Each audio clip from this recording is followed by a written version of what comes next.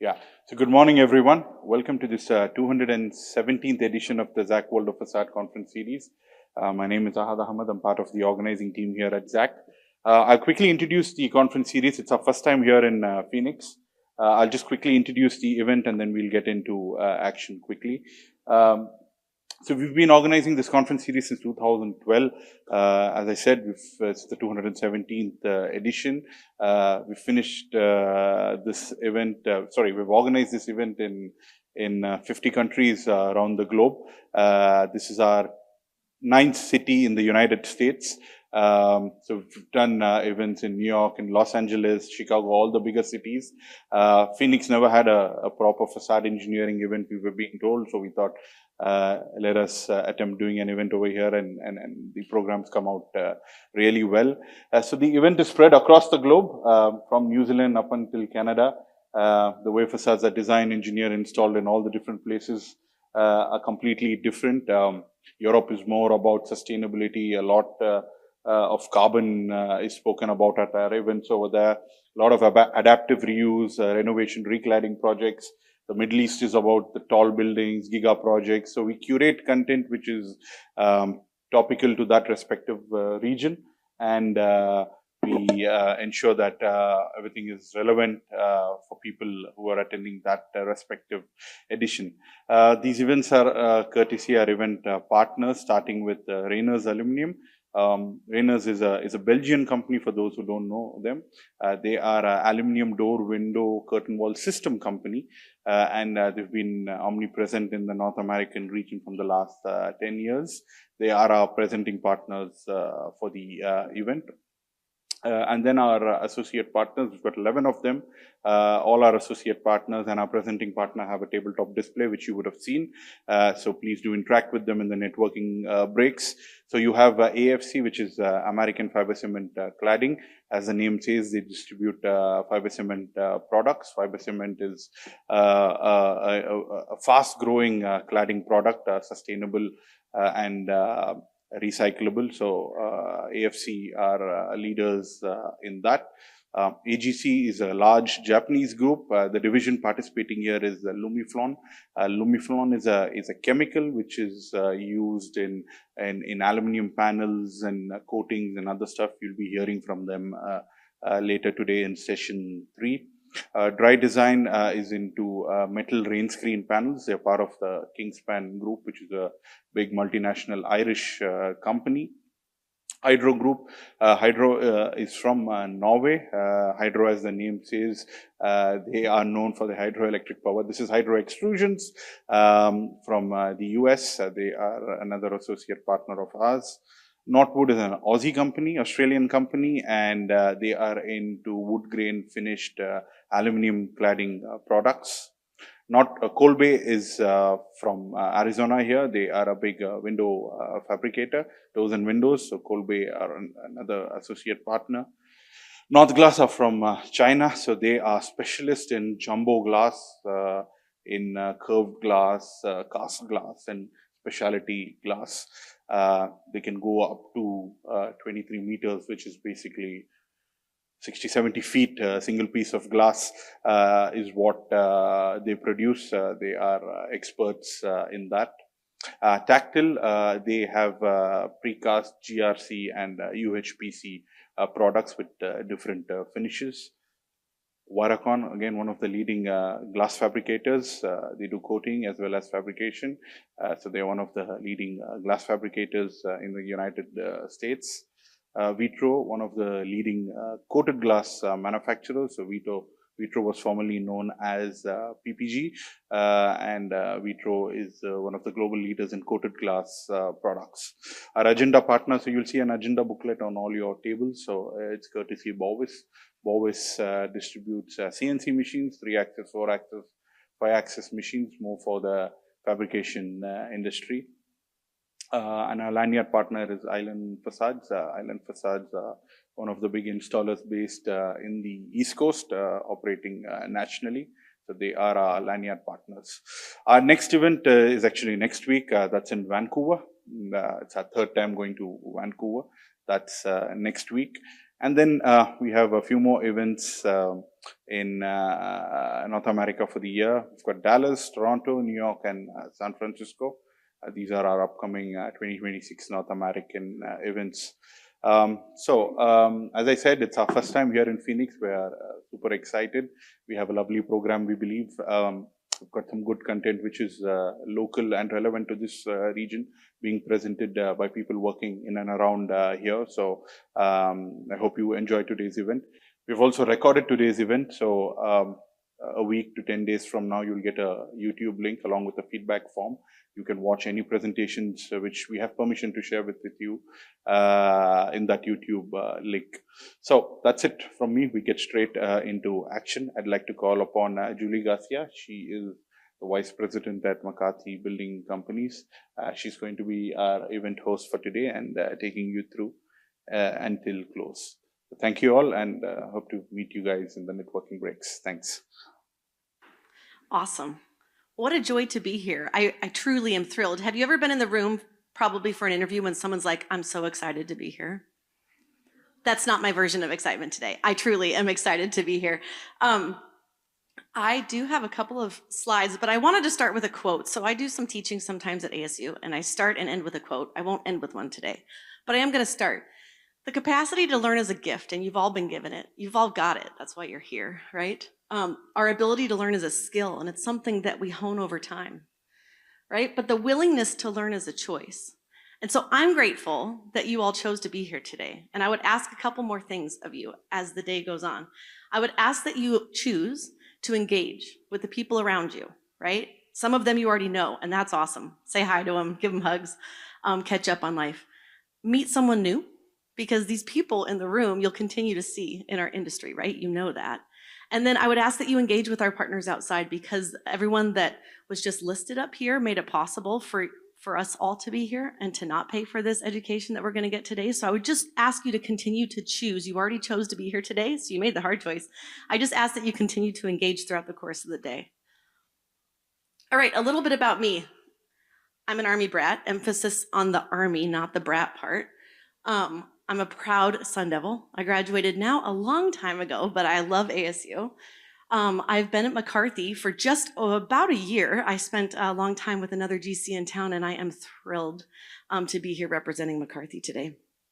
And then I'm also on the board for Breakthrough T1D, so if anyone has a type 1 diabetes connection in the room, feel free to find me afterwards. So I'm incoming president for that board, and I do a lot of work for them. It's really fun. We're gonna find a cure, it's coming. All right. My life in pictures, this is me very happy about graduating. This is my awesome husband. 7 years we dated before we got married, but he's amazing, very supportive. We have these 4 awesome kids who have grown into these 4 awesome kids. They're 18, 16, 14, and 12. So life is very busy, but this is what gets me motivated every day, right? Is the family that I go home to at the end of the day. But when I talk about my work life, I've been begging someone on the Viz side of the world to make this for me for a long time. It's my skyscraper picture. We don't have a ton of skyscrapers here, but it's my skyline, right? You know who did this? My Glean agent at work. Who uses AI? Who loves AI? Right? Keep it raised. Who hates AI? I know, it can be a little bit challenging, and it didn't get it all right? But I just want to talk about a couple of these jobs. The job that first made me fall in love with facades was this last job. So the first 10 years of my work was spent with boring facades, so I won't talk about any of those. But this was an all-glass 10-story hospital that I did in San Diego, and it was fascinating. It really helped me fall in love with facades. The one project that I have that always makes me smile when I think about it, though, is this one down in Tucson, and there will be people in the room. There are people in the room. Alex Corder with Co. I worked with him on that. James Hatch with Kovac, heavily involved with that. Tom Griffiths involved on this job, and they're all in the room today. The facade and the things I learned on that job, incredible, right? The rest are all part of my skyline. My team at McCarthy is working on ASU Health downtown and on the CAMI, now called Medical Innovation Building, right downtown. What you will notice, and whoever raised their hand and said they don't like AI, it's fair. It's not all right. This building would say, this whole facade just has those 2 V columns, and that's not right. Sorry. Chat missed some of that when it put it in there. I absolutely love facades. And guess what? We get to talk about them all day today. That's the whole point. All day long, that's what you're going to hear. I have a couple of housekeeping items before we really get to the heart of the day. So let's go over those. We do have a couple coffee breaks. And we have one lunch break. We will feed you. We ask that you not bring lunch back in with you. You can bring coffee and drinks in all day long. If you need completion of credits for the day, those are available. You just have to stay till the end of the day, and then you sign a sheet as you walk out. So that's how that works. Stay all the way to the end of the day, and you can get continuing education credits. As we have 3 sessions that the day is broken up into, so before we send you out for coffee breaks or for lunch breaks, if you're part of that session, I'll ask that you come up here, we'll take a picture of you. So that's for the speakers themselves. And with that, we're gonna get started. So I would like to bring up our next speakers, Martha Abbott and Jay Silverberg from Gensler. These two are incredible. You know them, right? Yeah. Come on up. You know these two, they are icons in our industry. I'm working on a project with them. My team is working on a project with them right now. And I said, for as much as we're working with you, I don't see you very much, Martha. So we're gonna get coffee afterwards. All right, I'll turn it over to you. Thank you. No? There we go. Okay. So you're gonna have to talk in. Okay, so good morning, everyone. I'm Martha DePlazaola Abbott. I'm the co-managing principal for Gensler. And good morning, everyone. Jay Silverberg, design principal with Gensler. so we are so excited to be here to talk to you about something that Jay and I are both truly passionate about. The Sonoran Desert is one of the most thermally extreme inhabited landscapes on Earth. So think about that for a minute, right? And we spend a lot of time talking about shade in Arizona, and shade matters, but it's one tool in a much larger kit necessary to be responsive to our climate. And so what we'd like to talk to you about today is a framework for designing facades that do not just respond to that reality, but are shaped by it. We're gonna go ahead and level set the climate context. We're gonna challenge the limits of shade as a single strategy and set the foundation for a more robust approach to comfort and resilience in this region. So, ULI does a great job in educating us, but it's scary sometimes, right? So as we continue to experience this environmental impact of rising temperatures and recognizing that Phoenix has now been identified as the hottest major city in the United States. And that could be a compliment, but not in this case, because we're talking about temperature. So, the responsibility really lies on us to design our cities and our buildings in ways that they actively respond to the environment and create more adaptable spaces for the future. And so we believe that place is integral to the design process. In the desert context, sustainability becomes fundamental to our approach, and with strategies integrated and guided by 4 primary drivers. The first is water. It's a big deal right now. Facades can be designed to address water impact and incorporate infiltration mitigation strategies as an integral component to the overall system. Our desert environment, facades can be designed to respond to the extreme heat through strategic materials, assemblies, passive and active systems that reduce thermal stress and create comfortable, livable environments. Third is air quality, and facade design can also help address air quality through systems, materials, detailing, strategies that filter and control airborne particulates, supporting a healthy environments from indoors and out. And lastly, and certainly not least, is human comfort. Facade design is essential to human comfort using integrated systems, again, material choices, and detailed shading strategies to mitigate heat and solar exposure within structures. Switch out with you. Good morning, everyone. We'd like to start off this morning really by sharing an approach that's really influential in our process. We see architectural facades as not only an outward expression that responds, specifically to climate and performance, obviously, and I know we're going to geek out today on a lot of great technical approaches to things, but also Facades respond to program, and they respond to the human connection to place. So have lived here in Phoenix over 30 years and worked in the desert here in this environment, I've developed a really deep appreciation for the beauty and the resilience and the character of this environment. That experience has profoundly shaped the way that our studio approaches the work in this specific context. So today we're going to show a couple examples of some projects and really more focused on the human experience and really, the idea about how program affects facade design and facade work.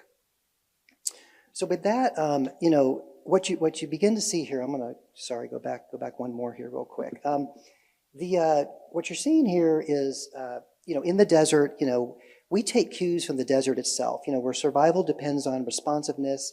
Each species, adapts in its own way.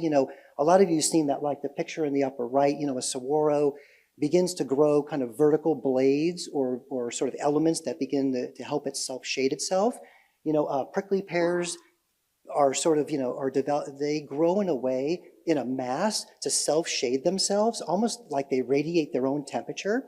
And even things like, you see a barrel cactus where, it begins to kind of store water throughout the year so that in the really, tough, temperate climates, it's able to kind of, survive, right? So I've sort of learned in my time living here in the desert, like these are clues on how the best facade designs can be able to be, kind of looked at as you begin to study those. So with that, I want to talk a little bit about architecture facade design. The facade design can respond in a similar way, creating protective environments that really help us against the harsh desert elements with solutions that are highly specific to place and to climate. Our average temperatures here during the summer on an average get to be about 108 to 110 degrees. With average summer temperatures reaching, those temperatures, passive strategies such as shade, airflow, moisture control, and responsive building systems can significantly reduce heat absorption and improve human comfort to almost, approximately 25 degrees here in the summertime. So everything we're doing as builders and designers really begins to impact very significantly, the built environment. So today what we're going to do is we'd love to kind of share with you a few examples of desert responsive facade design that really illustrate a clear understanding of place and the environmental demands of each of these. So the first project we'd like to show is a project that we as Gensler had done in collaboration with our friends at Architekton. Great to see Rachel and John here today, but just a project really true to our heart and sort of a way to respond to the desert from a facade perspective. This example is the Polly Hemlick Center for ASU. It's the home of the Sustainable Engineering and Built Environment at ASU. This is a 137,000 square foot building that is really a mixed use building. We really feel like it really begins to demonstrate how architecture can respond thoughtfully to the climate and an urban campus environment. Here, facade design becomes more than performance driven. It becomes an expression of the school's mission, inspiring innovation, sustainability, and resilience. So this project, was located, on the ASU campus. It's an academic hybrid, so it really brings together multiple programs through synergy and architectural massing that begins to emerge as a direct response to both context and to function. This building really became what we call a vertical community. And in this vertical community, the massing of this building is very long and very thin. And it's sort of a sort of an approach to architecture in the desert that, along with our colleagues at Architekton, we really sort of, had begun thinking about what is the right footprint for a building to maximize, really its environmental response. This building responds to the ground plane. It responds, really engages the street, and it really tempers our desert climate. So through light, through shade, through spatial experience, it becomes a dynamic and immersive environment, really shaped by the realities of, of truly our harsh landscape. So the building itself is comprised of 3 interlocking program bars. The facade is organized to clearly express program and performance. At its core is a glazed north-facing element that draws daylight deep into this facade. It really shapes a luminous interior experience. Vertical sunshade elements and deep overhangs define the building's striking silhouette, reinforcing its environmental responsiveness and anchoring its identity within our desert climate. Expressing the means of construction as a crafted architectural canvas, the concrete frame building really reveals bold shifts in massing and recessed forms that respond to program and the human experience of shade, light, and shadow. It's really a delicate balance between horizontal and vertical expression that gives this building a really strong identity. With striated metal profiles, ACM panels, and natural sandstone surfaces, it really brings texture and depth and richness to the facade. One of the things as we started off as a team looking at this is that this building is finely tuned and calibrated to respond to each facade orientation. On the south elevation, the project has a projected thermal veil that creates a layered system that also forms a protected shaded arcade for pedestrian comfort. Through environmental analysis, each facade is differentiated by solar exposure and the programmatic needs. The south relies on horizontal shading devices, the north employs vertical controls, and the east and west adopts the focus of a more solid reduced fenestration strategy to mitigate low angle and low solar gain with the project. The sort of big move on the project is really this thermal veil idea, and this idea that really thought about how to sort of employ this in a really economical way. So this thermal veil that you're looking at here is basically off-the-shelf, load-bearing Volcaf trusses. These are typically used in a horizontal fashion that for this project, working with the manufacturer really allowed us to develop a screening element that would really be the primary south facade. This would provide a continuous air movement along the envelope, and also this assembly functions as a ventilated screening system to significantly reduce the facade's surface on the envelope of the building, reducing temperatures. That diagram that you see on the right there was based on some post-occupancy temperature checking that we were doing on the facade. And so, basically, typically in Phoenix, facades can get up to 140 to 145 degrees on the south side of a building. Our internal envelope with the shading veil cuts that down to between 100 and 105 degrees. So there's some passive ways to kind of help that to be developed. The facade translates programmatic articulation into a calibrated system of light control, visibility, and thermal mitigation achieved through the strategic use of perforated and solid metal panels. The interesting thing about this project is taking something ordinary and using it in a really interesting way that economically is beneficial to the project. This takes standard commodity steel coils that are transformed and refined into cost-effective profiles that perform an integral facade elements. These components are engineered to respond to solar exposure by carefully balancing visual transparency, absorption, and reflectivity, turning a simple material into a dynamic environmental skin. Also, you begin to see here the south facade, thank you, calibrates daylight for technology and really helps the labs bring daylight basically into the facade.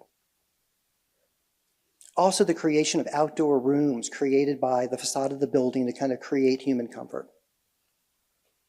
Then also, lastly, the idea of allowing students to kind of use the building as a teaching tool. The facade serves as a pedagogical tool for students, allowing them to get directly inside of the layers of the building from a way to really kind of embrace the facade. So finally, with this project, it really is a building that it takes this dynamic idea through modest and resourceful means and becomes a quiet but powerful inspiration for future generations. The next project that we have here we'd love to share with you guys is our Comark Data Center project in Mesa. This project is a project that rethinks facade design and transforms typically an inward-looking opaque building type into an extroverted community-connected experience. The facade system intensifies the building's relationship to the environmental context, responding directly to solar exposure, thermal performance, and water harvesting strategies. The material palette of weathered steel panels, aluminum screening devices, and tilt-up concrete really establishes the project's vocabulary. The west facade of this building is made up of tilt-up concrete panels along the street edge that really create a thermal buffer and an acoustic attenuation for the data center halls that are kind of beyond that. On the north elevation, vertical screen louvers create indoor-outdoor space and also screen mechanical equipment for the project.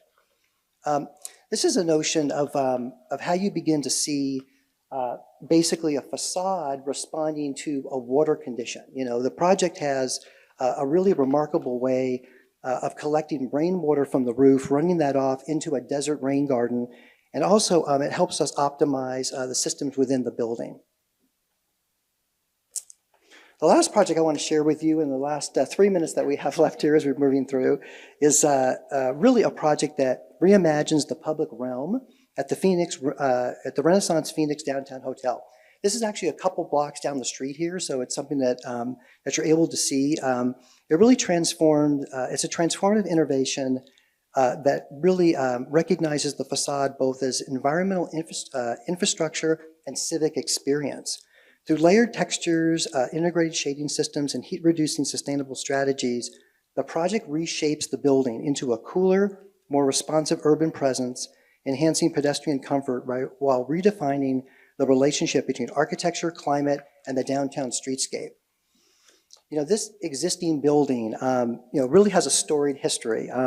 Multiple rebuilds, transformations, but this iconic building continues to evolve as a civic landmark in the downtown. This project responds to the functional and experiential demands of the urban environment by introducing visual porosity, layered shade, and strategies to enhance the pedestrian environment. This project really began with blending the history of this existing building, and a lot of people here locally call it the potato chip building, the series of potato chips. But the idea was to kind of blend and unify the old and the new through facade design that would create a texture and a materiality and through refined detailing. Restoration and refinishing, preserving the building's legacy while renewing a new architectural presence. As you can see, this is an image of the existing building, what it looked like before the team sort of started on the commission for the project. Before we started on it, the existing condition carried a really a strong sense of heaviness, visual dissonance, and architecture that weighed down by opacity, fragmentation, and diminished connection to the public realm. So the idea with the facade was to create a way to kind of enhance the pedestrian experience at the street. So vertical aluminum window cap extrusions were used to create a facade with that. Articulated framing created this arcade that integrated seamlessly with rainwater harvesting and established a cooler, pedestrian-scaled comfort zone within the urban fabric. Existing cast panels that you see up above, were carefully restored and refinished, preserving the original character while extending their lifespan. New vertical fin solar screens are introduced to modulate sunlight and also enhance performance.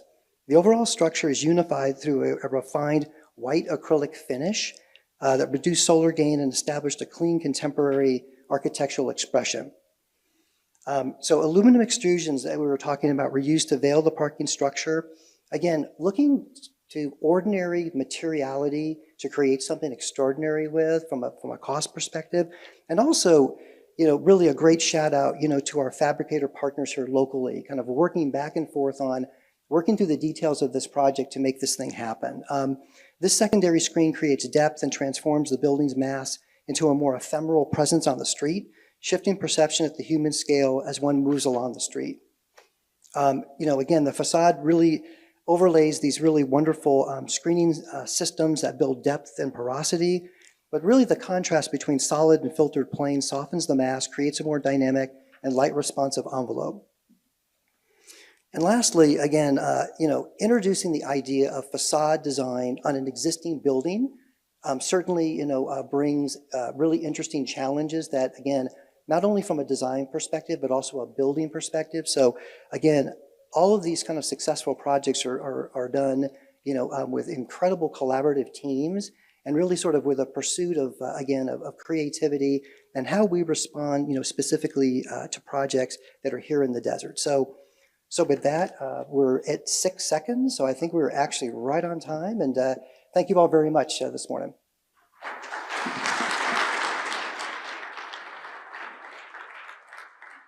Nicely done. I must say their compliance to time is pretty spectacular, right? Who's a big fan of the sun out here in Phoenix? I think the minute I step outside, my face turns red and it stays red for like the next 3 hours. So I'm a big fan of shading, and I've been in that ASU building a whole bunch of times, and I think it's very effective at doing exactly what you guys described it as doing. All right, next up. You ready? We're gonna have Mr. Brian Davie. Brian Davie is a senior building enclosure consultant for Walker Consultants. Yes, you may. You're gonna need that. Come on up. And today he'll be talking about the 2024 IEC implications for practice around thermal envelopes. That sounds right. Thanks for being here. All right, thank you. The stage is yours. Thank you. Good morning, everybody. And for those of you who don't know me, which I think is mostly everyone in the room, my name is Brian Davie. I'm with Walker Consultants. I'm based out of Denver, but work all from Canada to Mexico through the mountain region and desert Southwest, specifically Phoenix and Las Vegas areas.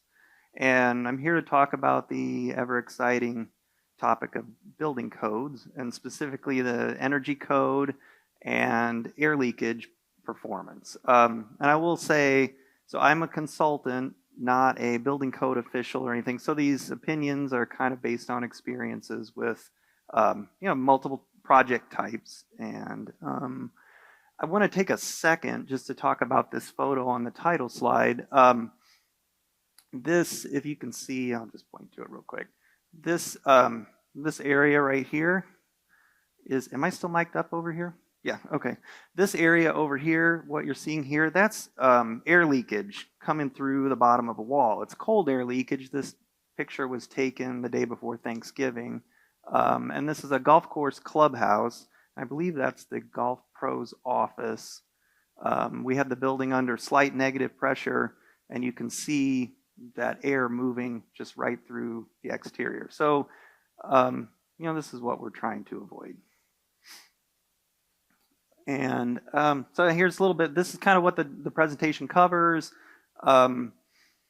Topics will repeat through here. And one of the things to kind of bring up, which is maybe a change people aren't aware of, but the documentation requirements during design is something we want to focus on, and talk a little bit about testing and just how to look at the whole thermal envelope as an integrated system.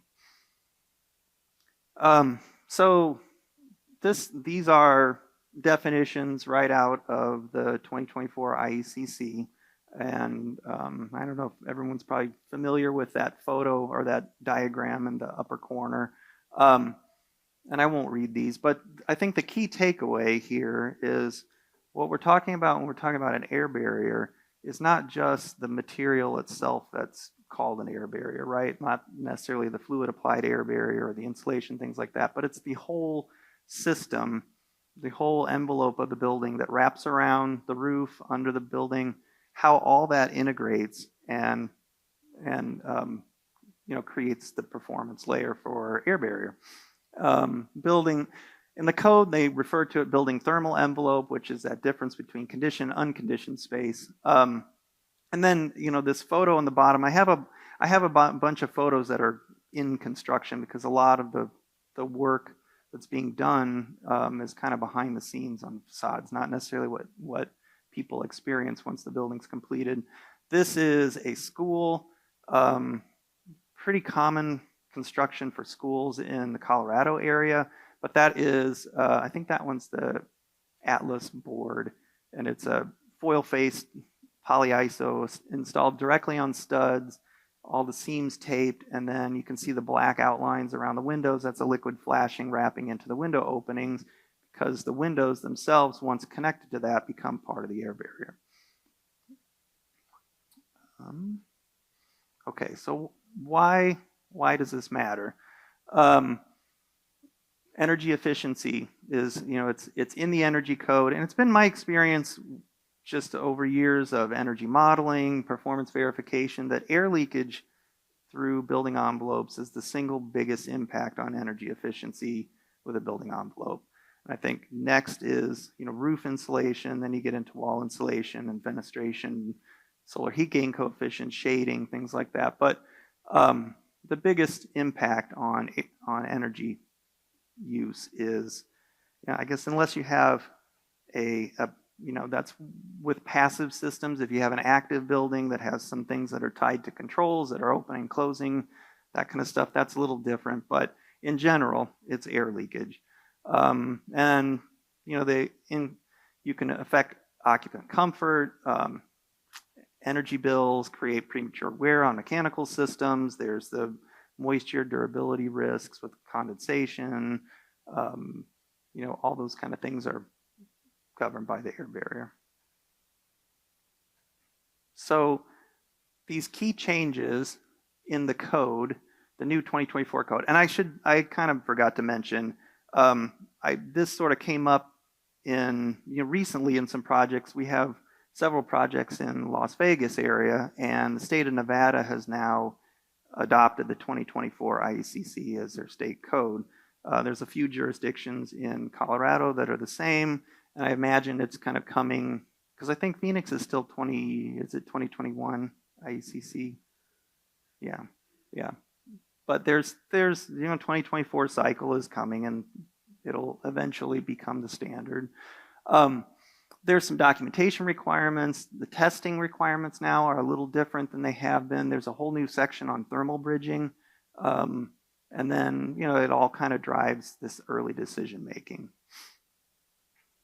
And I will say, the codes, they still have all the exceptions. Like with the thermal bridging section, I'll talk about it briefly in a minute, but in climate zone 0 through 3, that it doesn't apply. Kind of a blanket exception. So part of that documentation requirement I mentioned before is showing on the construction drawings, and specifically a plan that kind of shows where this bullet point right here, a plan where testing will or will not be performed, because testing is now the baseline requirement.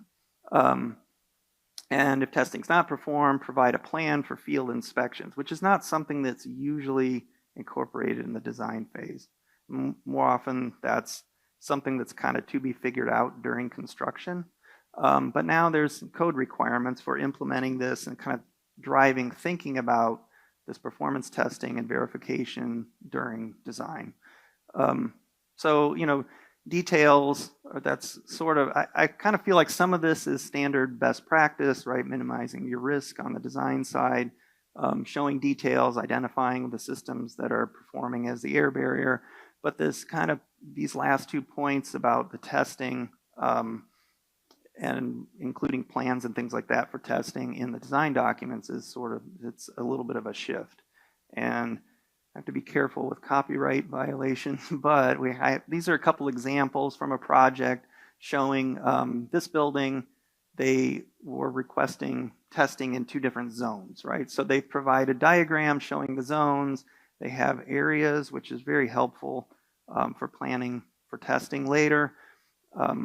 There's basically, it's an upstairs, downstairs zone situation. So really large buildings, you break this testing up, a little bit, because like some of the ones we were just looking at in the presentation before, that would require a lot of fan power, to test the building. But so this is just an example of that documentation requirement. So talking about testing, is everybody, just a quick show of hands, of people in the audience, have you had experience specifying, witnessing, even running these blower door tests before? A few. Okay, good, thank you. So the whole building testing is kind of the baseline, and that's for most buildings other than where there's residential units, or I think it's categorized as like an overnight stay. So I've had to do some testing in like a that I didn't expect, but in a hospital patient tower where there's recovery from surgery or overnight stay, testing those units. Whole building kind of self-explanatory. We're setting up fans, pressurizing, depressurizing the entire building, measuring air leakage through all the architectural components. And that, that generally happens towards the end of the project,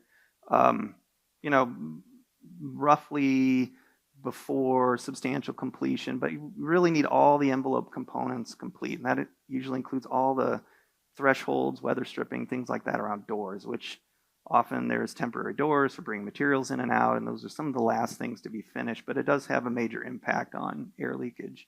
The unit level testing is more like apartments, hotel rooms, dorm rooms, like the patient rooms that I mentioned before, those kind of condos, those kind of things in a building, and it's testing.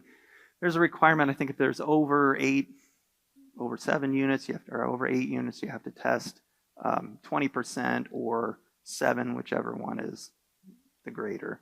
So I've got a project here I'll show you in a second where we had to do over 40 tests of dorm units. And one important thing, especially on the unit level testing, the size really matters.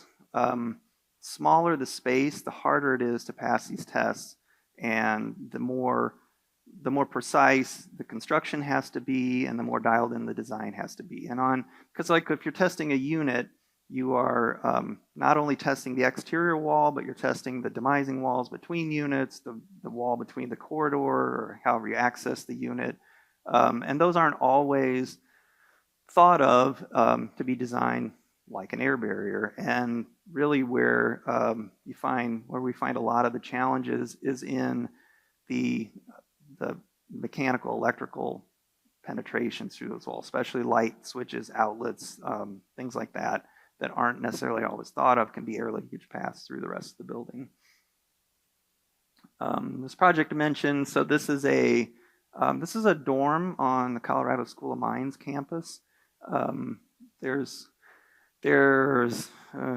several units, so it's but the dorm itself is a little bit different. So it's for upperclassmen, and there's suites, right? There's a studio, 2-bedroom, 4-bedroom dorm rooms, and then they have common spaces, and it's a really nice facility. And we had to test, 44 total units throughout 6 floors of this massive dorm building.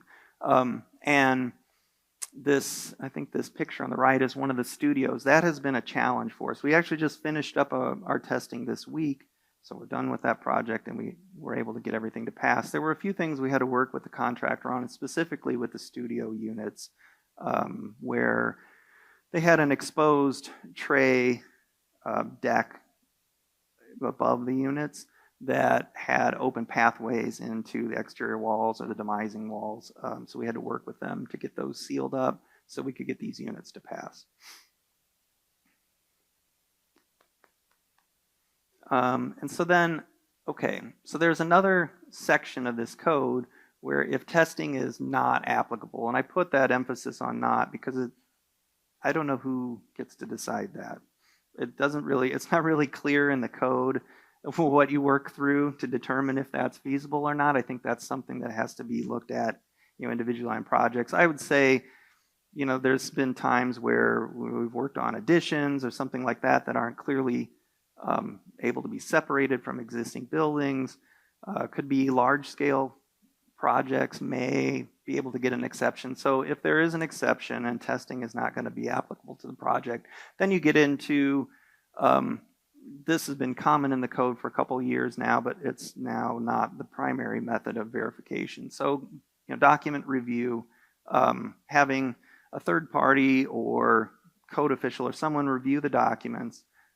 Something to kind of think about if you go down this path is the person that's going to be responsible for this is generally required to issue a letter, like a statement of compliance letter. And so if there are issues that are brought up during the initial review, it's going to be best practice to kind of maybe have a meeting, consult about those issues, and there could be some drawing revisions that could require a follow-up review just to confirm things are all good. And then we've got inspections during construction, while the air barrier is accessible, and really this is where there's that piece of the design requirements where if you're not going to do testing, you have to kind of spell out how this is going to happen in the design documents according to the code. So, really the size, the scale of the building, how it's going to be sequenced during construction will kind of drive how many site visits or how frequent they need to be in order to be able to get eyes on the air barrier around the entire facility and verify that it's, complete and continuous and meets the intent of the code. If there's deficiencies along the way, identifying those, tracking them, making sure they're correct, it really starts to bleed into a commissioning approach, if you're familiar with that. So building envelope commissioning is very similar. And then a final inspection and a final report. And just as something a little bit different, unique, these two photos are the same project. That's one finished part of it. It's another school, but they were using spray foam as their entire thermal barrier, air barrier, vapor barrier, everything on the outside of the sheathing. So all those dimples that you see in that picture, those are all masonry ties for brick. So I've seen that a few times now. It's a little bit different approach, but it does work.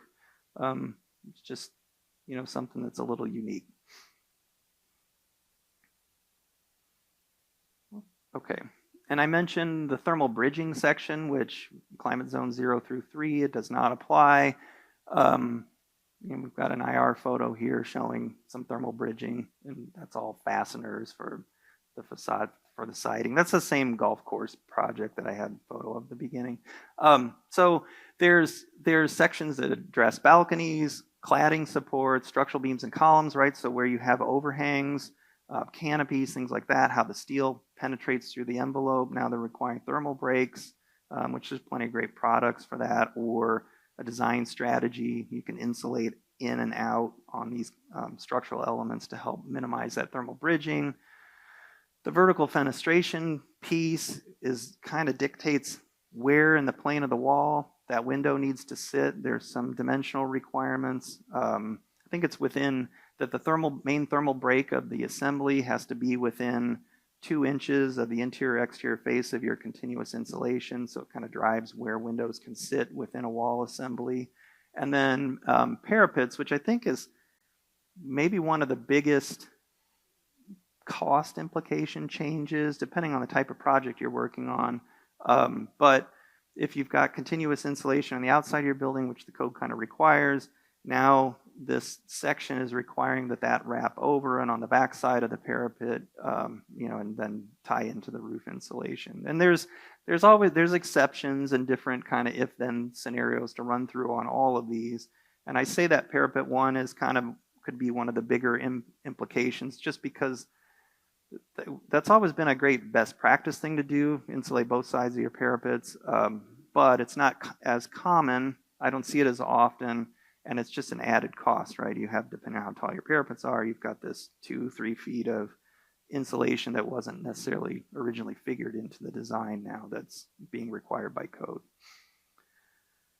I want to talk a little bit about some challenges and then some best practices. I think really when it comes to air leakage, the challenges are not necessarily in the materials or the assemblies themselves. If they're all executed, designed and constructed appropriately, in the right way, you should be able to achieve a continuous air barrier and pass these test requirements. I think where you have kind of the challenges is going to be in communication, breakdown, maybe during design, things are, there's been a lot of changes, things aren't necessarily caught through the whole project, or have to kind of put some drawings out that aren't completely detailed and hoping that can be figured out in the field. Those kind of strategies can leave gaps and create potential issues and air leakage pathways. So making sure we're looking at all those details. And I will say a lot of times there's points where you're looking at a 2D drawing, 2D detail of something, but it's where it connects down the way to another plane and how those kind of transition, especially roof to wall, wall to foundation, those kind of things. But those can be tricky areas that often leave gaps that maybe then have to be picked up during construction. And then, during the construction phase, sort of a lack of, hate to even say that's possible, but a lack of a QA/QC program during construction can lead to, some trades kind of running on their own and things not being buttoned up all the way.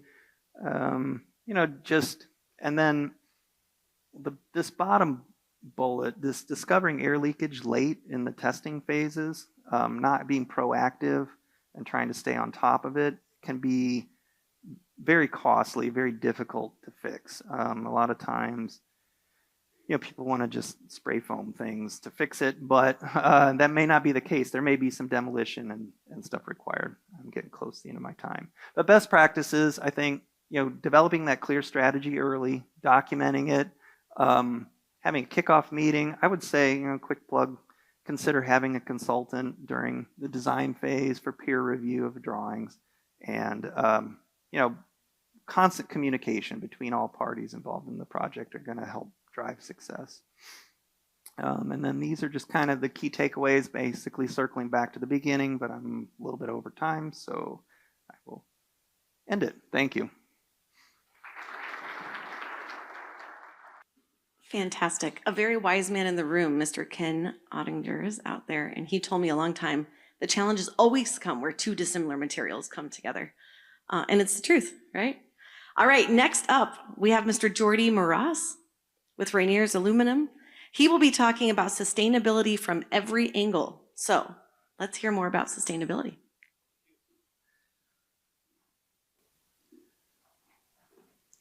Do I have, okay, perfect. Good morning, everybody. I'm Jordi Marasse. I'm Project Consulting Manager with Rainier's North America. I'd like to start my presentation by positing a quick question just to evoke some thought, which is, what makes a sustainable building for you? First, I'll briefly explain a little bit about who is Rainier's in case this is an introduction for you. The first thing that we'd like to mention about our company is that we are a family company. We're founded 60 years ago by a man named Jan Rainier's. Company's owned today by 5 siblings, you see here in the bottom photo, managed by a board of directors, which consists of the 5 Rainier siblings and 5 external parties who keep things nice and fair and objective. We are a company with global presence who specialize on bringing local expertise via fabrication partners and local teams. Our headquarters is based in Duvel, Belgium. That's where we're founded. But we do have a legal on-the-ground presence in 48 countries globally and sales in 82, including US, Canada, and Mexico.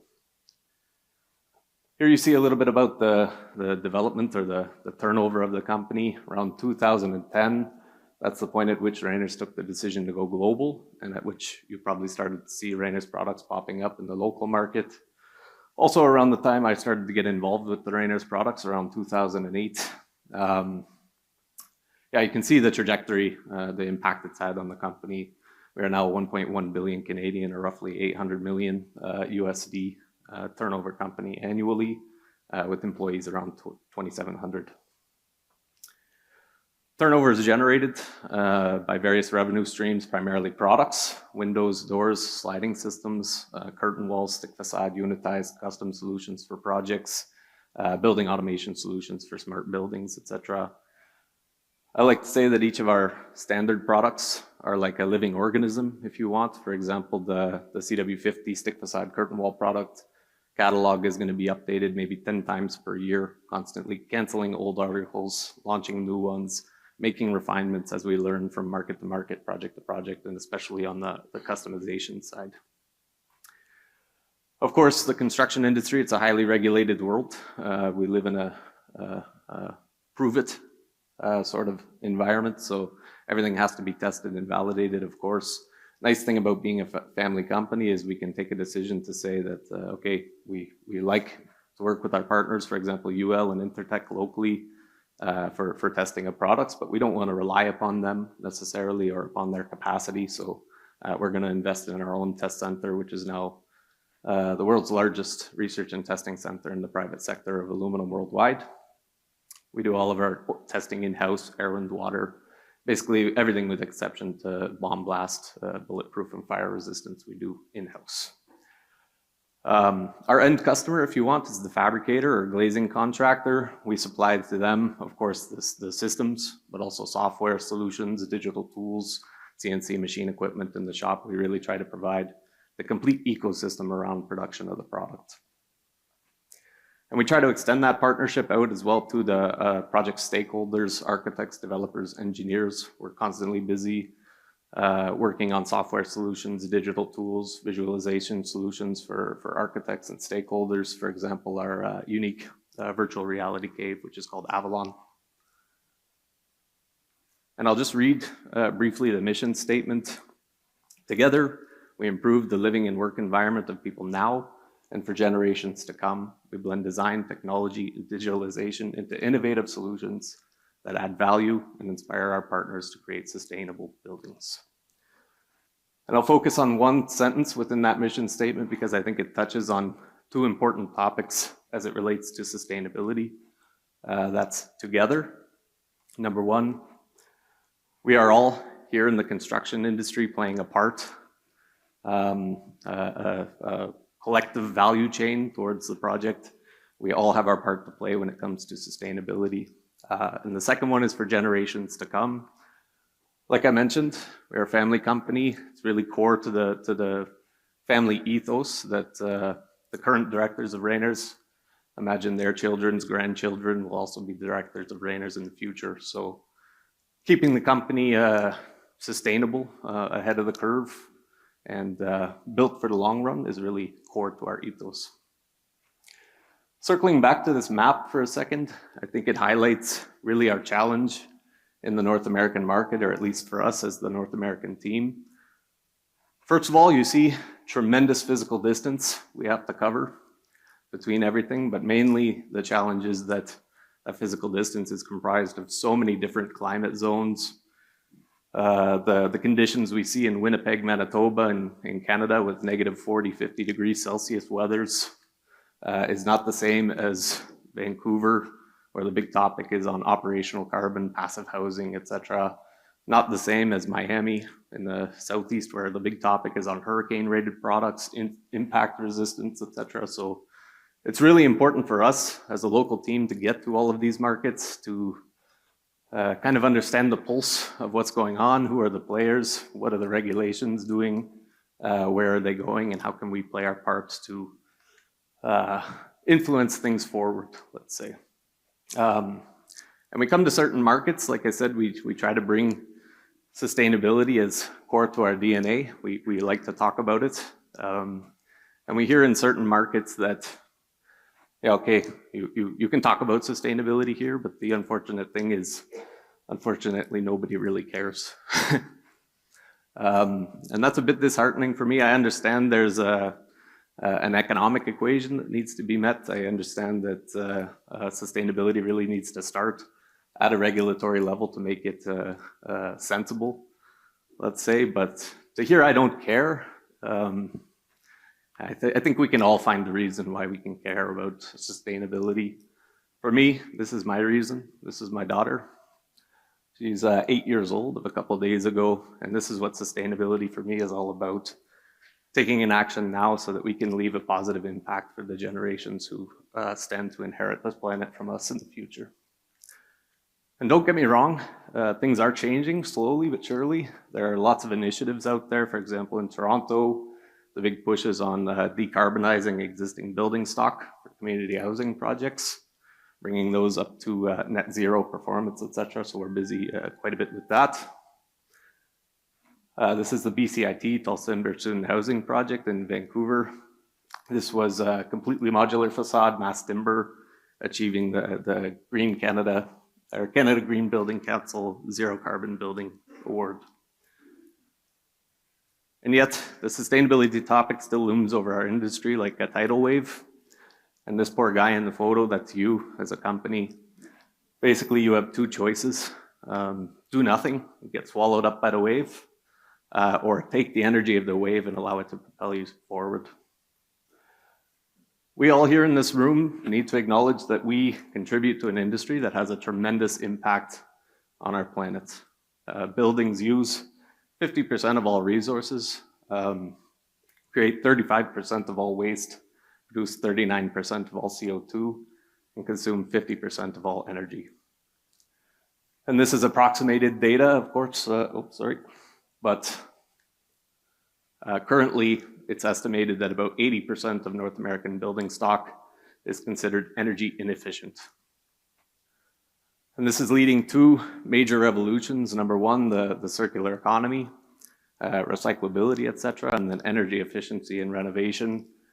These really speak to, let's say, the contrast of operational carbon versus embodied carbon. Embodied carbon, the blue block on the left, what makes it up?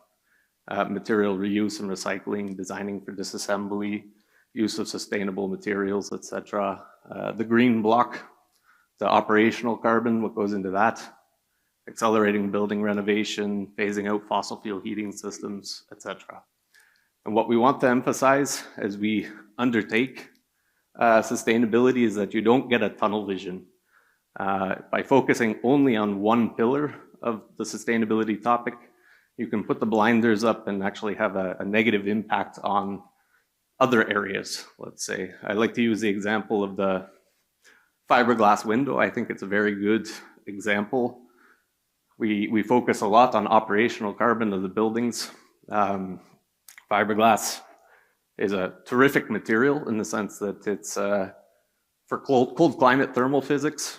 In particular, it's extremely strong. It mitigates any thermal bridging through the facade, which is obviously advantageous, but this is a non-recyclable material. It's also really hazardous for the people who work with it. Creates a ton of waste as well in the pultrusion process and manufacturing. So if all of these green windows and all of these green buildings are ultimately doomed for the landfill, is that really sustainable? And so again, I ask you, what makes sustainable buildings for you? Is it the energy efficiency of the products? Is it the extreme weather resilience? Is it low carbon building materials or the responsible sourcing of them? I'd even throw in there affordability, because sustainability can't be something that's only available to the rich few. It also needs to be accessible to everybody. And that's why we think it's exactly important to see things from really every angle.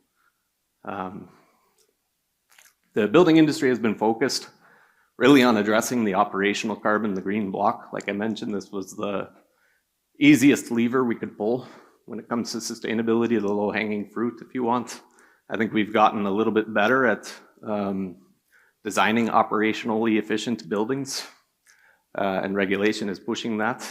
But what we see, based on our life cycle analysis of buildings, is that as we're addressing the operational carbon by introducing, for example, triple glass, an additional glass pane, which has a carbon intensity to produce, additional insulation, additional barriers, et cetera, we're increasing actually the blue block. And so now the attention shifts to how can we address that one? And honestly, the optimal solution is usually a trade-off of the two. How can we address the blue block? It's simple. Just add some recycled content. You're instantly decarbonized, right? Unfortunately not. Here you see the reality. The blue circle, this is the total global aluminum demand. The white circle, this is available recycled aluminum content. And as you can see, total global aluminum demand can only be met with approximately 36% recycled aluminum content, meaning that 64% approximately still needs to come from primary aluminum extrusion sources. Monopolizing that supply, taking as much of that recycled content to say that your product is, I don't know, 90% recycled aluminum or something like that. Okay, it's great for you, but it's not actually helping the issue. It's you're increasing your numbers while decreasing others. It's really a zero-sum game. So we like to think big picture with integrity, 360 degrees. I'll bring a couple topics for you guys to think about as you're designing your buildings. I can't cover them all, not too thoroughly, but anyways, You can look to eco-design. This is basically just rationalization of components, basically designing and engineering systems that are not overkill, let's say, for the sake of being overkill or to sell more metal. Optimizing the wall thicknesses to the actual loads and spans that the systems expect to see. Rationalization of components, basically fasteners, gaskets, profiles. We're also getting smarter about how can we reuse these within systems, across various systems, and how can we bring cohesiveness across a wide variety of products. This one I think is important. Prefabrication is also something that's becoming quite trendy. For example, that BCIT Tall Timber Student Housing project I mentioned. Mass timber in Vancouver. Concern was, how do we protect this wood from the moisture during the construction process? The answer was, come up with a completely prefabricated wall system, a modular facade system that can basically be sitting in the workshop waiting for the slabs and columns to go up, and we follow the construction in lockstep to protect the wood almost immediately. Of course, still focus on the energy efficiency. A lot of products out there can serve you there. We do have Passive House certified systems as well as non-certified component systems which are meeting Passive House levels. Project specifically, we just launched a new product, Timberwall 50. I think it's going to address both the operational and embodied carbon topics, as we do expect it to be also Passive House certified component, and introducing the timber at the back will help on the embodied carbon level. We can maximize solar gains with slim aesthetic profiles. I think maybe here in Phoenix, I see an interest for the slim aesthetic profiles. I also see a lot of solar shading control devices being used on buildings, a lot of brise soleil, etc. And extreme weather resilience, I think this is something we need to acknowledge as well. Extreme weather is the new normal. We are going to continue to see more floods, more hurricanes, more tornadoes, extreme weather, extreme temperatures, both hot and cold. The big topic within the North American market, at least, is really on the hurricanes. We see a big push to go for the hurricane-rated products stemming from Miami-Dade. We have lots of Wind Zone 3 rated products, and why this is critical is because you see basically the impact this is having on the market right now. Wind Zone 3 basically covers essentially the entire south and east board of the North American market. You can look to cradle to cradle as well. Basically, this is a certification that measures the ease of disassembly and recycling of various systems. So back to the circular economy, if you want to check a product's veracity on that level, request the cradle to cradle certifications. And we also design with low carbon building products. Aluminum is one of the most sustainable products or materials on Earth. It does have an average lifespan of more than 50 years, typically 60 to 70 in life cycle analysis of buildings. 75% of all aluminum is still ever made is still in circulation, and 95% of aluminum gets recycled. And we do offer, like I said, low carbon aluminum. We still feel it's important to address the carbon production of primary aluminum sourcing. To put the numbers into context, the current global average for CO2 demand to produce per kilogram of aluminum, 15.2. European average, which is pretty close to the North American average as well, 10.48. The Rayner's average, 3.31. But yeah, you could say that we're already doing pretty good compared to the global averages. It's still not enough. Always we want to get lower and lower and lower. So our target is to hit 2.81 by 2030. Thermal break material as well, over 70% is considered low carbon and or recyclable. Lots of companies now are able to give you basically embodied carbon simulations on a project specific level. Basically project EPDs if you want. So We can consider your exact project, exact product mix, and give you an estimation of the embodied carbon footprint of your project. Responsible sourcing as well. I think this is something that you should look for. We have joined the Aluminum Stewardship Initiative. Basically, what this covers is, well, we've always had a good traceability, let's say, of aluminum from the point at which it's purchased on London Metal Exchange to the point it's installed on the building. But the big question is, where does the bauxite come from? How was it mined? Was it mined responsibly? Did it use slave labor, for example? ASI is really focused on trying to bring complete transparency and traceability all the way back to the bauxite production and focusing on the human rights aspect. Traceability of information. Gentleman was by my booth already today, asked for EPDs.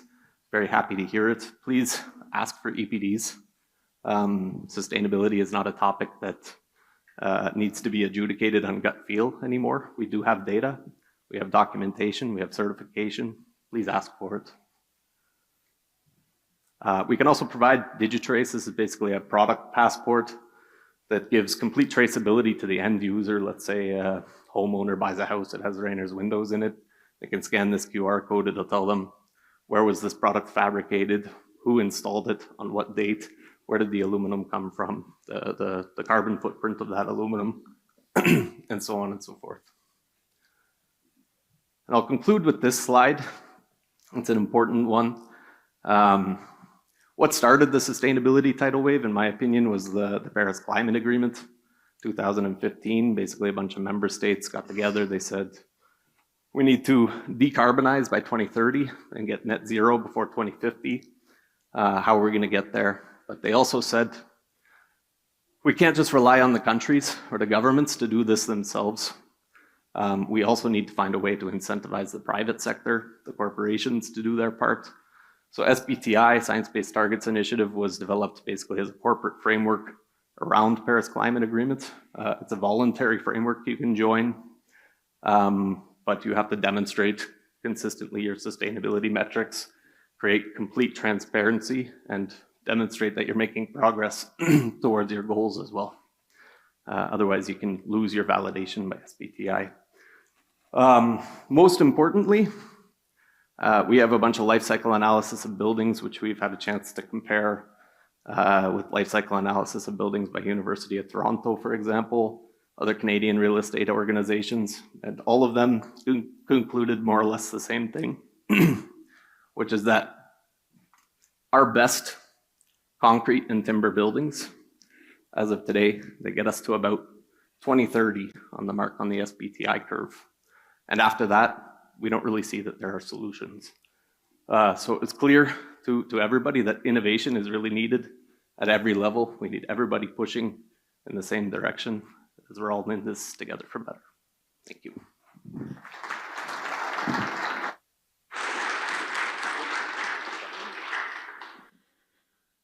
I love the reminder that it's important to do the right thing just because it's the right thing, not because it's mandated, right?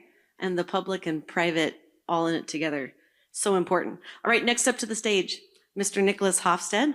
Thank you so much. With Johnson Mark Lee, talking about a grid is a grid is a grid. Your grid approach to Ray Phoenix. Thank you, sir. There will be a break after this, so stick around for the whole presentation. Thank you.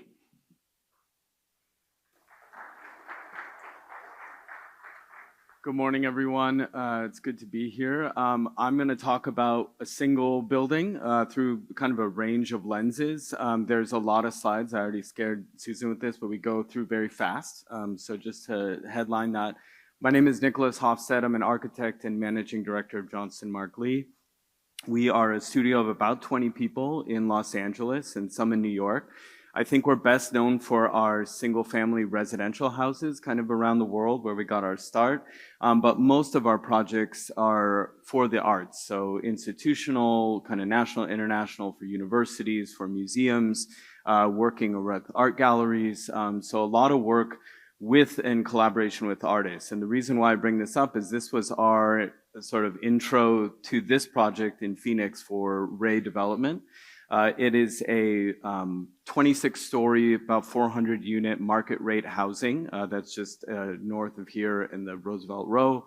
And this was brought to us by Dasha Zukova, who is a great patron of the arts, and through the various art circles, and started in this kind of development to try to make more artful developments.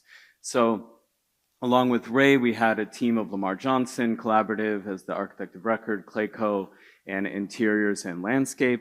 And I think this presentation will be primarily focused on just our design principles, so less of a technical presentation, but more about our approach to this building. And so, you know, we kind of start out with we always like to be a little reductivist, but a collage, and then this is just had its ribbon cutting about 3 or 4 weeks ago. So I'll talk about what went into sort of creating this facade strategy. So this building just north of downtown, as I mentioned, north-south primary orientation, so the long facades are on east and west.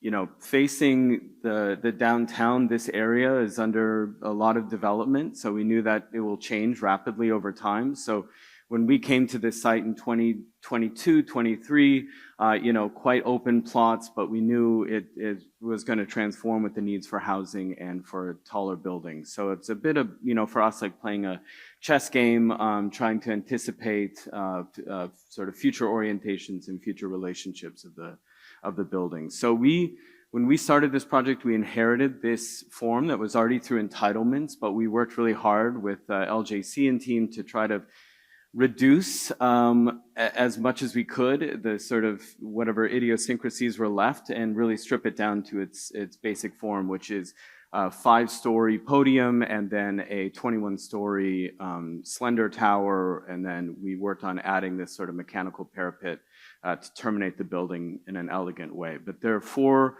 sort of key principles that we work through when we're developing this building: the grid, depth, balconies, and the color, of course, which you've already seen.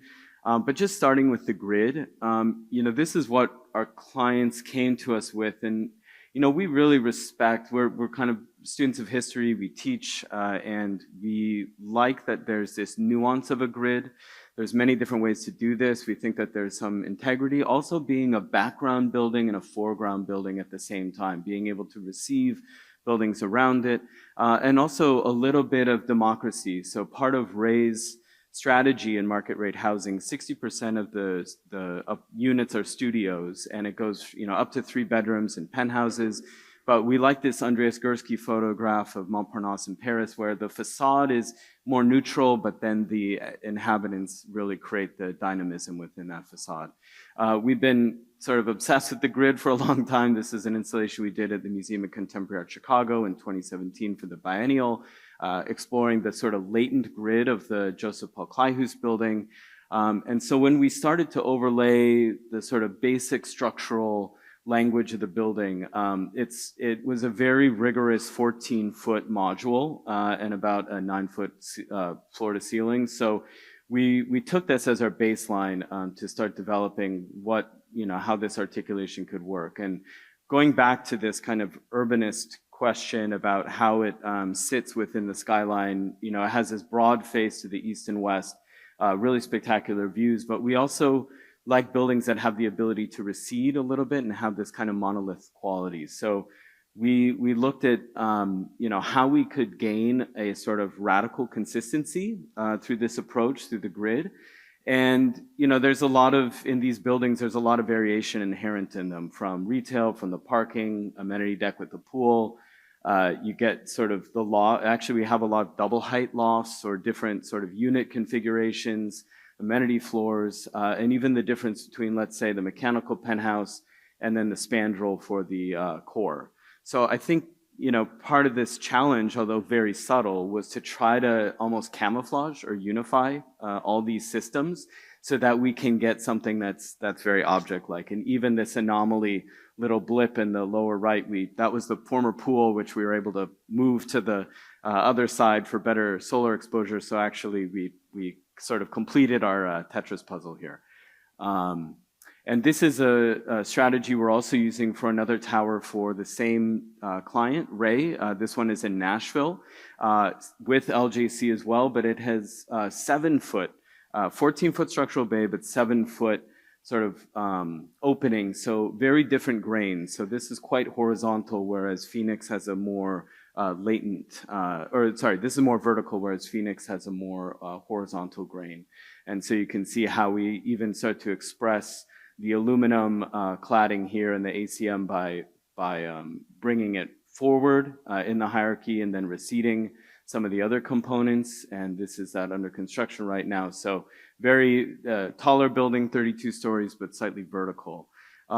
So, you know, when we have this grid as our baseline and looking at the depth, you know, this is something that we've tried to explore in other projects, how to get the most out of the least. And so this is a project we did in Miami for the Miami Design District, where it's a very simple retail screen sort of facade, but it gives an outsized presence not only by the articulation of the metal, the sort of thin front frame, and then the curved recesses, but also even extending the frame up towards the sky, one extra bay that wasn't really called for, but what it really does is it gives an outsized impression for sort of scale.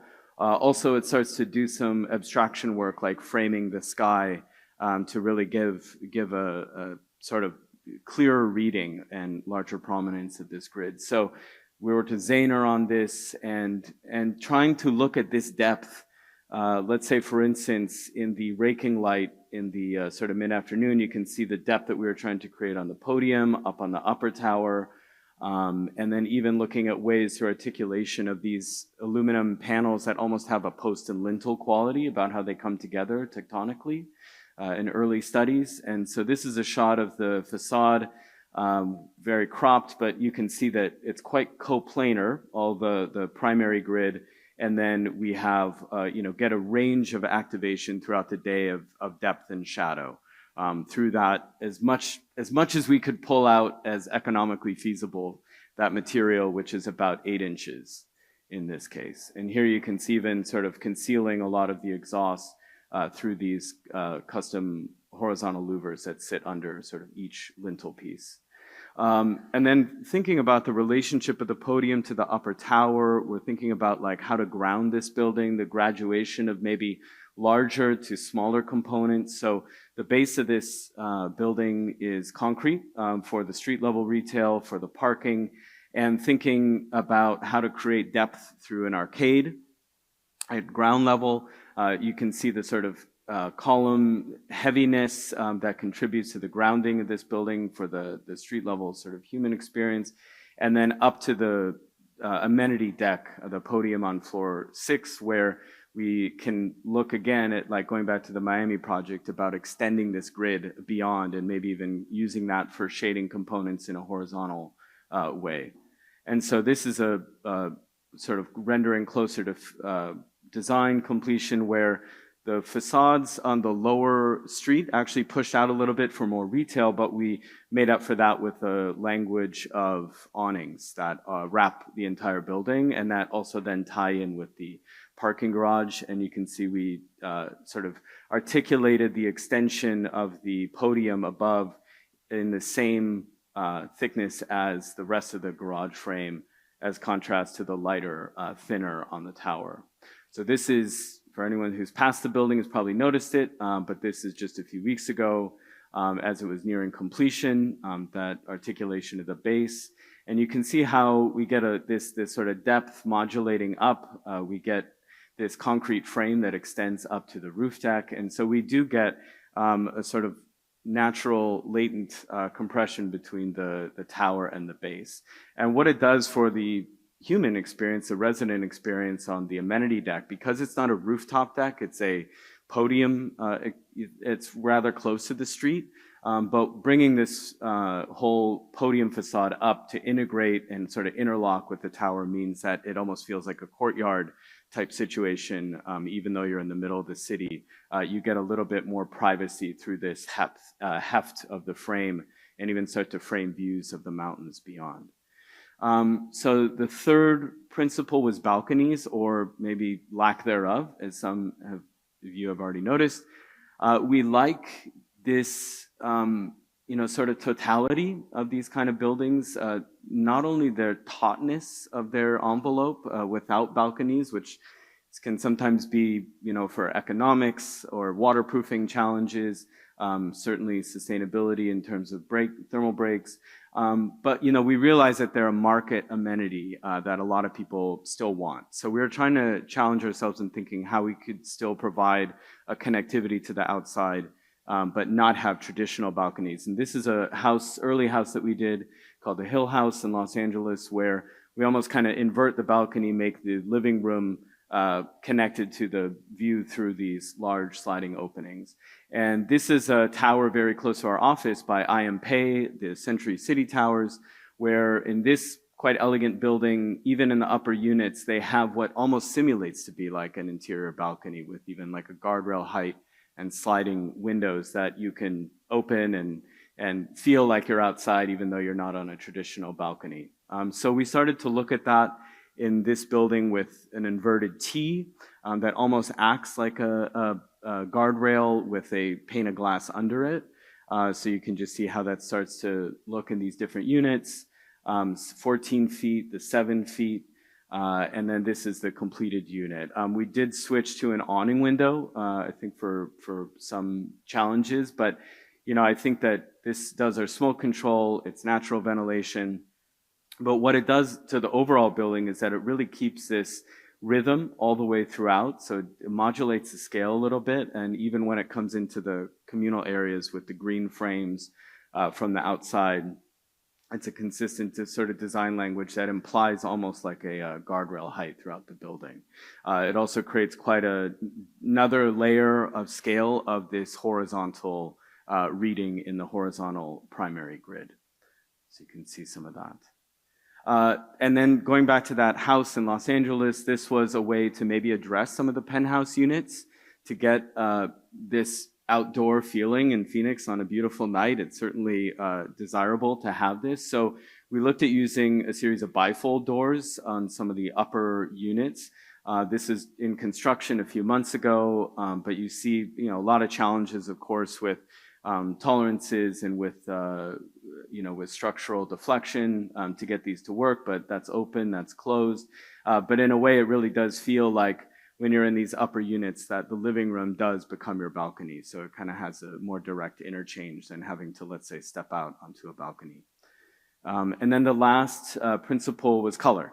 And so I think this one is, kind of an obvious one for the images I've shown so far, but this was set out a little bit by the brand's first two projects, which were in Harlem and New York, and then Philly by Leong Leong. This is by Frida Escobedo. And that used a very saturated sort of like brick in Philly and almost like a red stone in Harlem. And, being here in the desert, it's an incredible landscape. We took inspiration from the trees, from the Todd Williams Billy Sen Museum, from Taliesin West. And really thought about maybe how this building could patina, but also have a certain grounding element to it that sort of also helps to neutralize natural idiosyncrasies that happen or eccentricities. We know building in an American context, we have a lot of hardware, we have a lot of things we have to absorb. So in a way, this approach for a monolithic color helps us to accept a little bit more of some of the eccentricities of the construction. So this is a mock-up we did where the mullions, the concrete paint, and then the corrugated perforated aluminum. So there's really very few materials on this building.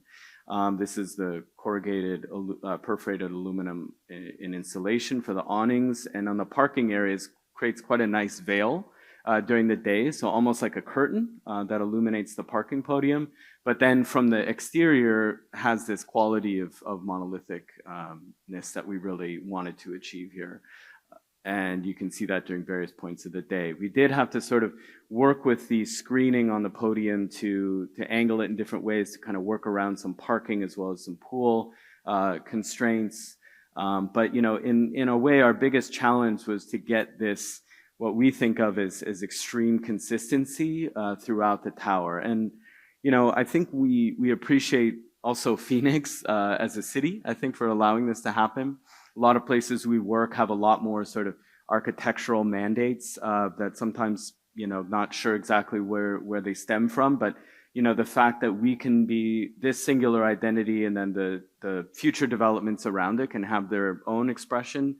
We appreciate the cities for sort of allowing this type of experimentation.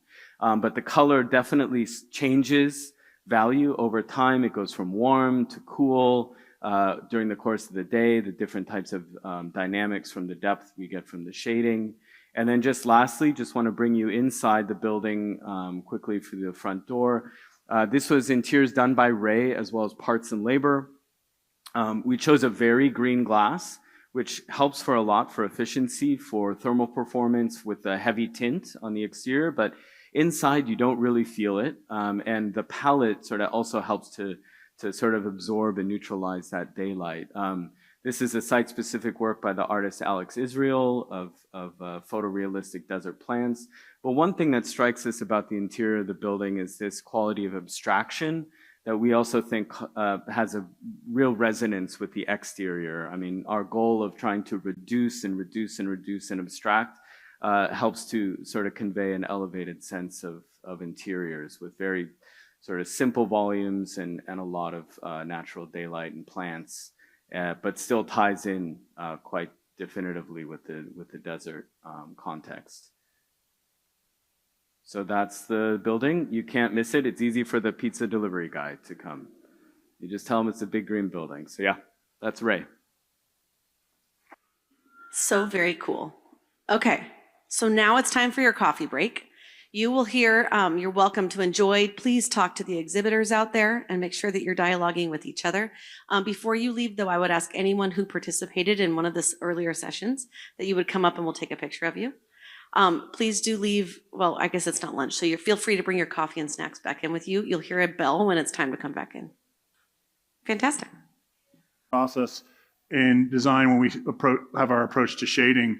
And, most places in the country you can get away with, well, what do we do on the east facade? What do we do on the west facade? And vertical shades, things of that nature tend to work. Maybe we start to sculpt them in an analog way based on the level of privacy or the program behind it.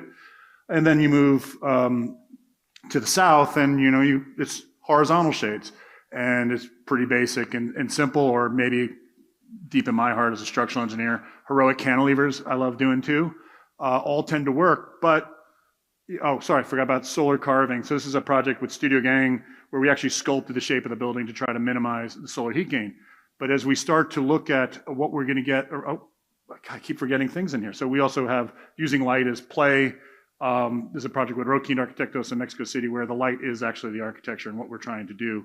But as we move to this region and we start looking at what we have from a solar standpoint, solar is not a seasonal thing. Solar is an everyday thing, something we always have to modulate and manage. In our office, we also have the philosophy, if you can't measure it, you can't manage it. So you're going to start to see a lot of different ways in the next couple of slides about how we measure it and quantify the elements. And, with that kind of solar array, sometimes you just got to put a big hat on the building and just shade the whole building. Even there, it doesn't work. Or we're screening our views to get dappled light through the inside, but you don't get the quality of view when you do it. So getting into that process, all the different tools of the trade that we're using, starting from the analog of hand sketching, moving into the digital analysis, and then of course the optimization and the parametric nature of computation.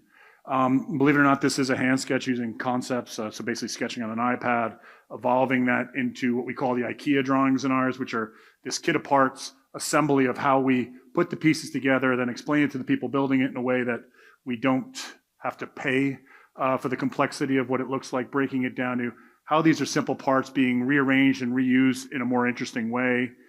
And then even the form finding of using Rhino to take this concept that we have here, digitize the panel arrangement, in this case using a smoke pattern, which you start to see the cyan layout of the panels and the stripes of how that's eventually going to turn into the panels, optimizing for different levels of perforation, adding in brake legs, fabrication elements, and then eventually what you see. But once again, this kind of shading we're now looking through a screen again. So we're going to start getting into other options of that in a little bit.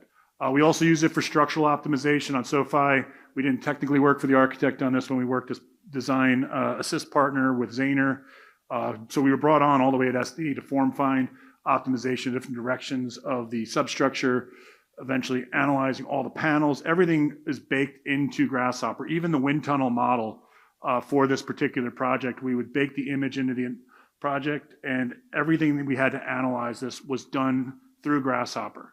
So I always think of Grasshopper as basically digital Excel. So all your geometric components of your analysis are already existing in our model. So how do we take that and use that data, applying the wind loads on it through the wind tunnel maps, but also doing all the structural analysis through the program. And here you're starting to see the modulation of all the different panels. This project, we didn't actually have any drawings for the skin. It was all a data file.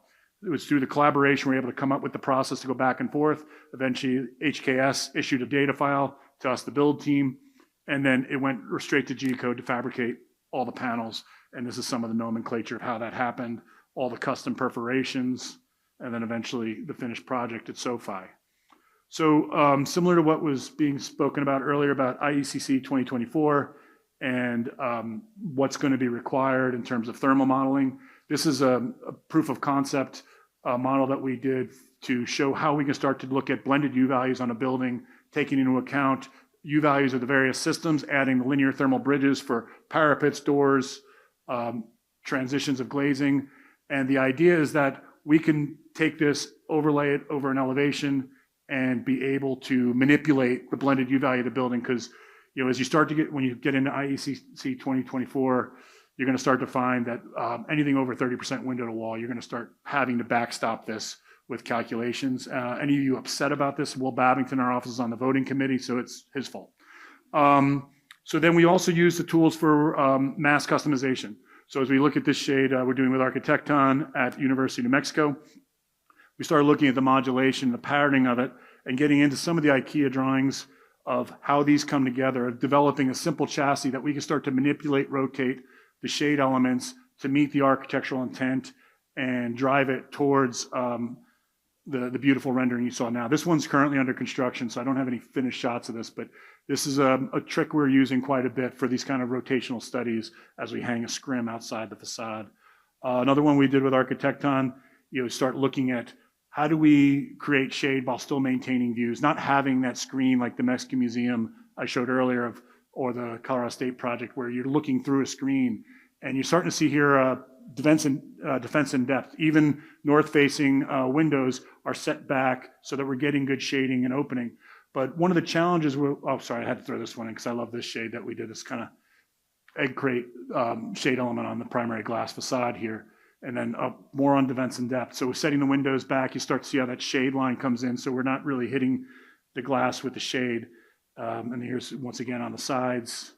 But what we're starting to do with our view is we're really shuttering our view, kind of like the blinders on a horse to keep them looking in a certain direction. As we use this defense in depth strategy, it focuses our view on a certain element. So how do we get the benefit of the shade and tune the view simultaneously? So here's a shoebox model that we did proof of concept for a project we're looking at here in the region that I've made vague later, so you can't tell what it is. But the idea is playing with all the different shades. And so what you're seeing here is on the right is scores for multi-objective optimization. So we're getting a view score and a solar radiation score going simultaneously. And then we're able to cycle through all these different concepts to figure out what are the options we want to really consider. And then so taking this, the azimuth of the sun paths, looking at different shade elements as a base principle. This one's for a hospital in South Carolina, so a little bit higher in latitude, but not too much, of trying to set the view score based upon being able to see the horizon from the patient bed. And then of course the solar radiation of what sun is actually in the floor, parameters such as rotation of the shade elements, direction, etc. Looking at the baseline, you start to see the solar intensity on the floor. Our view score is set on the back wall, even though it's really set at the middle of the room, just because, quite frankly, otherwise you can't read the graphic. And they start looking at different shade elements and, how many hours of direct sunlight are we seeing? So you see on the left, a pretty bad one where we're getting 100, minutes of direct shade in a day, shifting to on the right where it's almost dark inside from a shade standpoint, but it's going to affect your view score. And as we start playing with this, different geometries on the building, different orientations, and then we get things in the study of going, well, what if the shades are only vertical? What if we only can modulate spacing and depth? What does that start to do to our view scores? How do we start to optimize these elements? And all of this looks like this bespoke model every single time, but the reality is once we set the algorithm the first time, we just keep tweaking it and modifying it, and we use it pretty much on every project regardless of climate. So as we come here and we start looking at the different views, it's, maybe it's not enough just to be able to see the sky from your hospital bed. What if I want to view certain peaks from the building, and different peaks have a different quality? One, say Camelback Mountain is the highest quality view, whereas another peak might not be as significant. So as we start looking at the form of the building, what if we start manipulating that geometry and setting that view score based on the corridors it's able to look at, and be able to manipulate this in real time and judge the process as we go through this? And you can start to see, we can also do this, the solar heat gain on these spaces as well. We can do the same kind of study for the whole entire campus of a project. So here you're starting to see on the left, we're able to modulate how many buildings there are. And as that starts to shift, what are the orientations? And automatically the system is going through thousands and thousands of iterations of how we can mass these buildings based on certain rules we have for the project in terms of floor plate depth, spacing of buildings, quality outdoor space adjacent. And we can start to feed that into the model, and it gives us a bunch of options. That doesn't mean the computer's right, we move on, AI is our overlord, but it means that we start to generate the options very, very quickly in our process that we can then subjectively start to decide what makes sense for our architecture, what makes sense for our adjacency, what makes sense for the different elements. And here you can start to see the way this evolved. We completely changed the form of the building from what this project is, because I'm not allowed to talk about it, but you start to see these points up in the sky are various peaks around the perimeter. And as we go, we can set the view based on the spaces of what their view score is, how the solar radiation is on those particular spaces, and start integrating different facades and shading strategies, depth of the system from the edge of building to try to get that where we want it to go. And I shockingly went faster than I thought I would. So this kind of goes through the process. We're not just grasshopper geeks, computational designers. These principles that we use as one of our many, many tools in that process to really achieve the architectural vision, be the extension of the technical team of the people we work with. So sorry for the fire hose, and hopefully that worked. That's all right. I'm going to open it up because that was a lot of information, and I told you he was a guy you wanted to listen to. Any questions from the audience that you've got for Chris about anything he just showed? Be brave, people. This is your chance.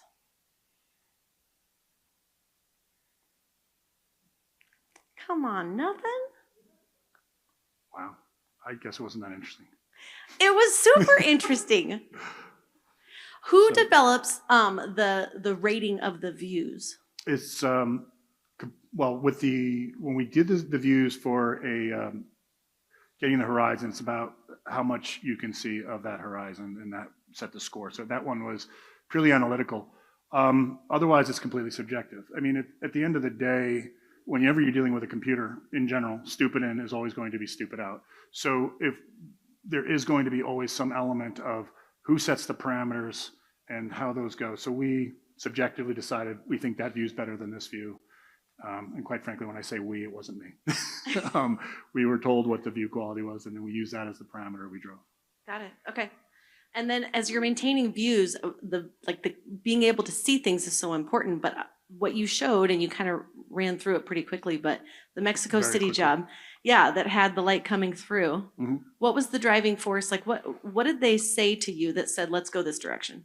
Well, I think it's got to be clear. We're not the author of the design. We're just kind of a tool to get there. So on that one, it was a design competition we did with Michel Rokin. And the real parametric thing on that one was actually how fast could we build it and the modularity. But that was really the whole concept of trying to create an outdoor space in a portion of Mexico City that doesn't have public spaces. And so the Cineteca Nacional was basically the National Film Center of Mexico, and film is very, very important in Mexico as far as an art form. So the idea is that we created outdoor theaters, outdoor spaces like that, that could bring the public in who aren't necessarily paying to see a film. Matter of fact, on the backside of that building, they had a screen, and it was going to be free movies if you come there. And the first time they did, they showed Jaws, and it was, I think, seating in the landscape for 500 people. First night, 3,000.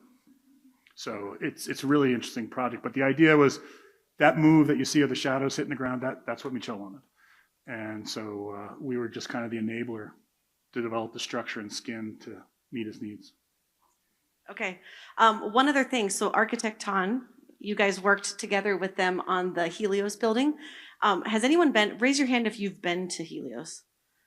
It is an absolutely spectacular building to walk through. So, I mean, just the prettiest parking garage I've ever seen, and I would never say that, but it is. As you walk in, there's an experience of going into that parking garage created by all of the design elements, which we didn't get to see, but it's super cool.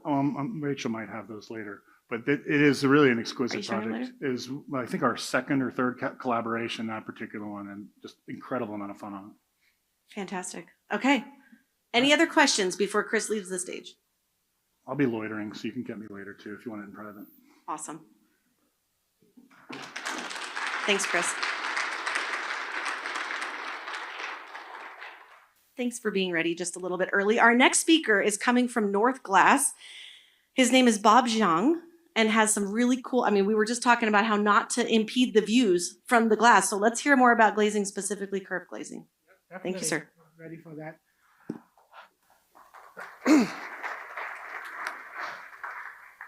Thank you, everyone. This is Bob from North Glass. Thanks for everyone joining this conference, and also thank you for Zak World of Façades having us here. Again, this is Bob from North Glass. So I'm not sure how many of you heard about North Glass. We are a glass fabricator located in China, which the city called Tianjin, which is around like an hour away from Beijing. So we are actually a glass fabricator, pretty much an innovative glass manufacturer in the worldwide. We are specialists for the oversized product and also for the curved glass, special curved glass. So today we are really just talking about something about a multi-curved glass technology, and we're going to share some job reference, and also we're going to talk about the next generation of how good of the curved glass quality can be. So first of all, we're going to talk about Cartier project in Miami, Florida, which is a project we just finished last year. And the project was designed by DSR architect, and the front was a facade consultant. So a couple of things I like to point out on this project is first of all, multi-curved glass. From this page, you probably see some details already. It's only two-level buildings, two-floor buildings, and we only have two-piece glass on each elevation. And the interesting is you can see the glass at the top of the building is curved, and also at the bottom of the building is curved. But the funny thing is in the middle of the joint, the glass was meeting there as a flat joint. So, and at the same time, the glass is curved by concave and convex direction. And this is another challenge part of the project.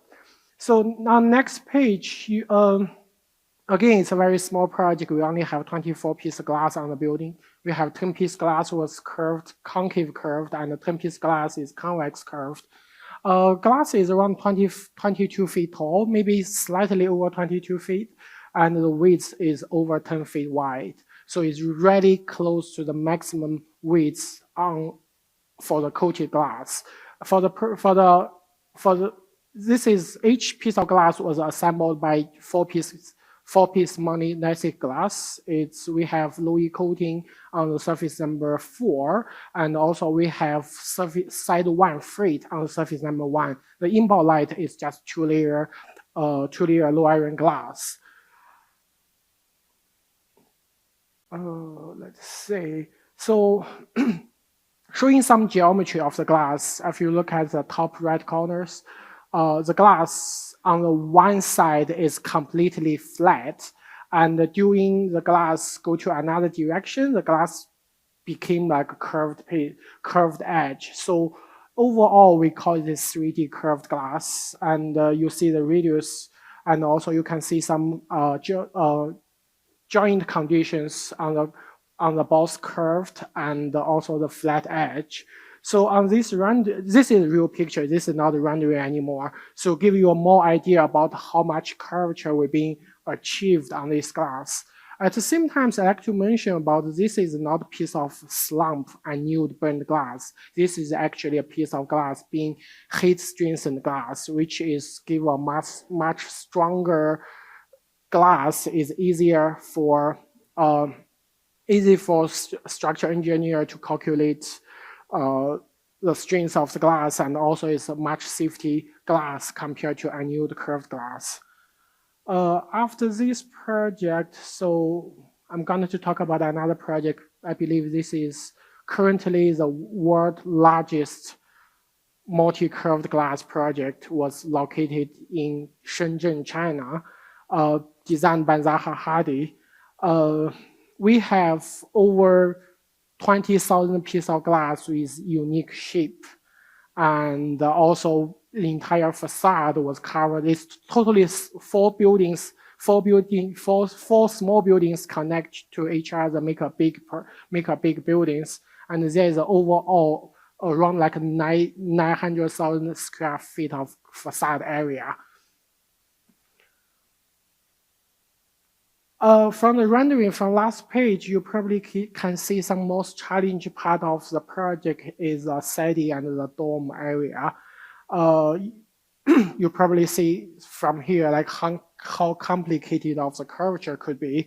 And for this level of the size project, we are talking about almost 900 square feet of facade glass. We are seeing a lot of competition. I believe all of the architecture manufacturer want a project.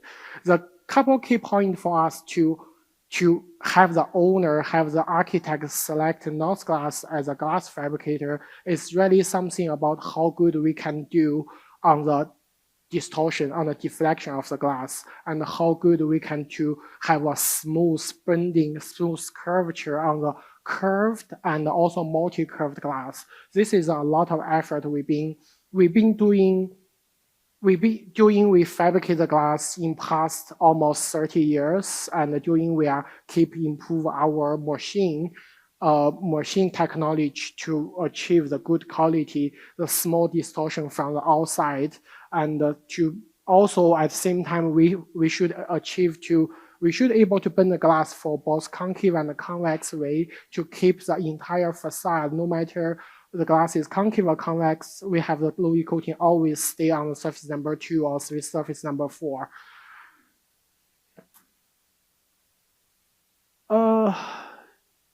Some rendering showing up some of the geometry of the glass, and also this is a real picture was taken by a couple months ago showing how the project's been doing. So this is 4 small towers, and there is 2 glazing contracts get involved. And I would like to, the reason we're showing the picture here is we really want everyone to have a rough idea about how good of the flatness, I mean how less of the distortions you will find on the glass. And also there is another video on the right hand side, which is showing some rough idea about the geometry of the glass and how big of the curtain wall unit has been installed on the project. Oh, we have to go back one more page. So some quality control processing, like I mentioned earlier, the way we get this project is not really about how good, how competitive on the price. It's really about how good we can control the qualities. So there's some picture showing how the client come into our factory every 2 weeks, trying to inspect the glass from the owner side, and also the owner's consultants stay in the factory every single day we're doing the fabrication. They're trying to inspect the glass with the approved benchmark together. For example, the two large pieces in the middle, which is the approved control sample we've been making for the for the owner of the building during the early stage before we start the main fabrication. We always keep like at least 2 pieces of glass control sample in the shop, and also we have control sample installed on the building. And then when the client come in, we can put the project glass next to it and have people to give a review on the glass. So for the flat glass, I mean, we have very clear market standard. People can just reference whatever the overall bore, or people can reference the flatness, roller waves, flatness numbers to check the glass is qualified, is how good of the quality. But ready for the curved glass, we would like to suggest the best way is just set up a benchmark, set up a control sample to have people to give a look, to review the distortion to see if this is good enough for the project. After job reference, we're going to talk about quality of the curved glass. Before we start to talk about the quality, I'd like to mention about some size limitation of NOS glass. So right now, the biggest size we can making is 80 feet. It's 80, not 18. So really, I'm pretty sure we have the strongest capability and also the capacity to making the curved glass. A lot of people are going to ask, okay, are you guys did any project with 80 feet? The answer is no. The biggest project we did is 79 feet. It's not 80 feet. We just have to build a big enough furnace to having us have extra space can making that glass. So maybe a lot of people are scared with oversized glass. I would like to say in the United States, we did more than 50 projects have glass over 20 feet. The biggest glass we did in United States is over 50 feet. We are super experienced to fabricate the glass, to ship the glass to the job site, and also we have very experienced, it's our client installer, glazing contractor able to put the glass on the building.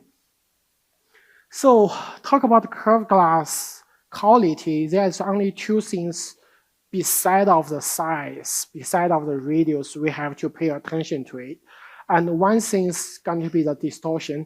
That's what I mentioned earlier. And another thing will be the anisotropy. We're going to talk about anisotropy later. We talk about distortion now. So this is 2-piece glass, pretty much in the same area of the factory we're setting up. So we have a factory as a background. The reason is we want people to look through the factory roof line. You probably see some distortions, like a little bit of waves on the old glass we was making.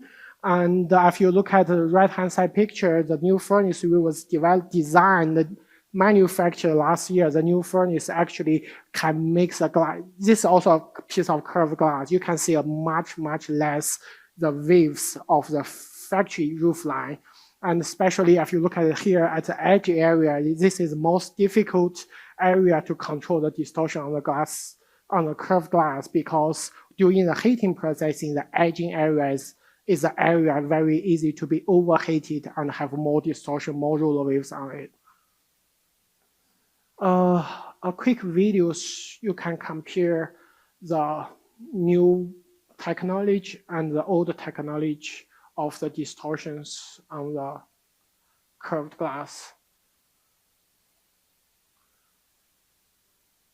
So a lot of people was asking me in the previous conference, people was asking me like, what's the difference in between the new furnace and the old furnace?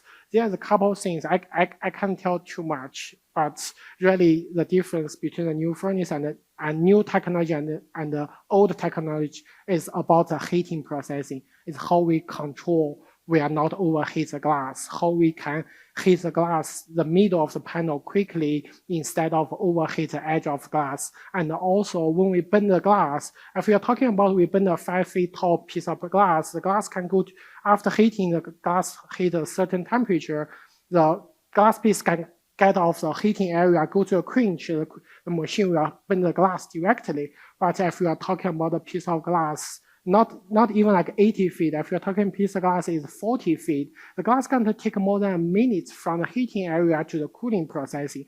That's some secret we've been studying for many, many years. That's how we can achieve a less distortion. After that, anisotropy.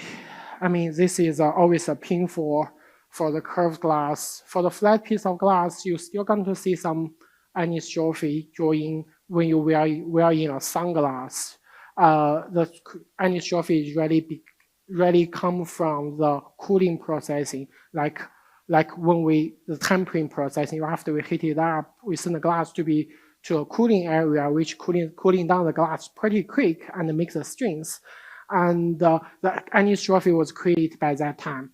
So if you look at the picture, so I'm pretty sure this is a picture was taken by neutral light without the polarized sunglass. You're going to see a little bit like more anisotropy on the corner area, at the edging area on those glass. The two pictures on the left side and in the middle is same piece of glass, just a slightly different angle. And you can see at the top area, it's not working. Yeah, no. So at a, sorry, my fault. Okay, come back one more page. So you will see a little bit more anisotropy here, this area. And with the new furnace, we do improve the cooling processing, which make the cooling air is more even, more uniform. That's avoid to create extra anisotropy on the glass panel. And the next page definitely give you a better idea, similar size of the glass. And we took in picture under both of the polarized sunglass and also a neutral light. On the right hand side picture, you definitely see a lot less anisotropy on the glass. So yeah, this is probably the last page. We took a video, not very professional, but if you're still going to see through the glass, see the tree lines back there, you will get a feeling about the distortion difference in between the new technology and the current product we are making. Okay, thank you very much, everyone, and thanks for your time. We have a little table outside. If anyone got any questions about the glass, about the curved glass, or any innovative glass product, we will be more than welcome to answer the questions to all of you. Thank you so much.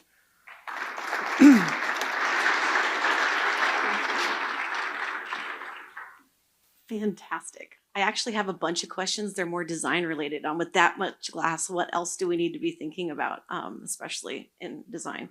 Next up, we're going to bring Rachel Green Rasmussen from Architekton, and she's going to be talking about the climate that we're in and how do we marry that with the performance of the buildings. Awesome. All right, thank you. Okay. Hi, I'm Rachel Green Rasmussen. I'm a principal and partner here at Architekton Studio, and we are a local architecture firm based in Tempe, Arizona, and focused primarily on designing public projects within the Desert Southwest region. And what we want to talk about a little bit today is how we approach the idea of calibrating the facade. But then how do we look at it from the responsibility to creating healthy human conditions? When we look at our industry as a whole, we've spent a ton of time over the last primarily decade. We'd really seen an uptick in the ability to calibrate using technology, right? So we have a lot of projects where we've really dove into balancing daylight, balancing views, balancing the actual solar gain on the facade, and this idea of self-shading in the desert. And what's really exciting about that is that we can really fine-tune the response, we can fine-tune the materiality, and we can make sure that these facades are designed in a way that are responsible to our climate. But we don't want to forget is that these are ultimately places for people. And so we want the challenge today, and what I'm talking about today, is really focusing in on how do we not forget about the responsibility to the human experience in these spaces. How do the facades and the envelopes and the architecture that we create support the human experience, support mental health, support how we experience our everyday lives? So we're going to talk about some ingredients and how we look at the ingredients of architecture. So one of the big things, if you notice, obviously in Arizona, is we have a lot of light. And so how do we use light as a material in our designs? How do we think about the quality of light, the contrast ability of sculpting that light, and the idea of using light to create rhythm across the building?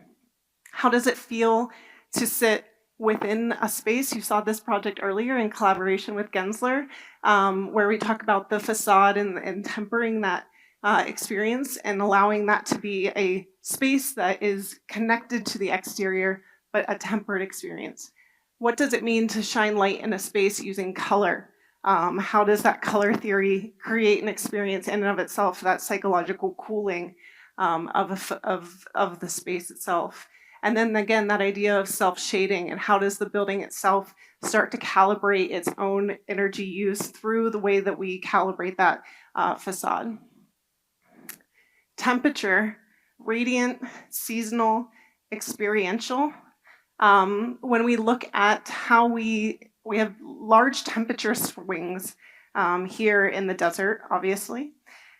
One of my favorite books that I always reference when we're talking about architecture is Thermal Delight in Architecture. Has anybody read this wonderful book? It is phenomenal, especially when we're looking at designing here in the desert Southwest. And some of the things that I want to pull from that are the idea of to move beyond thermal neutrality.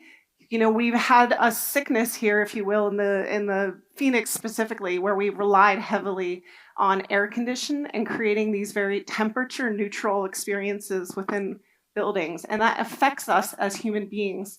And so how do we create spaces that allow us to actually feel different types of temperature throughout the year, feel different experiences throughout the day, go to a warm zone, go to a cool nook? How do those temperature swings, how do we actually embrace that as part of our senses when we're looking at how we design our spaces?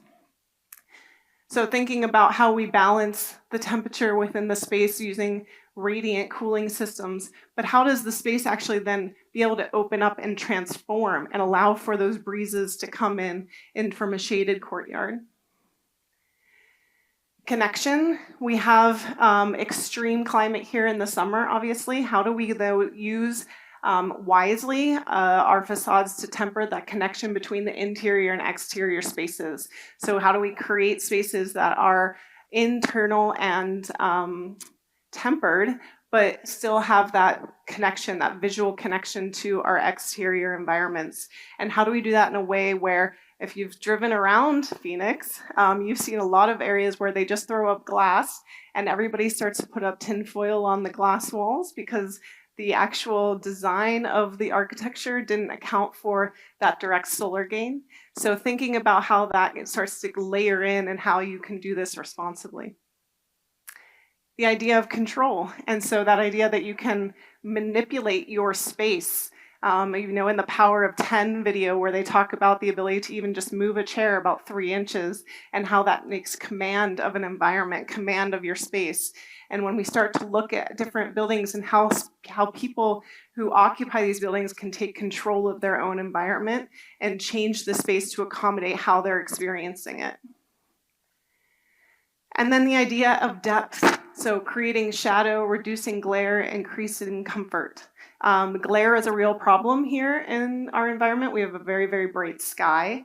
And so how do we use that kind of idea of depth and carving away at these kind of masses? This is a west elevation. So really, sorry, I'm gonna move this a little bit. There we go.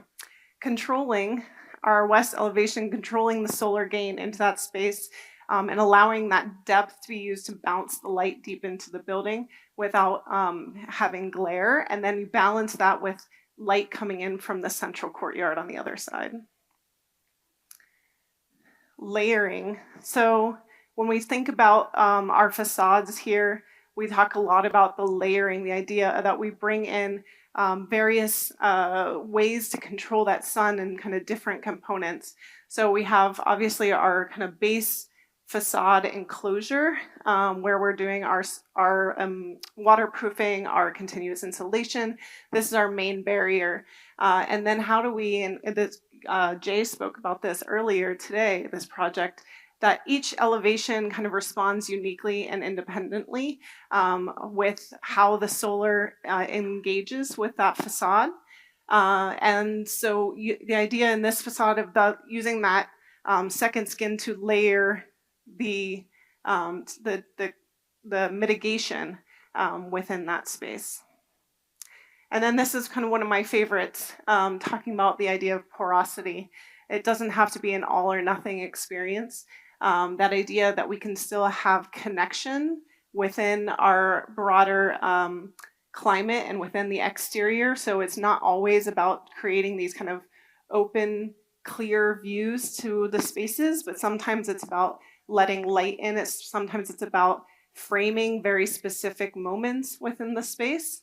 And so this idea that you can have connection without that direct exposure is really important, and that we can create spaces that feel dynamic, feel open, feel airy, that you feel very comfortable within without exposing it to a lot of the elements. And so this project is an example of, wanting that idea of privacy within this facility. So this being kind of a dance and yoga studio where not everybody wants to feel on display, but you still want to feel like it's very open, like it's connected to the environment around it.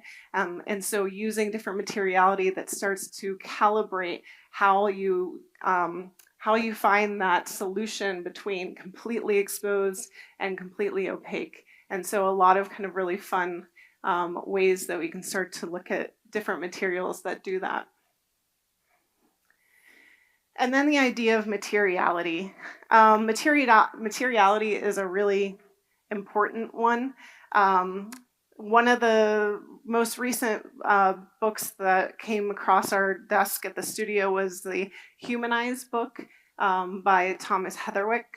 Anybody has read that book here in the studio or here in the room?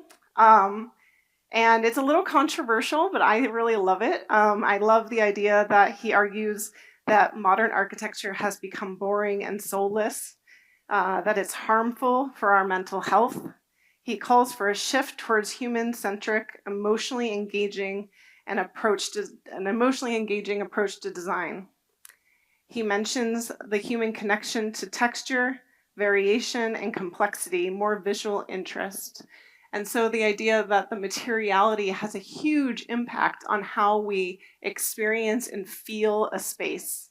So when we're looking at how we create our environments, how do we engage with buildings, we're often looking at materiality in architecture as we're measuring its solar gain, we're measuring its radiant heat, we're measuring so many different components, but how are we measuring how it feels to stand next to that material? How does it feel to touch that material? How does it feel to be within a concrete area versus a glass area? Although that last glass project was amazing. So that's a really cool one to look at. But again, thinking about that idea that it's about the humanity of the project and about how we're not just creating buildings for no one, right? We're creating these spaces for people to engage with, to feel ownership of, to love and care for many generations, hopefully. And so when we're doing designs, we really want to talk about how do we start to think about measurement of happiness? How do we start to think about when we're doing analytics that we can talk about the joy or the sense of calm that a facade might offer? And so when we talk about a lot of these things in the studio, we're talking about we want to measure what we care about. But right now, we're only measuring the actual scientific data of the facades. And that's great. let's keep doing that. Not saying we don't need to do that, absolutely. This is a yes and this is how do we continue to think about architecture and not throw away generations and generations of the connection that architecture has to the human experience. So we want to start with the human condition. We want to start talking about how a person walks through, next to, adjacent, underneath, understanding how the humanity of the places we create, how does it feel to be inside this building? How does it feel to be next to this building? How does it feel to drive past this building at 45 miles an hour? And so thinking about all those different scales when we're talking about facade design, when we're talking about architecture and massing. Expanding the use of the performance tools. So like we just said, the measuring beyond the analytics just of the envelope. How can we start to measure the emotional impact of the threshold? So when you connect between one space and another, what does it feel like to go through the threshold? That's what our facades are, right? They are a moment of transition between the exterior climate and the interior climate. They are a moment of transition between a busy freeway and a calm interior space. And so we always want to look at both sides of that facade. And so this is an example of a project. This is a tilt-up concrete facade. And in this moment, what we had done was we cast saguaro ribs into the concrete tilt-up. We tilted up the concrete wall, and we artfully this is with Suntech and with Oakland Construction, we, with the local tribal community, burnt out the saguaro ribs from the facade. And so what this ultimately became was about the idea of the story, and that the facade tells a story and is connected to the history of the people that are using this building. And so the idea that storytelling was such an integral part of what this project was meant to do, that it's not just about creating the space where stories are told and generation to generation, but it's also that the facade itself is part of that history, it's part of that story.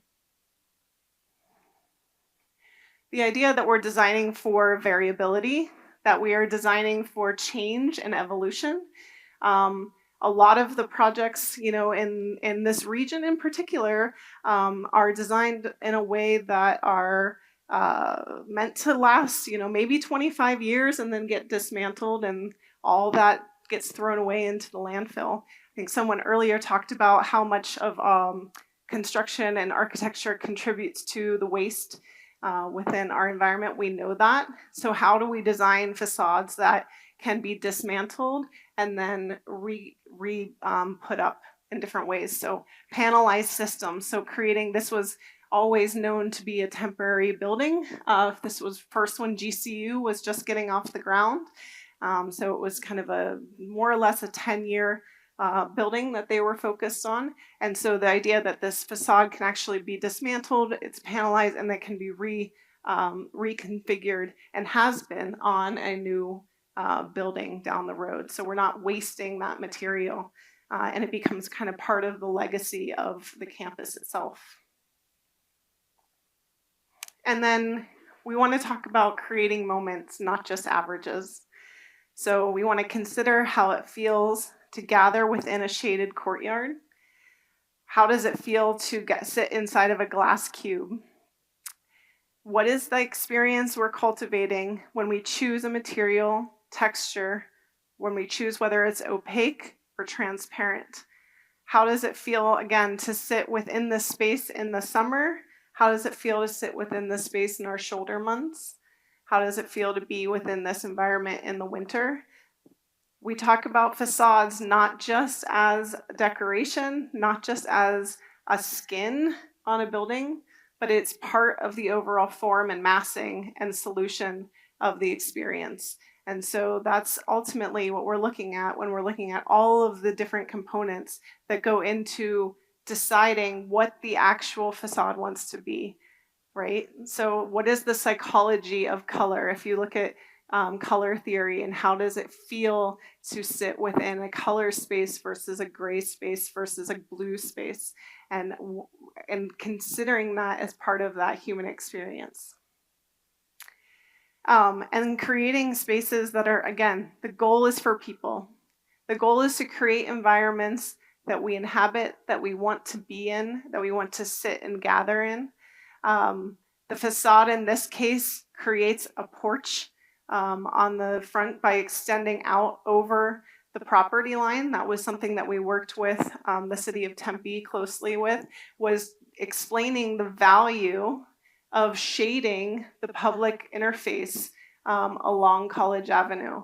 And so explaining that to them and going through over and over about what the value is from an urban perspective for that, how that gives back to the community, how that gives back to people that aren't necessarily even coming to this building. That they understood that.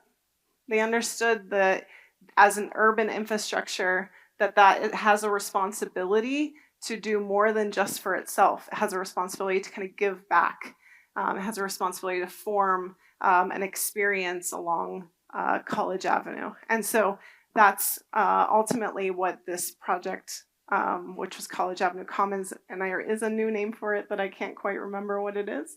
But it's about that facade not just tempers the experience on the interior of the space, but it also tempers that threshold on the exterior of the space and creates a nice transition as you move into the building or along the building. And that is all I have. I am also early, so maybe talked too fast, but if anybody has questions though, I'm happy to answer anything. Any questions for Rachel? Oh, we got one.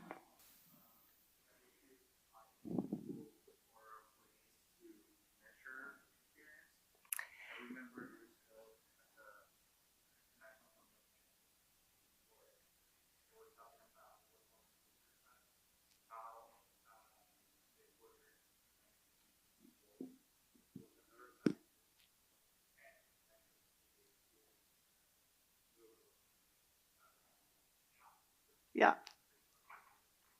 Yeah. So that is my ultimate goal. There was a neuroscientist down at University of Arizona who was doing a similar study.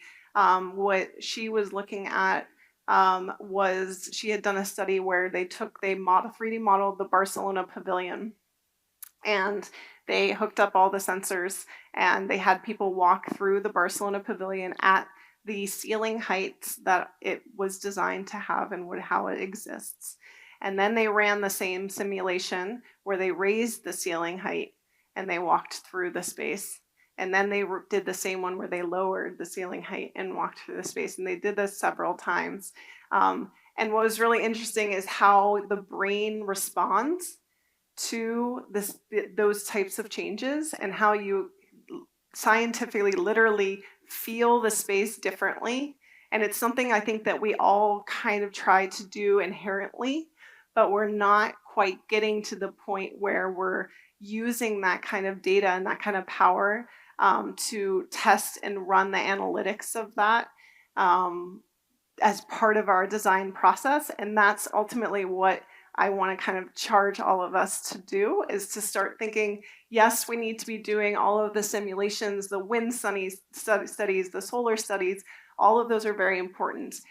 We can't forget about the human experience within the space. And so how do we use the technology? What is that next kind of layer of using the technology to help inform the decision making that we have inherently been doing, right? But we could also argue that we've also been designing buildings for centuries that inherently know, passive design strategies and east-west orientation. That doesn't mean that the analytics aren't valuable to our process and helping us refine exactly how that skin can be fine-tuned. So I think there is technology out there and there are people studying this. And so what I would like to see is how we can start to incorporate that into our processes. So far, the most I've been able to accomplish and seen others do is mostly kind of the pre and post occupancy studies, analyses of where do people gather in a space. So we've done post occupancy studies of the College Avenue Commons project and where are people kind of gravitating towards, how are they using the space, how are they connecting to those moments. So that one image that I showed with the gentleman that's kind of sitting at the window studying, that space is constantly used. And it's south-facing, and you would think that maybe it's not going to be as comfortable in that space, but the way that it's designed and the way that the skin protects that space, but allows you to feel light and allows you to feel like you're out in that environment while still being protected, essentially makes it a very comfortable and very usable space. There's a lot of other components to this, obviously, in terms of how you kind of design the spaces around it. We had another project at Phoenix Country Day School where we did a bunch of studies early ahead of time on how they were using the space. And there was about only 20% of the students got past a certain point in the building. And when we kind of redid the interior of that space, the same exact skylight that was already there, but kind of maximize and optimize the experience of that skylight space. That skylight drew people further into the building, and that space is now so occupied that the headmaster of the school told us that they actually have to kick the kids out on Friday afternoon because they're constantly in there and they love being in that space. So there's that kind of data, but we haven't quite gotten to the point where we're actually running analytics. But the technology is there and people are studying it in academics, unless somebody in here has done it. No? Well, let's do it. Next World of Façades, that's what we're going to see. That's what we're talking about. Yeah. It's fascinating, actually, and very thought-provoking when you think about it. And where I love where you just went with the answer to that question is, are we turning into designing for what is being given to us from a code standpoint, right? I mean, I was talking about this with my kids on a totally different thing. Are we educating towards a testing standard, or are we educating to have our kids learn? And then who moderates what they're learning? So it's fascinating, and I think we should totally continue to dive into this topic. And I love that it revolves around people, right? Because at the end of the day, that's what we're doing. We're designing and building spaces for people to occupy. And how do we meet all the criteria of the people that say we have to do it this way? Yeah. And get really creative with the way we do I think that. we've all been in a highly sustainable building that is very uncomfortable, and that doesn't, so 1 + 1 doesn't equal 2, right? Yeah. So making sure that we are considering that experiential component. Super important. Any other questions for Rachel before we, yes.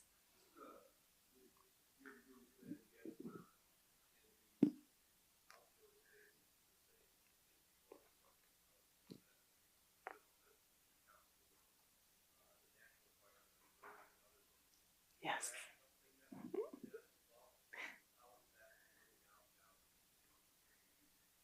Yeah, that's a great question. The birds thing is a constant. That's a John Kane special right there, is about the birds. So the bird, I hit on the bird thing in general and specifically actually because it is a consideration within the design of the space, and it's actually ironically one of the first questions and conversations that we have when we're looking at how we create the spaces. I would say every project we do, I think we get stronger and stronger, and how we incorporate that into the design of the building as a constraint. In this case, quite honestly, while the facade itself, the image that Jay showed earlier, in that the facade actually has the ledges at a 45-degree angle so that the birds don't roost on that. But the structure behind obviously causes some limitations. And so in this case, there is bird netting along this area. Not ideal, but that was the solution here. In subsequent projects, so the Walton Center for Planetary Health, that entire exterior facade was sculpted based on solar orientation and that protection of the direct solar gain into the facility and bird mitigation. And so the actual sills of all of those are designed so that the birds don't roost in those. So you'll see again that 45, which is the magic number, at 45-degree angle, and then also not creating those little nooks in the corner so that you're kind of reducing the value or the comfort for the birds in those areas. So that is a part of it. But then when we were talking about the courtyards and Helios and the courtyard at Walton Center for Planetary Health, we want birds to a certain extent, right? We want to hear the sound of birds in spaces. We want the trees. We want to hear the sound of the rustling of the trees, that idea of the psychological cooling that all of that offers in that human experience. And so creating places where that can exist, but more critically having those conversations with the owners and making sure that that's what they're after, that's what they want, that we're talking with facilities, that we're looking at, what is underneath of those trees, right? So we're not maybe always putting people directly underneath those areas. So designing for birds, even when we were doing Walton Center, we were talking about bats and kind of other animals and critters. There's a fox that loves to live over in that part of campus as well. And so designing for not just ourselves too. That's a good point. Great question though. Any other questions? No? Rachel, thank you so All right, much. thank you. Yeah, fantastic. Okay, our next thing that's happening is a panel discussion. So we're going to take just a couple minutes because we need to get chairs up here.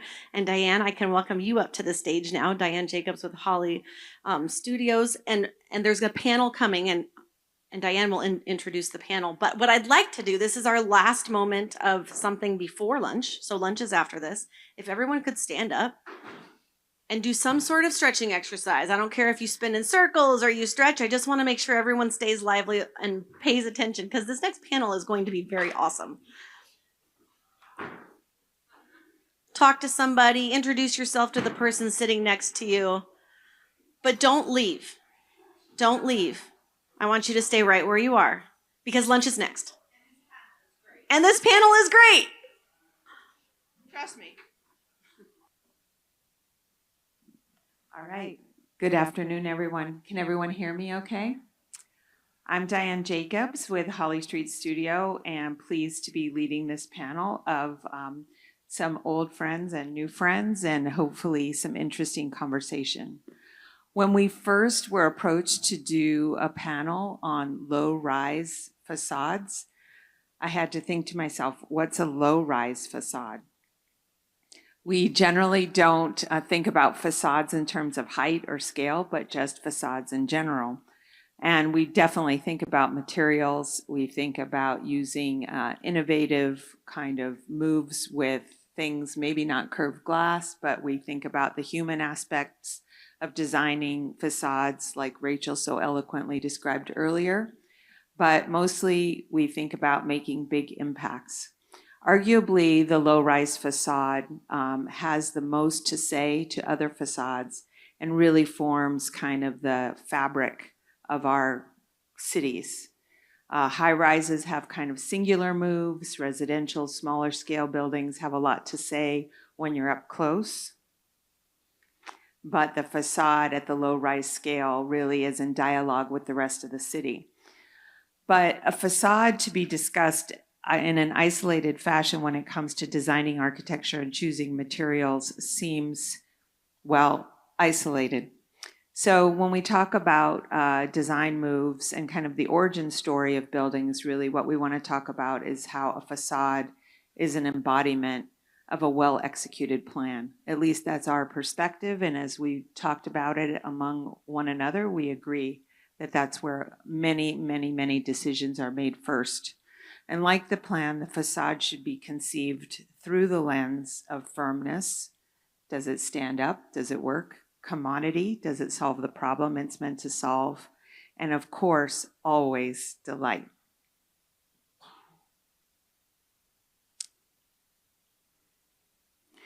So in the example on this previous slide, it's a water treatment plant, arguably a ubiquitous building type, but a very straightforward plan. And because of the plan, we ended up with a facade that expresses not only what goes on the inside, but is in dialogue with the rest of the city. The citizens of this neighborhood in Scottsdale, it's advancing. Someone doing that for me? No? All right, maybe it's a sign. Hurry up. The citizens of Pima Park, near Pima Park neighborhood in Scottsdale weren't so thrilled about having something, regardless of the fact that the contents of the plan helped provide them with clean drinking water. But it was important that this building be there and be sensitive to their needs. And so while we needed to enclose what was on the inside, the outside was important as well. So today we're going to talk about low rise, but really we're talking about scale. So arguably on the stage here are people who do buildings at very different scales. Sinhei Kwok has been a developer and a builder and an architect, and arguably you work in the smallest scales at the lowest level, but the biggest responsibility with wearing all those three hats. Myself, I work in what you might consider the medium scale, but with a very broad impact in terms of the many, many communities that we affect on a public level. And of course, Peter Rudy, who will go deeper into introductions as we move forward, you work on much larger scales, but arguably as the design leader for 39 DLR, you have to focus on the teeniest of details to make sure there's a continuous language throughout. And Cassie Seba with DPR, you do all scales, and we'll get to hear a little bit about that shortly. So Sinhei, tell us about your projects. Hi everyone, I'm Sinhei Kwok. I'm an architect, developer, and also builder to doing my own project. Phoenix has been famous for urban sprawl, single family house. But my approach of looking at a piece of property is that I looking some property that is overlooked by other developers. Instead of going outward, I look inward. I look within our neighborhood to what land I can be doing to help not doing urban sprawl, but creating a better place for city of Phoenix with the walkable and livable place. So these two are the one that I developed in the past 10 years. So they are all small lot development. One is 6 units and one is 9 units on the side. They are within the same neighborhood. And being architect as developer, it gave me upper hand. Typically, as a development, we always heard that from architect that they don't pencil out because this is so expensive. Developer doesn't want a full high glass because I want to, making sure that my profit is there. But I'm all by myself in one entity. All of a sudden that, general contractor has a 20% profit in there. If everything under one roof on me, I could massage the whole number to make a project work. So I can make it a little bit cheaper, or in most of the case, I improve the projects. And this is the site plan for the building that I just finished 3 weeks ago. So it's a 7 units project about half mile away from here. You can see from the site photo that they're in a residential area, up and coming area. And from the site plan, I take half of it as a parking space and I have 6 units at the back, and then there's 1 unit above the parking. So this is the rendering of it. Material-wise, hot rolled steel and corrugated metals, something very traditional or day-to-day industrial material. This is the pictures I took a couple weeks ago. Sorry that I haven't have a photographer to take it, so all these pictures are by myself. And corrugated metal. You know, we live in a Phoenix with a really harsh sun, so I always want to look at it, what kind of material can break it down. Looking at that remanders, which is shelter space from Native American, that's how they build in this area. They filter the light. So I have these perforated panels filtering the light and then blocking off all the utilities that I don't want to see. And being a 7 units, private and public space are very important to the tenants with the views. So, let's see. Yeah, so I have a motorized shade on the outside to filter the light into the building. And corrugated metal with aluminum boxes, they contrast with each other. And then I take to another level that I play around with the metal and then I create some curved fence. And construction realities, small site, really tight space. I have 6 inch on one side. Being a builder, I'm always challenged with that. But this is the best way to practice architecture as an architect. And another good thing developing or designing Phoenix that you have north light. This is a north facade, but you still have a light playing with your building.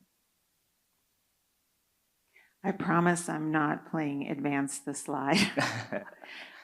We have automated movement here, but thank you, Sinhei. So moving on to the next layer of scale, it's more kind of going from neighborhood to local. I'm going to share one project with you today, which is about to open in a couple weeks, and that is the Glendale City Hall project. Talk about a facade sort of challenge. When we first were awarded the project, we were given, I'd like to say, a clean slate in the sense that nobody was really in love with this particular building. And that it was in some ways paying homage to a beautiful architectural form, brutalism, which many of us were in school at the time where this became popular. However, the skin itself was very poorly performing, and nothing on the outside of the building in this city hall where incidentally many people loved working, because the folks in Glendale really like working at City Hall and apparently really love working with one another, but really did not love working in this building. The inside had nothing to do with the outside, and the outside was pretty much very porous when it came to every measure of infiltration. So the inside was very inward turning. There was actually a Victorian style wallpaper in the hallway, which we didn't show here. Everybody had their windows closed and focused again inward. There were maybe there was one spot in the entire structure where you could see the south side and the north side from the same place on the floor plate. And what was interesting about this is the folks here, again, loved serving the city of Glendale, but they couldn't see the city of Glendale. So we spent a lot of time, given that it involved quite a bit of public funding, up to, well, it depends on how you look at it, up to $90 million worth of funding, talking to people about what was important to them. And again, the human aspects of the workplace seem to come up over and over again.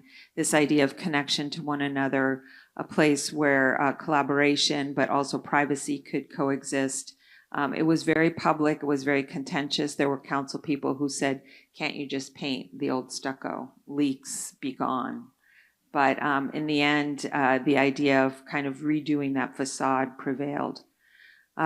It took a lot of effort to turn a very complicated existing floor plan into the clear floor plate that it eventually became. The clear floor plate was also shaped because of the triangles, I guess, that everybody bought in 1984. The clear floor plate was more like a crayon shape, whereas Karin Santiago called it La Crayolita. And we had to figure out a way to enclose it, but responsibly, but also maintain views. So the strategy was to cover it where it made sense, leaving a great deal of porosity there, cut down on heat gain, but provide views to the north and south of the neighborhood. Very, very straightforward facade. Holly Street loves working in terracotta. This budget would not permit that. If Shildon or anybody from Shildon is around, please help us meet your costs and allow us to do more terracotta and rain screens in Phoenix. But again, what we chose to do was really reflect what went on inside the building, but lift the facade up so that the neighborhood downtown Glendale could be a part of that first level, that city room that we now call it. So we ended up with a masonry system that still sort of allowed for that, that higher R value on the facade, but also informed the shape of the building as its true structure. So here we're peeling away some of those layers. And there it is, stripped all the way down. Easier said than done because the slab wasn't as neat and clean and plumb as we would have hoped. But we made it happen. I'm looking at Sergio Carrasco, who was the senior designer on the project. A lot of hours kind of making sure that the brick made sense and that we could achieve the modules that we wanted to, so that there were portions of the building that had views no matter where you went on the inside, but emphasizing kind of the bigger public spaces on the north and on the south, and then also integrating that with the new amphitheater space. So in the end, really, a facade is so much more than about the skin of the building. This idea of low rise or high rise, or what gets VE'd or what gets kept, is really secondary to having a strong kind of thesis statement about why the building facade is what it is, how it reflects so many other things, and builds on the very basic notions of firmness, commodity, and delight. And when you go into the inside of the building, as it opens in the next few weeks, you'll see that the celebration of the structure is alive and well. And yes, indeed, you can see from the north to the south, from the east to the west, everywhere you go inside. Peter. Thank you. Peter Rudy. I'm a managing principal, chief design officer at DLR Group. We're a global integrated design firm. We're an ESOP. We're 1,800 design voices, and one of my roles is to help guide that. And so what I thought I would do today is maybe talk maybe at a different scale, not unlike what Rachel did. I thought was beautiful. So I'm going to try to do as well as you did. But it's more about talking about the design principles, the key things that we actually try to achieve in our work. And you can imagine it's not just one studio, it's many different studios across the globe. And creating what we did is we created 10 design excellence tenets. And they actually really help guide the teams and also really kind of connect with our projects in a meaningful way. So that's what I'm going to walk through here today. The first one is, by the way, too, so I'm focused also on 3 projects that are here in town. I'm only going to focus on 3. And it's and so please do help me kind of battle the timer on this. Go for it. Okay. So spirit of place, engaging with the site's historical, cultural memories. A facade needs to have a dialogue with the visitor. It's about place making. There's a personality to the building. They should tell something about the importance, not just of the building, but the context around it. And the next slide here is health and well-being. So it is going to be hard to keep this up, isn't it? Facades need to be instrumental in supporting our mental, physical, and emotional well-being. They need to be healthy. So here's a project of ours in Tucson where we're regulating sunlight, creating views, bringing natural light deep into the building, but also looking at ways to have, large teaching terraces as part of the whole experience, where we pull out the facade to create that kind of shading. The next slide is beauty and delight. A facade should make you feel something. It should somehow connect and have a play with light, shadow, color, texture, line, and rhythm. But for this project, we looked at the saguaro cactus and looked at the strength that the ribs provide, but also the internal shading that it provides. And so you can imagine as the sun goes around a saguaro cactus, the shade and shadow changes, and that with it also the heating that occurs on the ribs change. And so soon they become, in shadow and then back into the sun. And so again, I think we look at, biomimicry and ways for us to actually learn from those surroundings. And I think that's one of the things for us for beauty and delight. The next one is resilient and adaptable. Our facades need to have a role in mitigating climate change. And so in this project, we looked at even the smallest of details and ways to actually use, like the concrete fins, which is just a 3/4 of an inch thick, a fin to shade and shadow our facades. I think the next slide is 5. So clarity and concept. Our buildings need to talk about what they're, where they are, where they're present on a campus. They needed to communicate to the students, here's the entrance, this is what the building's about. In this case, this is an advanced engineering building where they're bringing in huge amounts of equipment. And that's a gantry crane that you can see kind of cantilevering out. It's 450 feet long, and it talks about the use of that building and the ability to quickly change through the technologies. You can imagine huge CNC milling machines being pulled off of the back of a trailer and into the building. The next one is community and culture. Facades, they can be tools to help connect with others. So in this project, we looked at form and pattern as ways to explore our masonry, but we also worked with local artists of that community to do storytelling and to work with them to actually use that as a language for the building.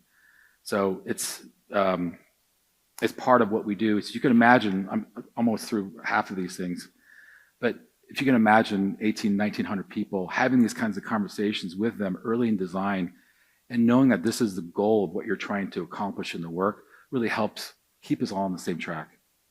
The next one is environmental stewardship. It's actually one of our own firm values.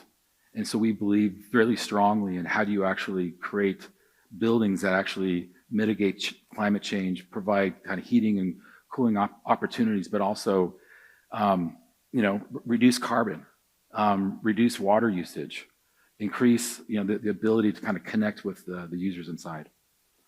Elegant detail and craft. There's some amazing architects in here who do a fantastic job of this. And I think for me, the thing that really drives what we do is how we connect with our contractors and learning through experience. We do a lot of mock-ups. And sometimes you learn through accident some really beautiful opportunities. In this case, when we were pulling off the one-bys, this is tilt-up concrete, they began to fracture. And so we worked with our contractor to find ways to really streamline that, but also use it in a way to really support the design principles. And just a couple more here. So integration and innovation. I think, we're an integrated design practice. So we have engineers that are working alongside our architects and our interior designers. And how do you actually look at ways to use the facade to reinforce ideas, but also to innovate within the buildings? And so this is the end of that gantry crane where you can actually drop down into that well 3 stories down and drop large pieces of equipment. And so for us, that was a moment of innovation that also connected with the facades. And finally, we know that elevated value is part of what we do. It needs to be a part of the story. We're not just elevating value for ourselves and for our clients, but we're also elevating the value for our communities. And so that's the 10 points I just wanted to kind of go over, and I'll hand the mic off to Cassie. Okay, hi everybody, good afternoon. I'm Cassie with DPR Construction. So for me, the not architect up here, I'm not an architect, but I love architecture and I appreciate architecture. And so I've always viewed my role as enabling and protecting architecture. So a lot of my career has been in pre-construction, started in the field. So I certainly know how to build and have admired some master builders that I have learned from. But most of my career has been in pre-construction and design management. And so taking what I've learned in the field through all of my love and appreciation for architecture and great architects that I get to work with. And then the last few years was focused on prefabrication. So sort of bringing it all together. How do we really maximize what we can do on a project, utilizing some new technologies and just building smarter. So I'm going to be quick as the builder up here. Let's get to the questions. So just quickly, some of the stuff that I've gotten to be a part of. You can click mine pretty fast, Diane. So we got to do this one together. And this one is terracotta. So it didn't start terracotta, it became terracotta, which definitely has some budget constraints to that, but it was really important for this particular project for a bunch of reasons that Diane can explain better.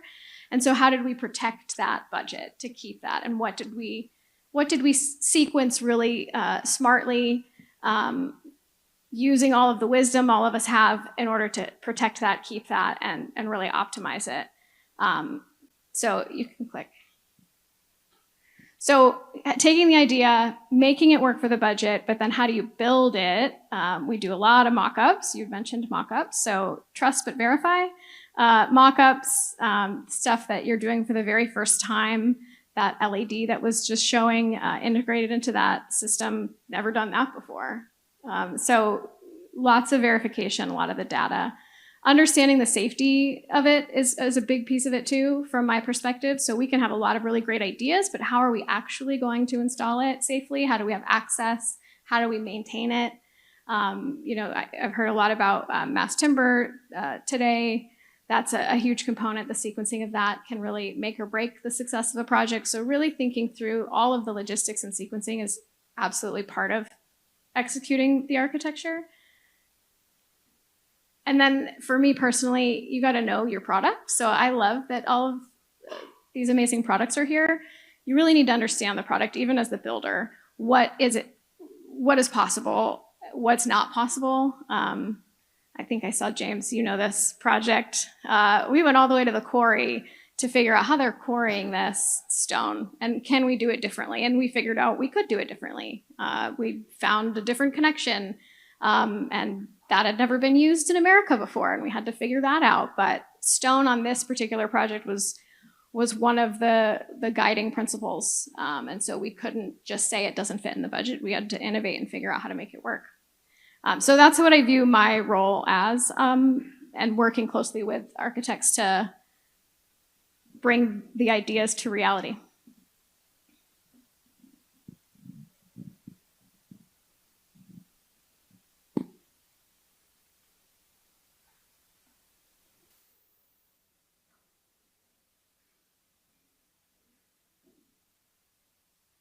Well, I'm going to stop on this one because I think it's a fine-looking building.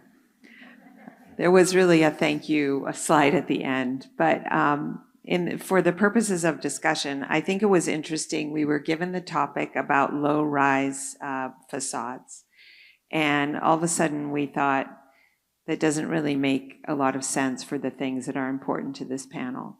And one thing that we discovered after really great discussions was that you have to take a stand and have a position on what you're going to do with this very seemingly arbitrary component of your design.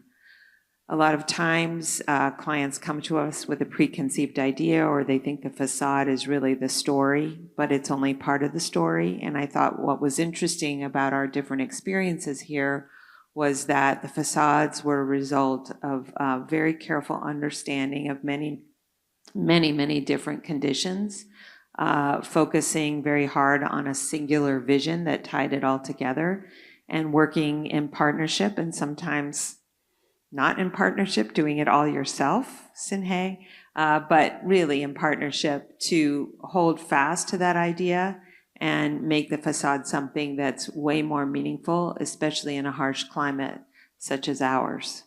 So as we wrap up, for purposes of discussion, I would say that the thing that struck me the most about your work, Sinhei, is that you were able to decide where to allot your resources.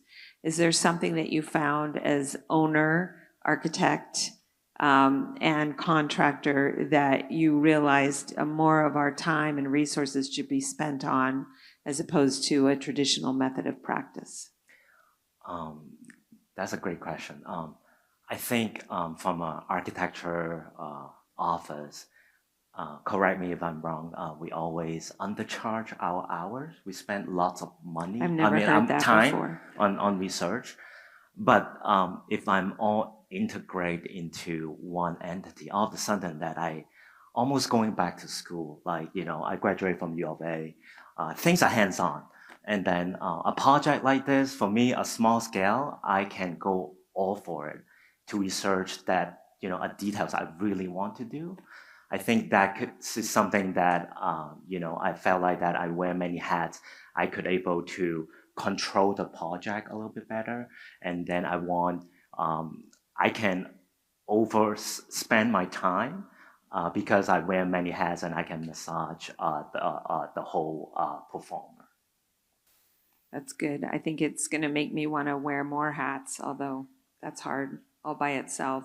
But we walk the project, and I think that the quality of the spaces sort of reflect that singular vision and that commitment to make it happen. And you said that it took 16 months to build, but also 16 months in pre-construction as well. So that is persistence, if anything. Peter, what do you think are the biggest challenges with some of your clients who expect a certain kind of look or appearance or strategy with a facade that may or may not tie to the values that DLR has? That's a great question.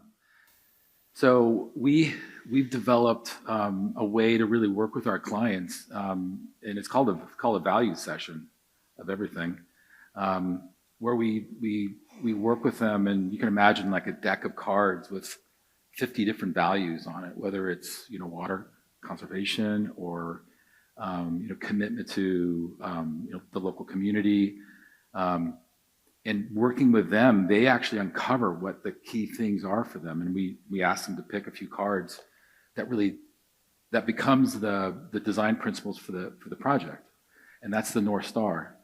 And I think you'll never find a client who doesn't want to save money.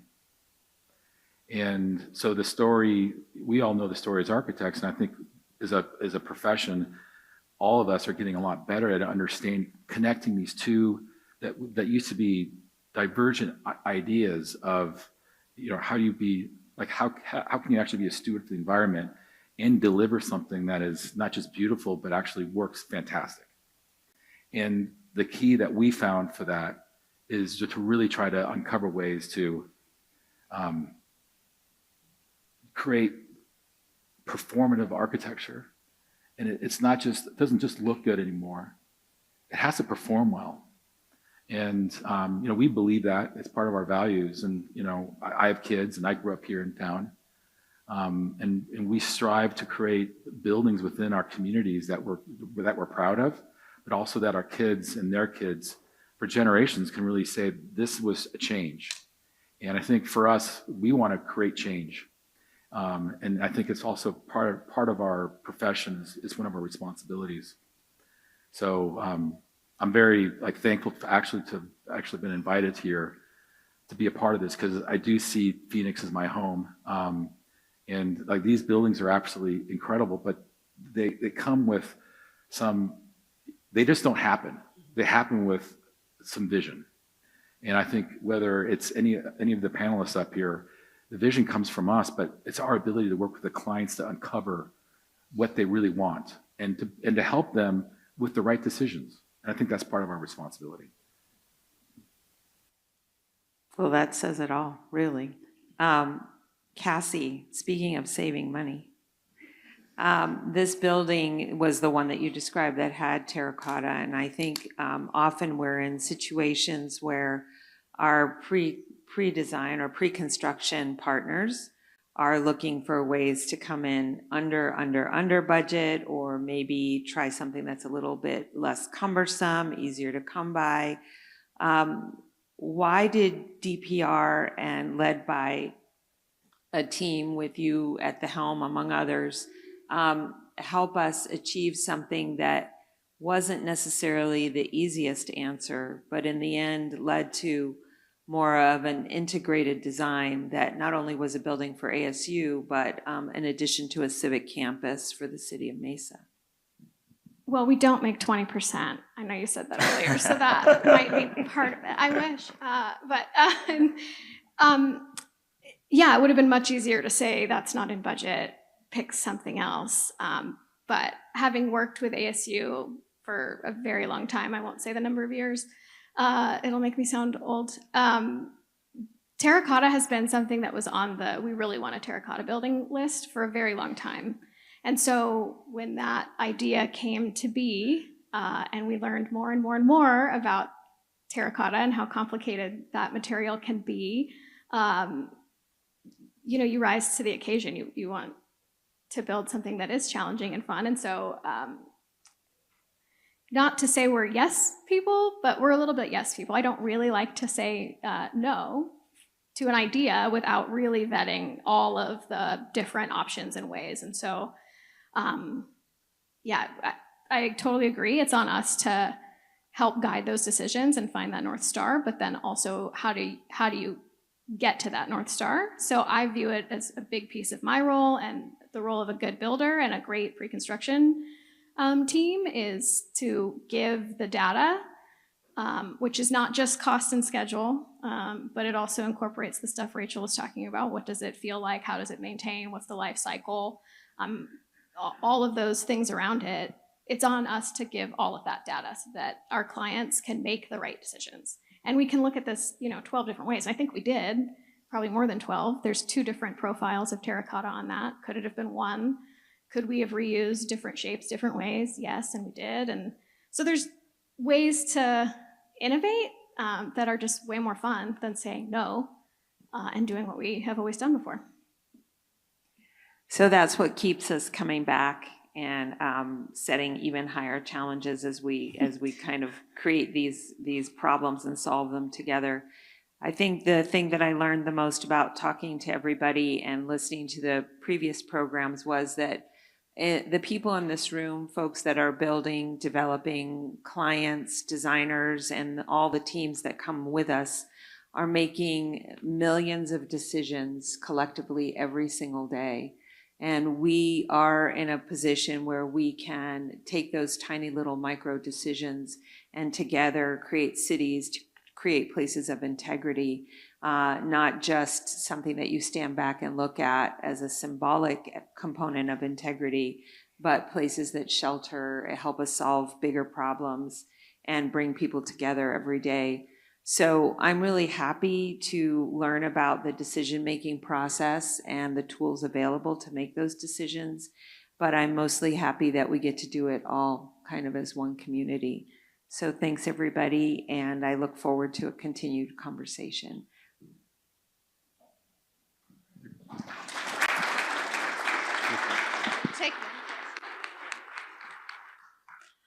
Fantastic. I told y'all it was going to be fantastic. Any questions for this panel? Anybody on the panel? No? All right. Well, lunch is next. So everyone can go out. If you have a question you just want to ask on your own of the panel, feel free. Lunch would be a great time to engage them or any of the speakers that you've heard today. We will ring the bells again when it's time to come back in. I would just ask and reinforce the message, don't bring the food back in with you. So eat out there and then come in. You are welcome to bring drinks back in with you. And then anyone who was part of the second session, since the last picture was taken, if you could make your way to the stage and we'll take a picture with you guys. Thanks, everyone. Please come back after lunch. We have a great afternoon planned. All right, everyone. Thanks for making it back in. Thanks for not bringing your lunch in with you. A couple of quick announcements before we kick off this third and final session, which will still be just like the first two, a series of speakers and then a panel at the end. Please stay to the end. We've got just a couple more hours to go, but we have really great content for you, and we want to make sure that everybody hears all the great content that the team has been working on. And afterwards, there will be light refreshments. So as you make your way out after the event, there will be some refreshments for everyone to enjoy. All right. Up next, Mr. Steve Valev with Multistudio is going to come up on stage now, and he's going to be talking to you about the Central Station, which is a very, very interesting project. So I'm excited to hear more about it. I know y'all are too. Okay, sorry. Hi, I'm Steve Valev. I'm an associate principal with Multistudio in Phoenix.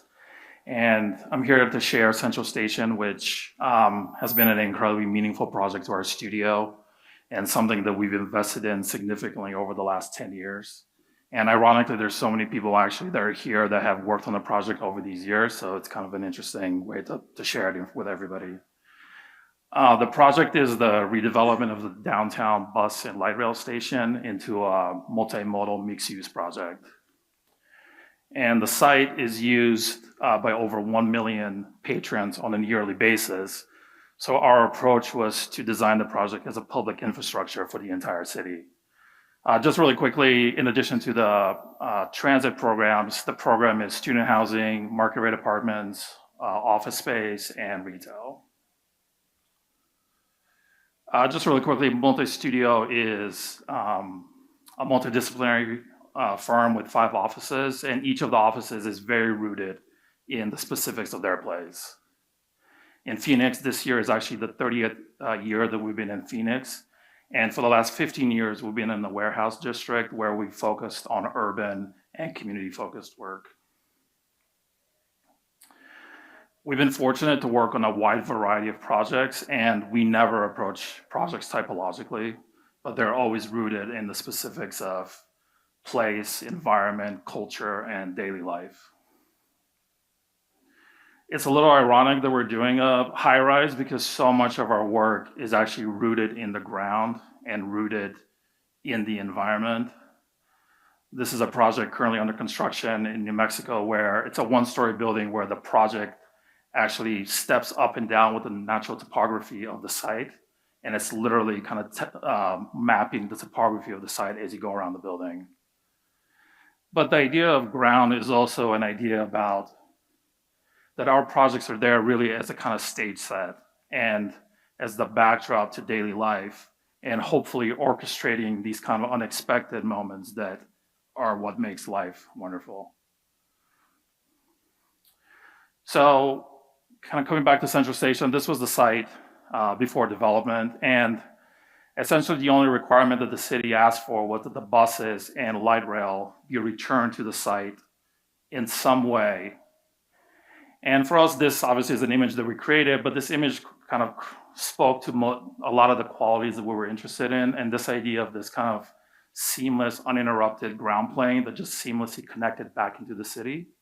And coming in and out of the site was never an unintimidating or kind of negative experience. The other thing that this image starts to show is that over the last 20 years, a lot of the development that has started to surround the downtown is these big kind of fortified super block developments. So we were intentionally trying to get away from doing that. Just because of the public-private partnership and the nature of the project, there was just an incredible array of both kind of private development kind of people that are involved, but also so many different departments and community groups that were part of the process on a weekly basis.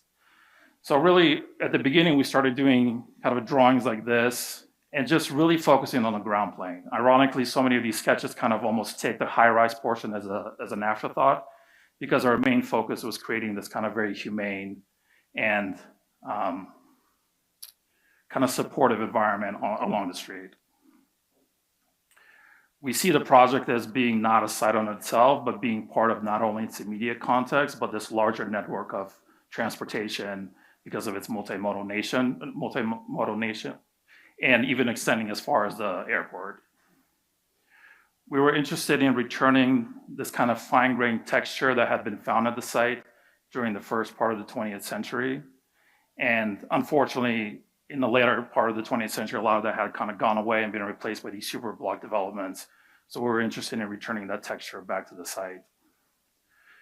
So as part of that, at the beginning, and in full credit to our development partners, we made the decision to commit to doing underground parking, which was transformative in the way that we could start to think about the massing of the building, but it also was kind of an incredible financial burden that we obviously had to offset for. Early on, we looked at a lot of different massing strategies, as you can imagine, for the tower along the bottom. but ultimately kind of settled on this idea of these two towers that was gradually stepped down, trying to mediate the scale of the bigger high-rise developments to the south and the smaller 1 to 2 story scale of the park and the neighborhoods to the north. And then from a ground plane, essentially diagrammatically, the ground plane is broken up into these 4 quadrants so pedestrians can move in and out of the site in the east-west and in the north-south direction in multiple ways. So here you start to see kind of the idea of the tower massing stepping down. And then just the site plan at 2 different scales. On the left side, you can see in orange are essentially all the bus routes as they are now returned to the site. The little orange dots are all the buses immediately on the site or immediately off the site. And then the more zoomed in site plan on the right side was really about trying to activate all the edges of the site and making sure that there wasn't forgotten edges, that every part of the site felt like it was active, visible, and engaging with a part of the program. So essentially we ended up concentrating most of the lobbies, which are the blue and green components in the center of the site, in order to free up as much as we can the perimeter for retail. And then the long bars on the east and the west of the site are the light rail platforms, which essentially take up those entire 2 edges of the site. Another kind of strategic decision that we made early on was that the project is built very economically. And we knew that the facade kind of money that was allocated for the project, we had to use it in a strategic way. So we made the decision to work in a very simple palette of white ephes and glass, but as a result, be able to afford depth. And for these kind of development kind of projects, depth is one of the things that's almost impossible to achieve, or something that you have to fight very, very hard for, because there's not an immediate return that's associated with it. But we thought this depth was just incredibly critical, both to shade the building, but more importantly, shade the pedestrians and the population that would use the site on a daily basis without ever renting an apartment here or working in the office or even ever buying anything at the retail.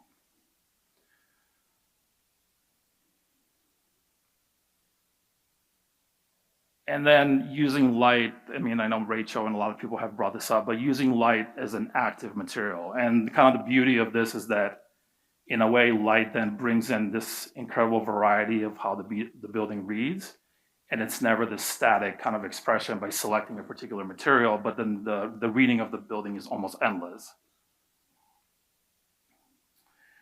So because of the underground parking, even things like integrating landscape, which on a typical project is kind of taken for granted, and you can kind of do it as you please. Here, it was incredibly hard to even find places for landscape because the technical demand of all the light rail, waiting areas, bus turning radiuses, all that kind of stuff just very quickly burdened the entire site. So we started thinking about landscape as part of the facade and finding opportunities to do landscape above, and then selecting plants that will come down and try to soften and warm the experience of pedestrians down below. Because of the public kind of notion and idea of the project, we thought it was important that the project read as a landmark in the city. But we were interested in having a reading where the building wouldn't read as a particular kind of typology. So it wouldn't necessarily read as a residential building, it wouldn't necessarily read as an office or governmental building, but somehow it was in between all those readings. So the design of the facade was actually relatively simple. I grew up going to the Burton Bar Library, and I love the way that building is kind of the dumbest representation of how to do environmental responsive design in the desert. The solidity of the east and west, and then the protected glass of the north and south. So we essentially started with 2 very simple details, where essentially our kind of version of the Burton Bar details. On the east and west, a heavily protected facade of inflected panels with narrow openings for glazing. And then on the north and south, significant amount of glass, but with a lot of depth, both horizontal and vertical, to shade those areas. So kind of the typical texture of the east and west versus the texture of the north and south. And then we started also thinking that, the great thing about a project in the city is that you're never reading it from a single point, but you're constantly reading it on the move, and the perspective is changing. And one of the things that we kind of had working for us was that the program of the buildings naturally created two different kinds of buildings. So you had a skinny, tall building with a predominant north and south facade, and a short block-like building with a predominant east and west facade. So then when you started thinking about the way that those masses will start to play with each other and the simplicity of the two details, you get what we think is this kind of incredible variety, where sometimes the high-rises read as two completely different buildings. Sometimes they almost merge into one. Sometimes they're glassy and reflective. Sometimes somewhere in between glass and solid. At other times, almost completely solid. And then even the variation of this kind of very textured facade of the West Tower versus the more horizontal expression of the East. So we even made these things that we call little Frankensteins, which were meant to as this kind of gift that we gave away at one of the groundbreakings. But it was actually a way to express how out of those two very simple details, you could get this endless amount of variation. So essentially, two of the sides of these little cubes were the beginning details. And then as you turned the cube, you actually saw how the geometry of that detail morphed and created some unique kind of special condition.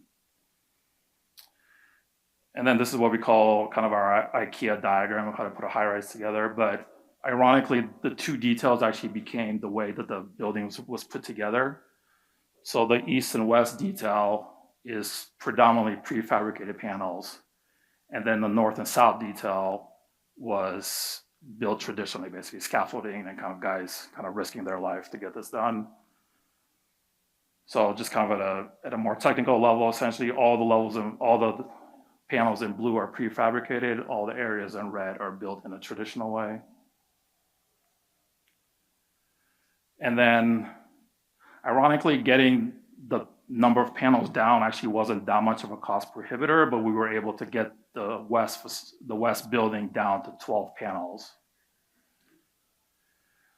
One of the other things we thought was kind of a self-imposed constraint was that we didn't want to do windows that perfectly stacked, because we thought kind of breaking the texture and creating something that read more as a texture versus a hierarchy between solid and void was important. So we actually have the same floor plate all the way up and down the tower. So what we ended up doing was making windows work in two different places in every single room, which is difficult because our units are relatively small. But this allowed us to then have this register where every fourth floor the pattern shifts in order to kind of break the hierarchy of the pattern. So these are just kind of some of the more technical drawings. The horizontal lip that you see on the West Tower, at first we thought that could be just a concrete slab coming out similar to the other tower. But the people doing the prefabricated panels, there's no way for them to actually fly panels and pick them up if they're setting them in between floor plates. So essentially you can see all the way on the right side, the lower red kind of section, they ended up making what we call the eyebrow out of the same panel essentially as the bigger panels. And then on both towers, there's the kind of the 40-foot mark, which is kind of a register on the project, but then the panels are actually physically 20 feet tall, and that's just a limitation of transportation. So you can just see some of the panels in the shop. I mean, the quality of the prefabricated panels was significantly better than those built in the field. And if you stand under the right light or the wrong light, you can see that difference pretty dramatically. So as you can imagine, we made a variety of mock-ups. We kind of had this very interesting client who was obsessed with having blue glass, and he kind of had like a heavy kind of Middle Eastern accent. He kept saying blue, blue, blue. And for us, just picking a blue glass wasn't interesting. So we tried to convince them that if we simply pick a glass that had a higher level of reflectance, then instead of having one blue, we could actually get every possible blue. So we kind of made the investment to actually fly the mock-ups up in the air and kind of spin it around, so then he could see that as soon as the glass starts to reflect the glass, it basically becomes the color of the sky, which to me is one of my favorite things about the project is anytime you go to see it, the glass is basically the color of the sky. And other kind of things about thinking about the kind of the color of mullions. You know, at one time there was a thought about that the mullions should read as something secondary to the superstructure and maybe doing on black, but in kind of at the end we ended up making the mullions the same kind of white as the building, which to me is this kind of really nice filigree and small scale against the big scale of the superstructure. Because the site had, the light rail had to remain operational during the entire construction process, the panels could only be installed after 5 p.m. every day. So it was this interesting thing where you would go at 4:45 and there would be like a train of trucks just lined up the street with panels. On my way home from work, I would leave, see them, and then come back in the morning and like a fourth of the facade would be done because they could do these so quickly. And the detail is actually pretty simple. You can kind of see this is kind of the slab. So essentially they end up casting this little channel. And then when the panels are brought in, there's a kind of a clip that just kind of locks into place.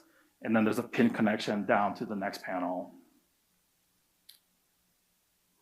So you can kind of see here where actually each panel begins and ends.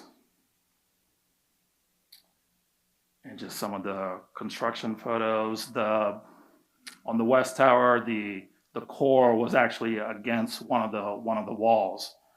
So there was no way for them to make that out of prefabricated panels because there was no way for somebody to stand there and actually catch the panels. So then that section actually ended up being constructed in the traditional kind of way against everything, all the prefabricated panels around it.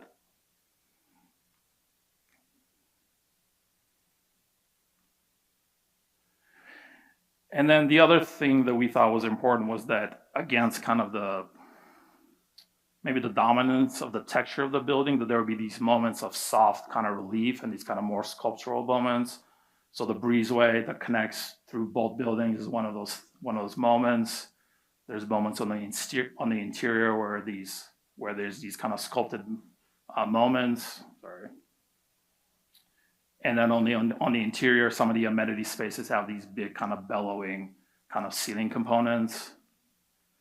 We actually realized that the trusses in our office were almost the dimension of one of those ceilings. So we ended up kind of mocking it up just so we could see it and we could show the client. So maybe just to finish off, I mean, I think there's a lot of things about the project that a lot of us are proud of. But I think for us in our studio, a lot of us grew up in Phoenix. And so I'm going to play a little video, but this video to me is maybe kind of the best thing about the project. You know, I grew up in Phoenix. I grew up going to shows in Phoenix.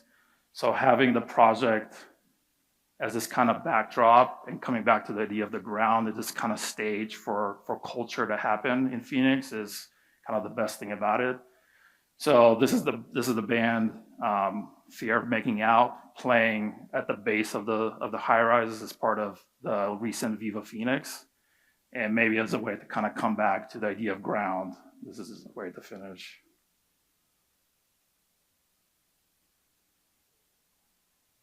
Okay, there's supposed to be sound, but imagine it's cool sound.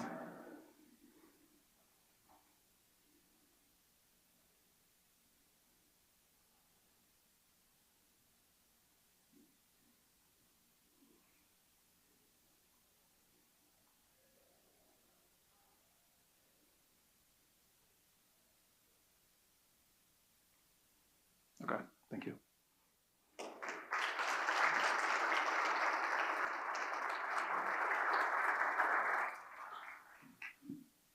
All right. Such a cool project. Any questions for Steve while we have him about the project itself, the complications of building that sort of job downtown, the light rail? Yes. MKB. They're just a local, they do traditional framing too, but they have a prefabricated kind of component as well.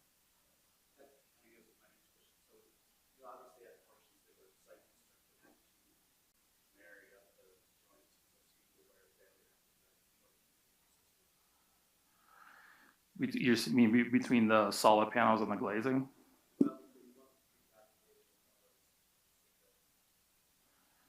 Yeah, I mean, there wasn't a lot of those moments, so I can't kind of remember specific technical challenges that we had. I mean, honestly, the thing that just was so many endless night, kind of sleepless nights was that, you know, we checked and double checked and triple checked the dimensions of these panels, but I just kind of kept imagining that they would show up and they'd be like a foot long or a foot short, and kind of miraculously it all kind of worked out, and even all the windows are where they need to be in the room. So that was the thing that was just very kind of nerve wracking, because the whole thing was kind of like a Tetris piece, especially on the West building.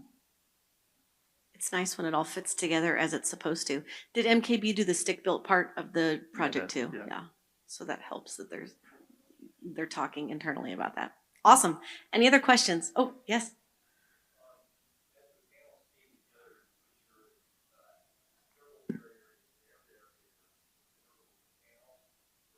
There was.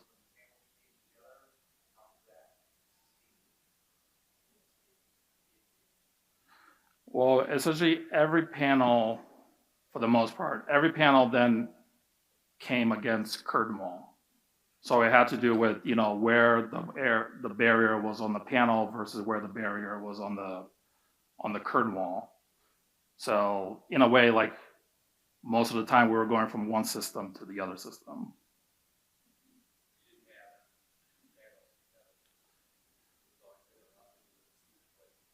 There's a couple of conditions on the east tower. There's like those kind of long, on the short facades, there's a couple of places where there's 2 or 3 prefabricated panels. And there, again, it was just kind of the alignment of just getting the line of the barrier to go from one to the other. Yeah. Yeah. It's a great question, and always one of the complications to those prefab panels is how do you make this seem invisible and waterproofed? Great question. Any other questions? All right. Thank you, sir. Thank you. All right. Next up, we're going to bring John Anderson with 180 Degrees and a design build studio.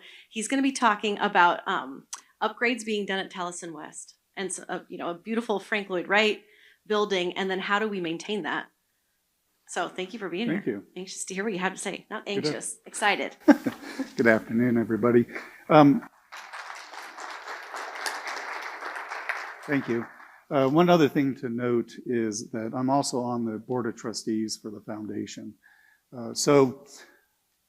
This project that we've been collaborating with them on is pretty interesting. We're trying to develop a new roof system for Taliesin West, and that gets to be very interesting when you're working at a UNESCO World Heritage Site.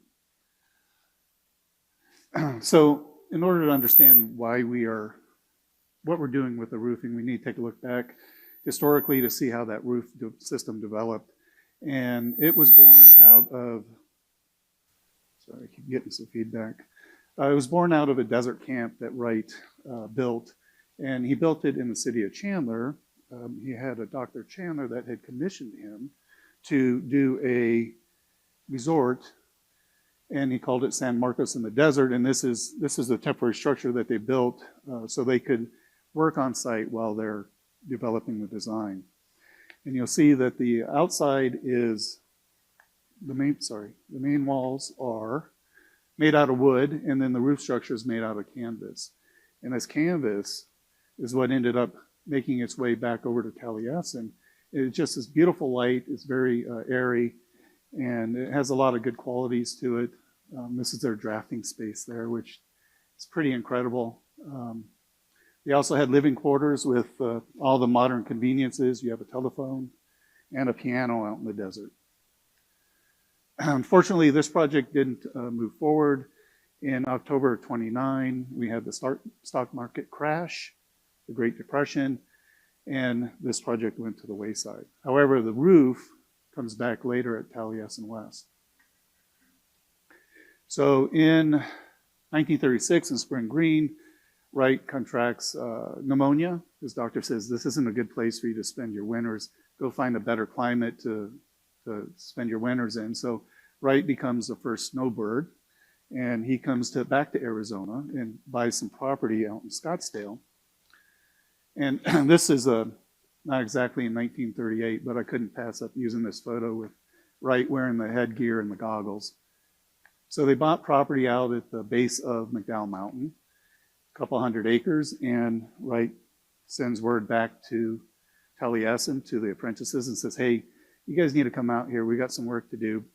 Bring some shovels and rakes, wheelbarrows and concrete mixers, and also, you know, bring the cello as well, because, of course, in the middle of the desert, you need some entertainment. So they got started, and over the course of 3 years, they built the historic core. This is their sleeping arrangements, since they were in the middle of the desert. And in the historic core, we have Wright's office in the middle, the drafting studio, and then you have Wright's living quarters, and then you also have the garden room, which is their living room. So you can see this is a little bit different than what they did at Ocotillo. The walls are desert masonry, a little more permanent, right? This is meant to be a more permanent winter home for Wright. And you can see the fabric panels up on the roof, simple material, it's readily available, it's inexpensive, and they fabricate these roof panels. So this is 1940, about 2 years, year and a half into it, and you can see they're having some issues with the structure, but you do have a space that's well lit. You've got open breezes coming through because those panels over there on your left, I'm sorry, your right, hinge up so you can get airflow in there, so you get passive cooling. And this is a desert laboratory for Wright, so over time things evolved. You can see now the roof structure is a little more streamlined. In this image here, now they have lighting that they've added. Again, the roof has made another iteration. And then after Wright's death, Wright died in '59, so in the '80s, Taliesin Architects was working out of Taliesin. And you can see there was even more evolution here. Now the roof system's a call wall system, right? You've got windows, glass windows now because air conditioning was introduced in 1949. So this was a condition of Taliesin West at Wright's death. You can see the historic core there. And being a laboratory, after Wright passed, the apprentices kept evolving Taliesin West until it's here as you see it today. And of course, you can see the desert also changed with the housing starting to come in from the north. So in this project for the roof, we're talking about using innovative materials. And the question becomes, would Wright be doing the same thing right now? We're talking about changing his home. And the question is, I believe it's yes, because if you look at the same time, 1936, this is about when he was designing Taliesin West. He was also working on this design here for S.C. Johnson. And the research tower is actually, instead of using windows, he ended up using one of the products that they manufactured, which was the Pyrex glass. So there's 43 miles of glass that are on this structure. And the way he's using this different material creates such a beautiful quality of light. It's just simply amazing. So, you know, this idea of using alternate materials, and there's nothing that's foreign with Wright. You can look at the Guggenheim. You can look at the fact that he was putting in a round peg in a square hole, right? Everything in the neighborhood square, and then he comes and drops in a helical cylinder. And the other thing he was doing here is he was really working with concrete in different ways, right? Here he's doing these thin floor plates that cantilever out that create a whole new experience without columns and other things in the way. And it's just an absolutely beautiful space. So taking this idea of innovation and how do you apply it to preservation? And the foundation is a forward-thinking, they have this forward-thinking with them that we look at the value-based preservation. We're not preserving an artifact, right? We're preserving an idea. So what does that mean? These are the questions that we ask when we start to look at something that needs preservation. You know, why is this valuable? How do we preserve that value?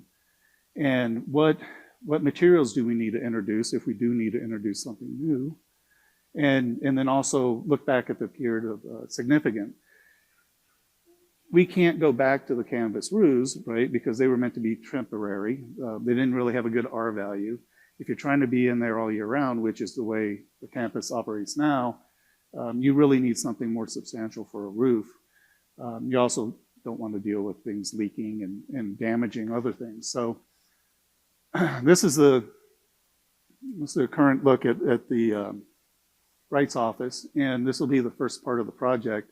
And you can see that in this state here, we have acrylic panels on top, and then there's a fabric of canvas that wraps down the bottom. So when you go in there, you actually feel like you have a canvas roof, but you really have the protection of the acrylic on top.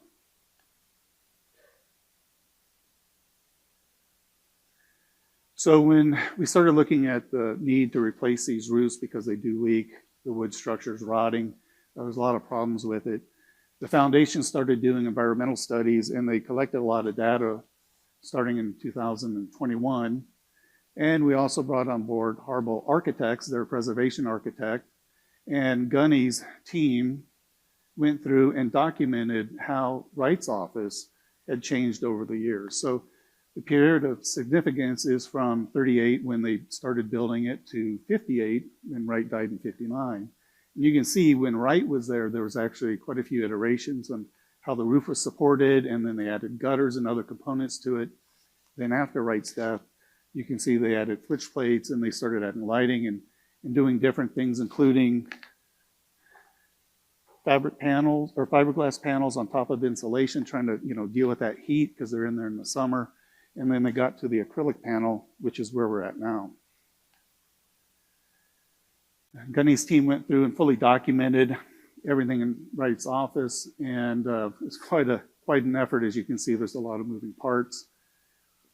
And they developed this concept for a new roof panel, and this involves creating 4 different custom dies, so they can do extruded aluminum frames for the panels, because you have different conditions on this roof, and they had to address those independently. So they also took a look at what are we going to do for this fabric, right? The colors aren't really working here through the digital, redoing these all the time. The colors kind of got lost, but you have the original canvas all the way up to something that what we're actually looking at in figure 19, where we're going to do a PTFE product that has an aerogel insulation component woven inside the panel. And this is a section of how that works. You can see the pillowing effect with the insulation in the middle, and the fabric itself will wrap around the aluminum frame and lock into it. So when you're looking from underneath, you don't realize that it's pillowed because you don't see that thickness at all, because it gets captured by the frame. So our firm came in and started looking at how do we prototype this design, right? There's a concept, and we got to make sure this thing's going to work. You can't go producing custom dies and custom aluminum profile runs. It starts to get really expensive. So how do you test drive this to make sure that this is a proof of concept? So we started out with digitally scanning Wright's office, so we could actually bring that into a virtual realm where we can model it in 3 dimensions. We also identified different mock-ups that we wanted to look at, specific conditions where there was something unique happening that we wanted to study.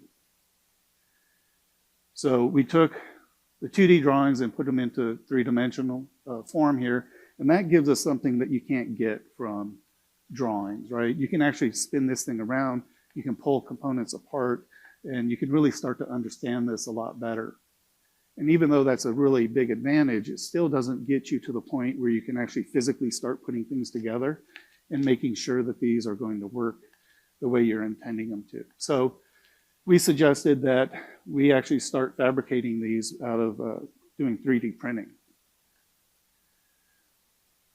So our team went together and started identifying the profiles and figuring out the time, the material cost, and everything's going to be involved in being able to print these, and we're doing half-scale mock-ups. So these are all the parts, that's the assembled component, and we did things out of different colors so you could identify which component was which. And now, after printing these, we actually have components that do interlock or maybe don't.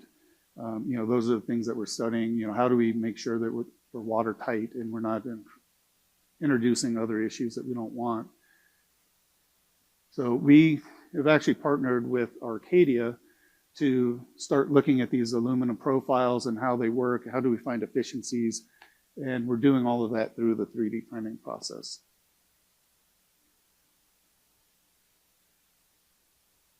So a couple photos of us assembling all the parts.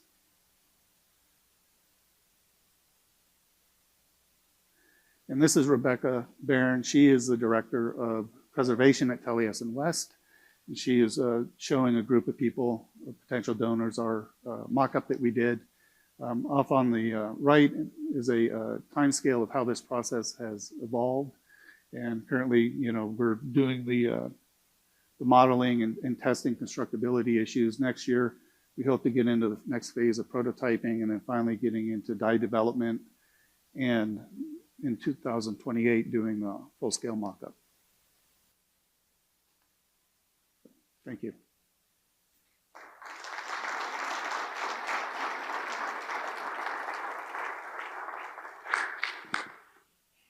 What a cool explanation. All right, any questions related to this?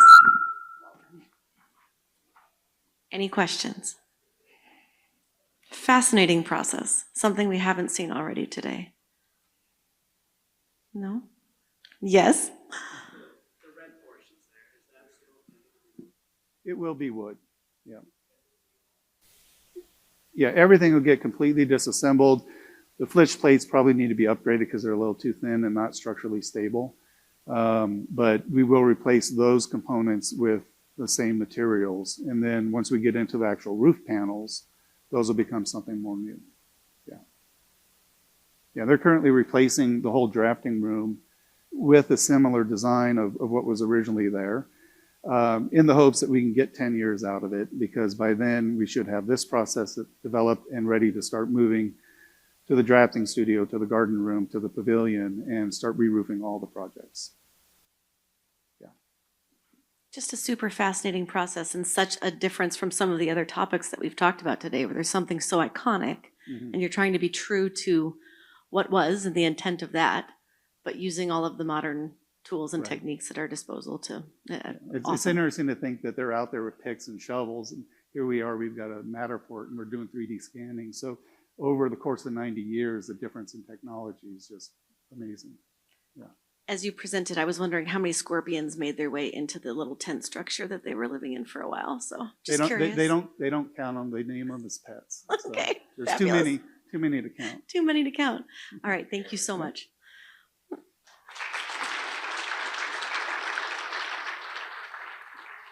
All right, next on stage will be Mr. Donald Lawson with AGC Chemicals. The older I get, the farther away I have to pull the paper. It's so frustrating. We'll be talking about environmentally friendly fluoropolymers, resins for powder coating. I did practice that ahead of time. Thank you, sir. Hey, all righty. Good afternoon. I'm going to be talking about something that's kind of way in the beginning of this process. So this is a resin system, FEVE, so it's a fluoropolymer system. I'm going to talk a little bit about what that is, what the chemistry is. Also, why would you use this? Why would you spec this in to your projects? I'm sorry. Oh, it's up here? Gotcha.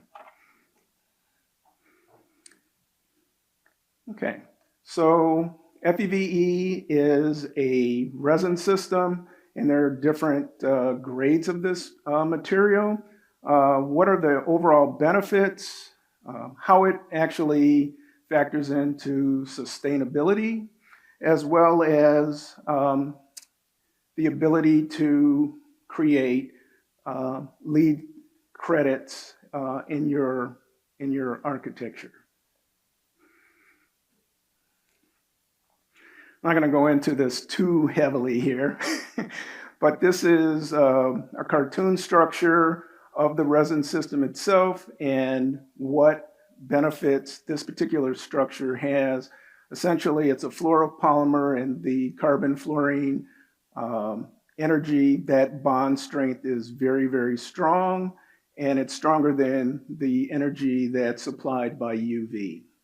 And then the material is also what we call a perfectly alternating structure, and it has both fluorine and carbon, that part, but it also has vinyl ether components, and that allows this material to be soluble at room temperature for the liquid grades. And then on the on the powder side, we have materials that also have some of these unique characteristics. We have multiple grades, but I'm going to focus just on the powder system here.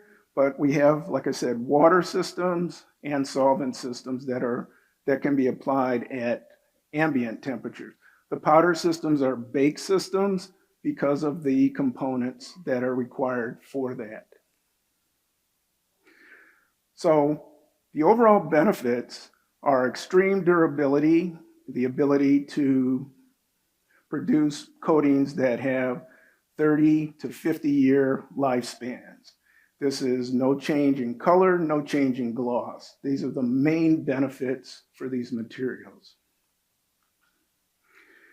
They are the powder systems that I'm speaking of can be formulated for AMA 2605, and that is their primary benefit in terms of specifications. So some of the lead credit issues are the life cycle is extremely long, as well as your overall cost benefits are going to be realized with these systems because they give you this extreme lifetime sustainability. So if you look at it from a cost structure, initially these coatings are going to be much more expensive than, say, an alkyd system or a polyurethane system. But if you look at it extrapolated over the several decades, your overall cost structure is extremely low. As a matter of fact, it's considerably lower than these quote unquote initially cheaper systems. So this, where we really, you can see that over a lifespan of 7 years for the alkyd system, which typically you're not going to use for most of your facades, but a polyurethane system, usually get about 18, 20 years out of that. And so that overall cost, you can see the longer your time span for your product, the lower the overall cost for the lifetime of the structure. So we have very low recoat cycles with these materials, with the fluorourethane system. And if you go out to 60 years, you can see that the overall cost per year is extremely low. So I'm going to talk a little bit about three structures that are LEED credit certified. So Las Vegas City Hall. Here, the steel struts are coated with a FEVE powder system. This again provides excellent durability, gloss, and color sustainability for that. And then the overall for the over the years for this particular building, you're going to have extremely low recoat costs. Then the Salt Lake City Public Safety Building. Again, this is a LEED Platinum building, and the exterior of all the aluminum on this building are also FEVE powder coated. And then the San Diego Airport, again, another LEED Platinum certification, and this system uses a two-coat system where there's a zinc primer and then the FEVE top coat system. We have some more structures, the Phoenix Sun Club Gila River project, Grand Canyon Sky Bridge, and Facebook Spring District building. So again, some of the overall benefits: it's an eco-friendly system, no solvents involved in powder systems, the long-term lifespan of the coating in terms of the aesthetics, the ability to create thousands of different colors, different textures. All of these things are possible with powder, and the FEVE system allows you to get extremely durable coatings. And that's it.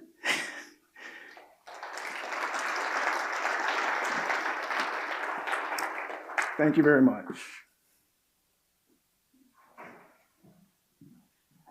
Donald, thank you for being here. Thank I will you. say, we talked earlier about ChatGPT and sometimes it gets it wrong. I promise I ChatGPT'd and it said FEV.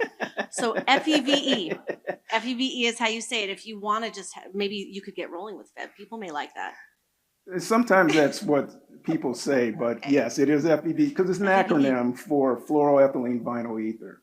So Makes we sense. just keep all that short. Makes sense. Yeah. Any questions for Donald while he's up here?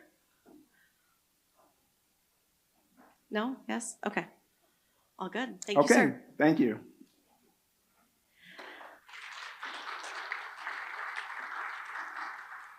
All right, we will be welcoming our second and final panel up to the stage. So we have more chairs coming back up on stage. This time there's 5 chairs. So we might need a fifth of the more time that we did for the last round. Great day so far, right? Super informative. And I would say to the team that put it together, what a unique blend of technical expertise and some very cool projects that we learned about. Awesome stuff. All right, take a minute, relax. You can check your phone for 1 minute while we get the stage set for this final panel, but this is one you will not want to miss. So what we're talking about is the specialized exterior considerations that are involved in things, specialized applications of buildings like the healthcare science, biotech, those kind of environments. So it's coming up. It's a great panel. You won't want to miss it. So I'm going to try not to talk a lot, which if you know me is a big ask. I'm going to try to let the panel speak more. So we have Keating with the City of Phoenix Development Office. We've got James Hatch with Kovac Facades, and you guys can go into more detail, of course. Joe Leszewski, who's the current ASD architect, and Alex, sorry, name to be Alex determined Porter later. with co-architects. And so as we all know, in Phoenix, we have a very harsh climate. When it comes to bioscience buildings, healthcare, other things that have much higher, energy demands, comfort level demands, air tightness demands, that requires a higher level of envelope tightness and treatment in the envelope. And so we're just going to talk about some of those using some past projects, both from an owner representative standpoint, as well as from the designer standpoint. So we'll start it off with Zandon. All right. Hello, everybody. I'm Zandon Keating I'm with the City of Phoenix with the Economic Development Office. I'm not an architect or engineer or designer in any way, but I'm more on the owner side, that as was kind of noted. So one of the things, or where my kind of expertise is in the real estate development side from economic development. So my job really is to drive developers to build where the City of Phoenix wants them to build, but maybe they don't want to build. And so that where we kind of started was in downtown Phoenix. If you go back 30, 40 years, downtown Phoenix was very different than it was today, or it is today. It was a lot of parking lots, a lot of vacant lots. People came in started their job at 9 a.m. and then they left as soon as they could get out at 5 p.m. There was really nowhere to eat. There was nothing to do past 5 o'clock until they opened some of the arenas and that sort of thing. So one of the things that the city did do during that time was they bought a lot of land, and some of that land they bought because they were trying to locate a football team in downtown Phoenix, Arizona Cardinals. They were trying to get that stadium in downtown when they came here and started designating that space, built a good piece of property, and then the Cardinals built a stadium out in Glendale. And so we lost it in downtown Phoenix. It's actually a great thing. A football stadium is activated about 8 games, 8 days a year, 8 Sundays a year. There's some special events, but really it's that, you don't get much out of a football stadium like you do the basketball arena, baseball stadium. Those things are jammed all year round and are great assets for downtown. But a football stadium, we're kind of glad that we lost that. And instead, we established what is called the Phoenix Bioscience Core, the PBC. And that is, we have all 3 of our state universities on that campus. It's the only place in the state of Arizona where they can actually get along and work together. And so we're pretty proud of that we have that here in downtown Phoenix. But it's the real focus for life sciences, and it's so critical to the city that they're able to, there's medical school there, but there's a lot of really cutting edge, pretty amazing research that's going on that campus. There's some pretty amazing cancer research that's going on. They actually have a vaccine. Cancer vaccine is being developed there that they're using they're testing it right now in canines, but they believe it's transferable to humans once they can kind of get to that point. So we're pretty excited at the prospect of an actual cancer vaccine coming out of that campus. There's some other pretty cool stuff that's happening with the first marijuana breathalyzers. It'll be the first marijuana breathalyzer that should come to market. Looks like it's going to come out of the PBC. And so it's really important to the city. We're a hot climate, and we have some of the highest temperatures in the world, and we need to make sure that research that is happening on that campus is protected. And so the facade becomes really, really important, really critical to the city and to those operators that are in there, that it's going to be climate sealed. We're going to be able to protect what's going on in there from the hot temperatures that are outside. And then another really important consideration to the city is we want to make sure that the facades, this is a marquee property for the city. And all of these buildings are really important buildings to the city. We want, it's really critical that it's a beautiful design. It's something that people see and they know that is in downtown Phoenix. That is the PBC. And, it gives us that attention that we're really kind of looking for in downtown Phoenix. This is not just some campus that is out on the periphery. Want to make sure that it looks good, it's environmentally sensitive, it's able to stand up to the elements. Those are some of the critical pieces. We only have this one slide because for us, what's important is kind of the entire campus. And so this is sort of a map, a rendering of what eventually you'll see over the entire campus. And I think yes, that does work really well. So this is the campus right here. It's kind of a linear campus on the east side of downtown Phoenix. You start on the south. These are some historic buildings. These were actually one of the first high schools in downtown Phoenix. It was Old Phoenix Union High School. So there's some really interesting historic buildings that we don't have to do anything with the facade, but it certainly has some issues with making sure that those stay cool throughout our high temperatures. This building right here is a future building, but these buildings, these are kind of the core of the existing campus. So this is Tianjin. They are a company that they're actually who decoded the genome. So they're the company that created 23andMe. And then these are 2 University of Arizona buildings. These are kind of our earlier attempts on the overall campus of doing some development. And so they look very different from what you kind of see being developed today. This is another University of Arizona building that's under construction right now, a new health innovation building. And then you go up here to sort of the northern part of the campus. ASU is just starting construction on this. It's going to be their new medical school. We have some more future buildings in here. where we really need to be thinking about that facade. And then up here at the northern end, you have what's called 850 PBC. And that's a building that's Wexford built pretty recently and has some cutting edge research. So that I'll pass it to, I don't know who's going next. It's me. There we go. So building up that, sorry. Rochester, Minnesota. This is the Kellen Research Center at Mayo Clinic. This is a glass curtain wall building, which I wouldn't recommend in Arizona, but it has a parametrically designed metal scrim facade that really focused on prioritizing balancing views and daylight while being a beacon for a high-end research facility. It isn't patient care, but very, very specialized research. A very beautiful building, recently completed. And then, sorry. Stepping back in HDR and ASU's history is ISTB4.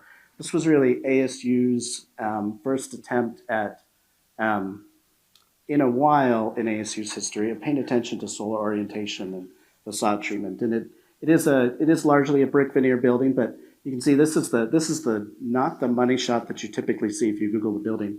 Normally you see the north side, which is mostly glass, but this is the southwest side, and you can see the south side, and this is 5 stories, lab and office building around an atrium. The bottom 2 floors are a learning center really designed around K-12, and the labs that face the south don't need a lot of glass, right? They didn't need views, didn't need glass, so it's a pretty opaque facade.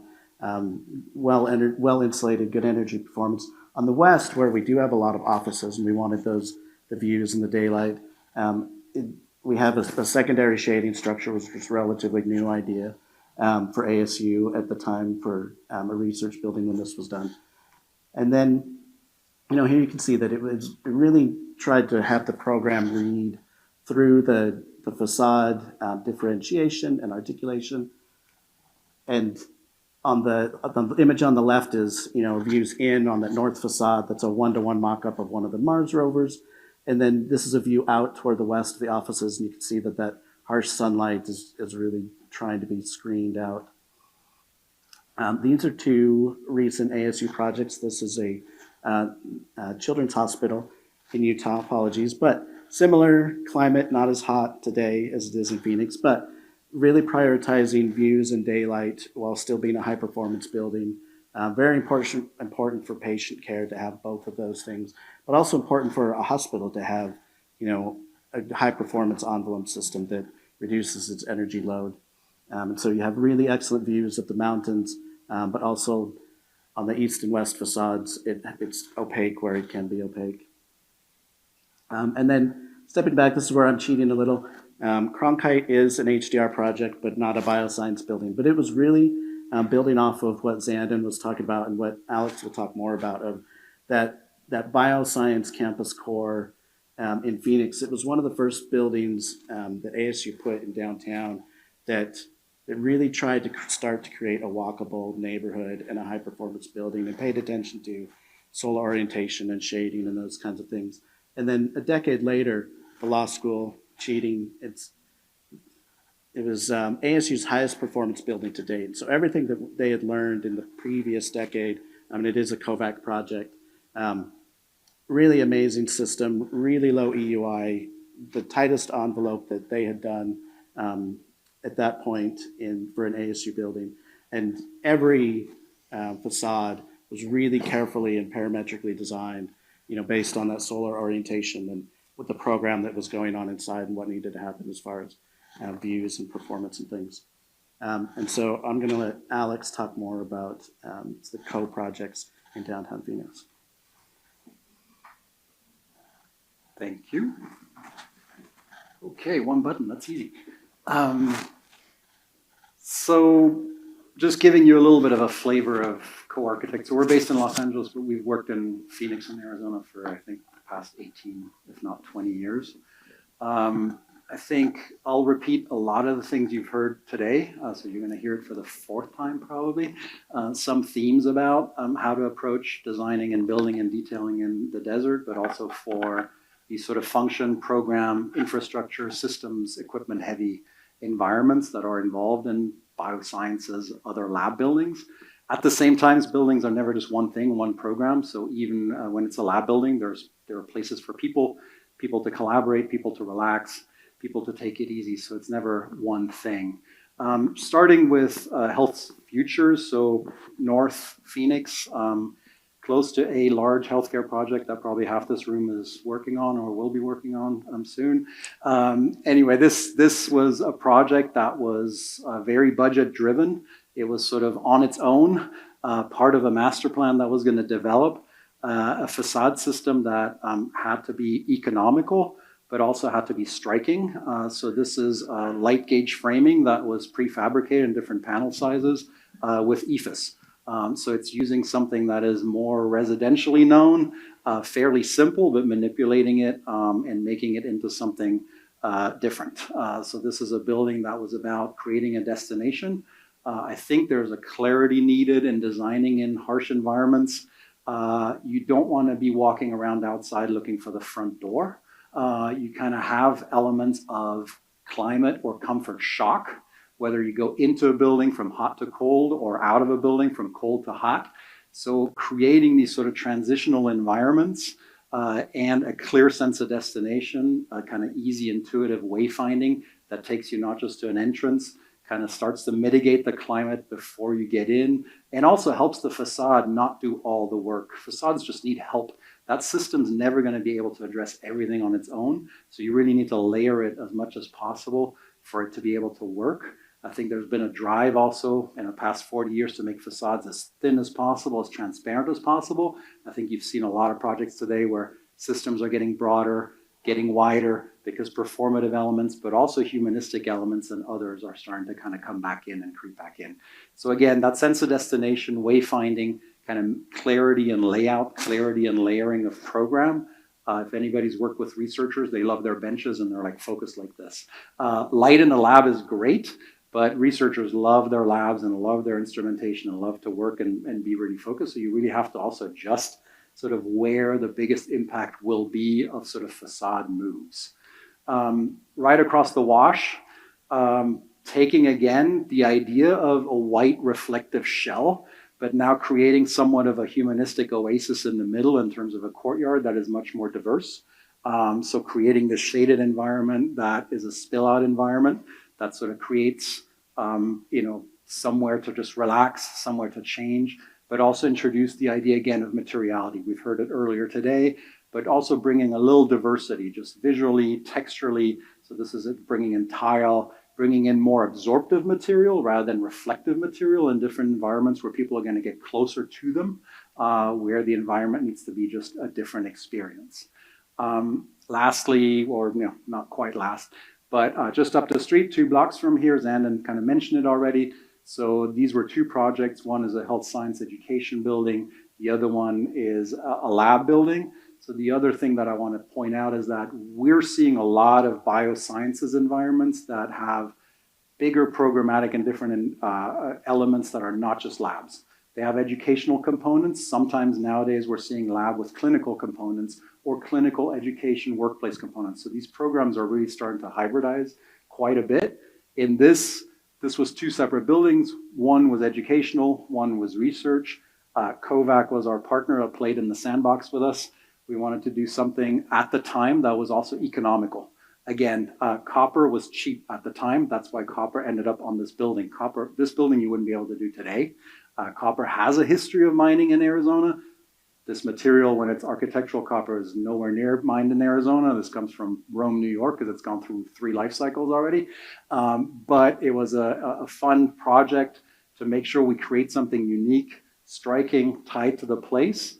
And we had a good partner that was willing to sort of experiment and play. So as I mentioned, to the right is sort of the educational wing. To the left, the tower is the research wing. This was a bit of a project that was build it and they will come. This building had 4 levels that had tenants. The rest were still shelled. And then research partners came into the building later. So the mechanical systems also had to be split. Different types of research, from wet to lasers to optics to this to that. So it was a very diverse program. Again, it played with proportion. So a lot of this is really common sense, but sometimes we kind of lose our way. So this was creating canyons in between not just the buildings, but also within the building components themselves. So kind of creating light slots that are deep, that are of a proportion where it self-shades, that are playing with different materiality depending on where the sort of building is facing, that are playing with orientation. We have the long orientations north and south. So the east and west are again closed up. We've heard this before, so pretty basic things, but sometimes we forget. Creating these courtyards that are then deep and shaded, make them more effective, make them more comfortable, make them more useful. The other thing is laminating the program elements. So really tying this to the functions. So to the right is the north, so it's very open, it's very glazed. And as you go deeper into the plan, you kind of get into social spaces, write-up places, labs beyond the glass, and then lab support, which are high fume hood intensive, lots of air changes. A high-performing facade will do less work. It's less effective because the mechanical system will have to do more work anyway. The air changes are going to overtake, so you're not going to really help much of the building performance on that side. So really kind of laminating and tying facade strategies to cost, to program, to function, and to how people are going to use them is kind of key. Lastly, HSIB, that's down in Tucson now. Again, Kovac, we worked on this. This is a terracotta facade on a unitized curtain wall. This was a fun project. Julie was on this as well. This was, I believe, in the end, 34 months design and construction, 230,000 square feet. So this was all prefabricated. This is the east-facing facade, and it was all about aperture. It was literally modeling essentially uses behind the facade. So the facade was designed from the inside out, essentially.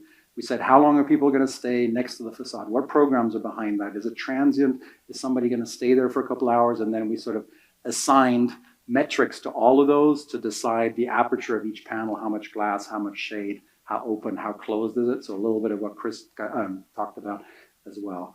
On the west side, closing the apertures, all the mechanical air systems, piping systems are coming up from that side and feeding the building. The mechanical rooms are interior, and really, again, closing that western aperture, which is especially a big heat load driver. So that's it, and I'll hand it over to Joe with that. Thank you. So I noticed John Kane sitting here, so this is really our ode to Architekton and their project on our campus. ISTB 7, now the Walton Center for Planetary Earth, came with a no problem attitude of this is Michael Crow's signature building. No pressure there. As you know, we're leaders in innovation, we're leaders in sustainability, and Michael Crow is kind of a leader in the world. So this project had no pressure whatsoever. And what was fascinating about it, maybe, there we go, is this is a four-sided building. It faces the street on four sides of the project, but in our master plan, I'm getting out of control here. On our master plan, what we like to do in all our buildings is have some type of atrium, some kind of passive solar approach, and I'll get a handle on this by the end of the week. And what we were able to do very well is follow those design guidelines. So on this view, along the light rail that passes our building, inside the courtyard. So in addition to the tremendous pressure on Crow, a legacy building, sustainability, SRP's canal goes through the middle of our site. Route 66 ended on our site. We started off with a toxic waste gas station, so on and so forth. So what I think is unique about this project is the canyons were done in more of a unitized curtain wall system, as you see here, letting lots of light into group spaces, collaboration spaces, and some outdoor spaces that you can see, walkways connecting. They're all shaded. There's a canopy on the top that's ready for solar panels, kind of creating that little interior sheltered courtyard that probably 9 months out of the year is very nice. And even when it's a warm day, you're still going to get some breeze, you're still going to get some air movement, and you're not running from space to space hoping to survive. It's actually a pleasant atmosphere and works very well. One of the neat ideas of the exterior skin, it's GFRC panel, there's over 900 of them on the building, but some of the images that came across have to do with, man, this thing just doesn't like me. Sorry, has to do with a cactus. So if you look at the skin of a cactus and the way it reflects light and repels light, that was sort of the background for some of the shapes of this facade. And you get a little bit of an image of that in image 3. They wrap the building with that. As you can see here, it starts to mimic that. And next time you're outside, go stare at a saguaro cactus real close. You'll get kind of the connection. Don't stare too close, you'll get stabbed. And then what this does is it gives us a skin behind our primary skin. And what's fascinating about this is you look at the thermal images that we've captured and you see the degree difference between the shade and the exposed portion of these GFRC panels. And this happens to be a 22-degree delta just on the panel itself. So you can imagine what that's doing thermally on the interior and up against the insulated wall that this is attached to. Just more images, different times of year. Trying to read some of the 20-degree difference, 14-degree difference between May and I believe that is January. So you start to get the sense that this facade that was developed really starts to help the energy efficiency of the building. And the one thing I know John and I are pretty frustrated about is that we cannot get the funding through the university to do an energy study. We went through all the LEED, we went through all the calcs, we went through all the sun studies and so forth. We have all these items in place, and what we really want to do is test them. And we're still fighting for about 30 grand to get somebody to come in and said, yes, you met your ASHRAE criteria, you met your LEED Silver criteria. And oh, by the way, this facade is reducing your energy cost by X%. So maybe next year or the following, we'll have that information for you to share, because I think it's important that we did spend more money than usual on this facade, but we haven't proven the benefits. We know they're there. We just need somebody to do the math, and we're a state university, so coming up with money for things gets a little interesting at times. I can finally give it to you and get rid of that thing. I'm a little nervous to take on this clicker here. Can you hear me? Working? Hello, hello, hello? Yeah, it's on. I can just yell. There we go. Working. All right, I'm a little nervous to take on this clicker. We'll see if this works for me. So we started macro talking about Phoenix and the development, and my role here is to kind of get more into the micro level of these facades that we're working on. Kovac's been in Arizona for 60 years. We've been dealing with the heat, the UV, the challenges that we experience trying to build an amazing facade in this climate. As we get into some of these projects, I want to highlight some of the complexities that we initially face when we have the vision of someone like Alex. And we get into the budget phase, we try to look at costs, we try to look at constructability. We're trying to balance safety for our crews, we're trying to balance quality control. Ultimately, the longevity of these buildings and facades we're trying to build. This first project I want to highlight is the ASU Biodesign C project. So when we started on this project, this was a ZGF and McCarthy, the design build team. First of all, the delivery of this, we had the opportunity to enter into a design assist type of delivery. We found with some of these complex facades, not necessarily having more time to design these, but having the appropriate juncture in the design to start to influence and impact some of these decisions. With most of us in the room touching facades of buildings, we hate nothing more than to see something get VE'd off a project before it has adequate time to be vetted appropriately.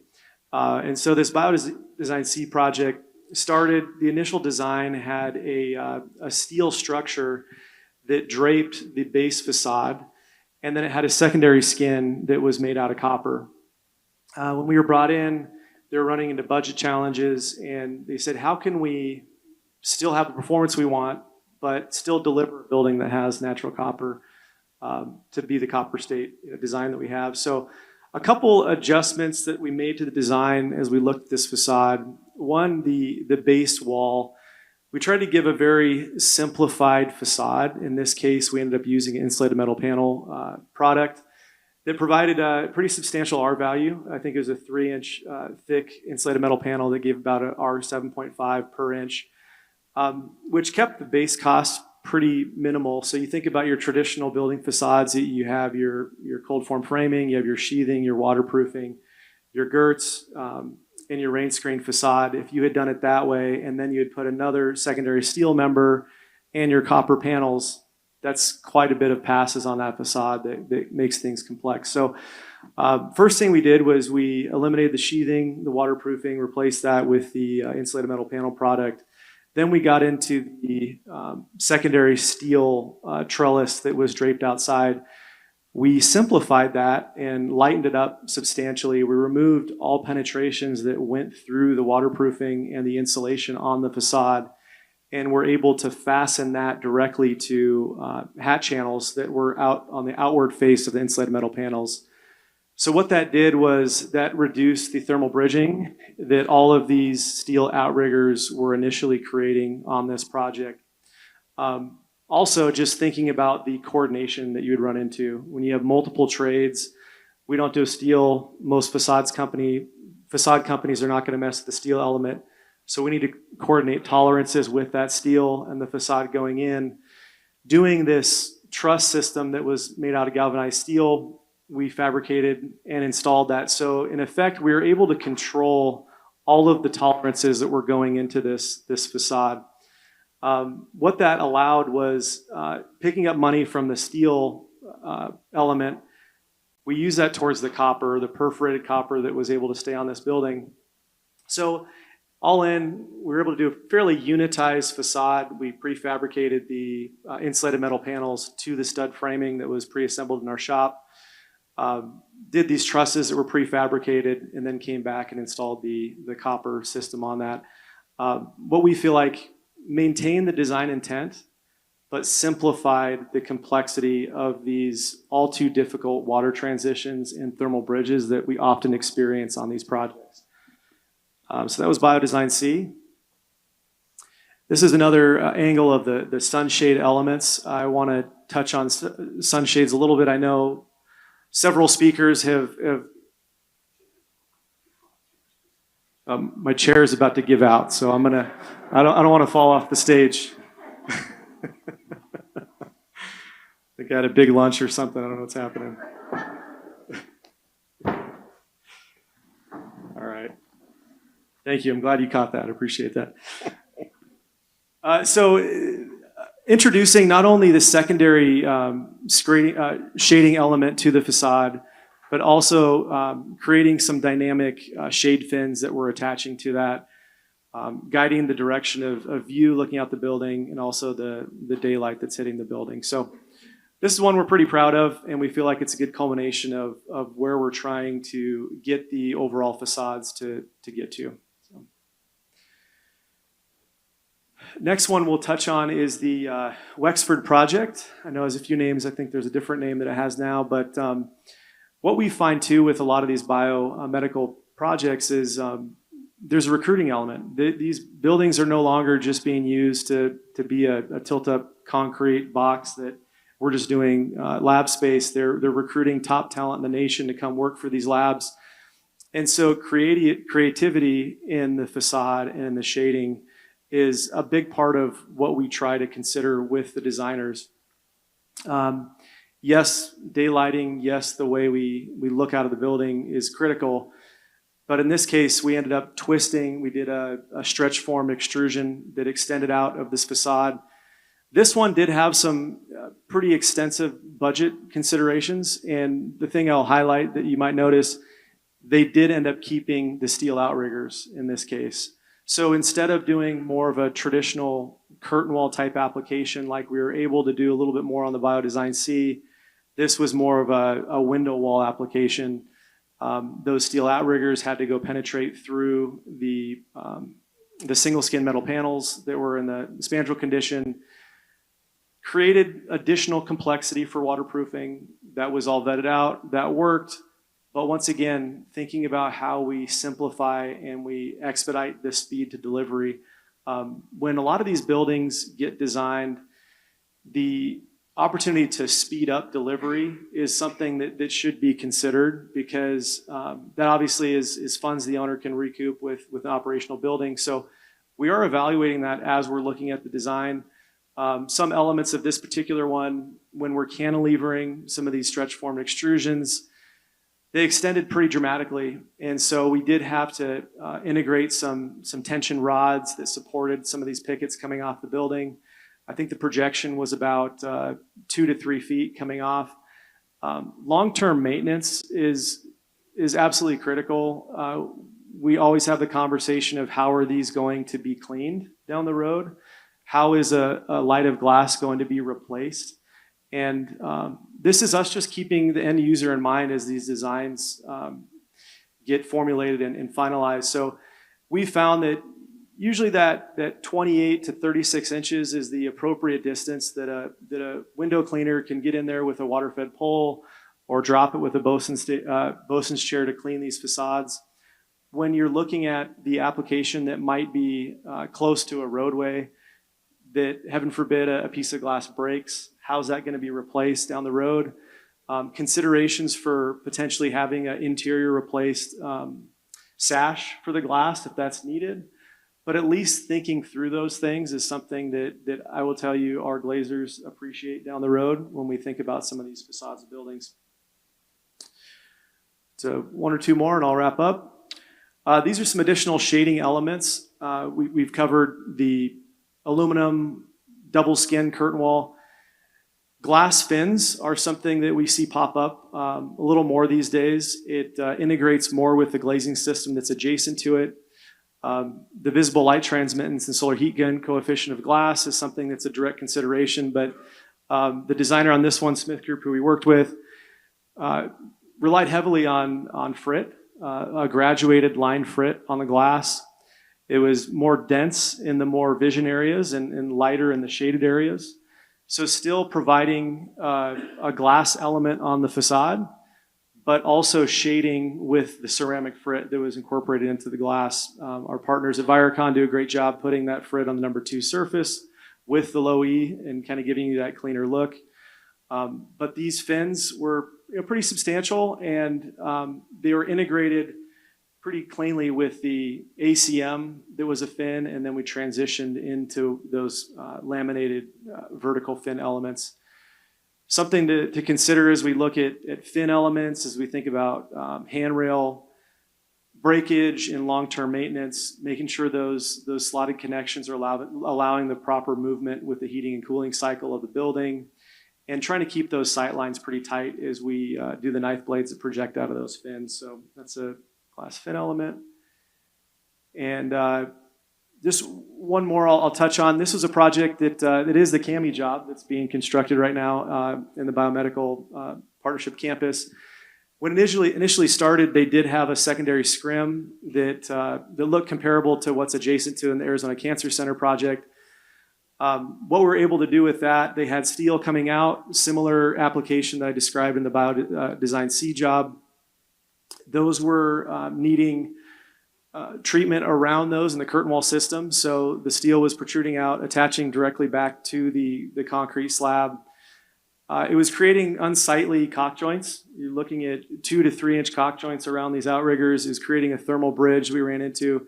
And the thought with that is, hey, they needed to project it out further so they could have walkway grading so someone can get back there and clean it. Well, the good news came when we did our calcs on that. We were able to eliminate the steel entirely and support that with the mullion system. So we tweaked the depth of the mullion slightly, went a little bit deeper. We're allowed to put some steel as an internal stiffener in our mullions, and then have those outriggers coming off the vertical curtain wall mullions in lieu of penetrating the glass. With these biomedical buildings, vibration, the sensitive equipment they're utilizing, the more we're able to get away from the thermal conductivity and the potential for road vibrations coming to the building. That was something they viewed as a positive. So another way to adapt to some of these secondary skins that are popping up more and more. And then the last one I'll highlight, and I'll wrap up, is the ASU law job, deviating a little bit from the biomedical element, but this is something that is close to my heart. When this building was being constructed in the southwestern climate, we were able to source the sandstone from northern Arizona and really focus on regionally sourced materials as much as we could. And we were able to do that, one, with some great design and general contractor partners, but two, having the appropriate time early on in the SD to make those adaptations and find and research the sources of these materials to get what they need. A lot of time these expedited projects get rushed, and some of these things that we really could source more regional materials don't get fully vetted just because we ran out of time. Some creative attachments that we did on this one. This was like what we were talking about earlier, a culmination of a fully unitized system. There was no separate stud framing. It was supported with a glazing system. It had insulated metal panel incorporated into the glazing system.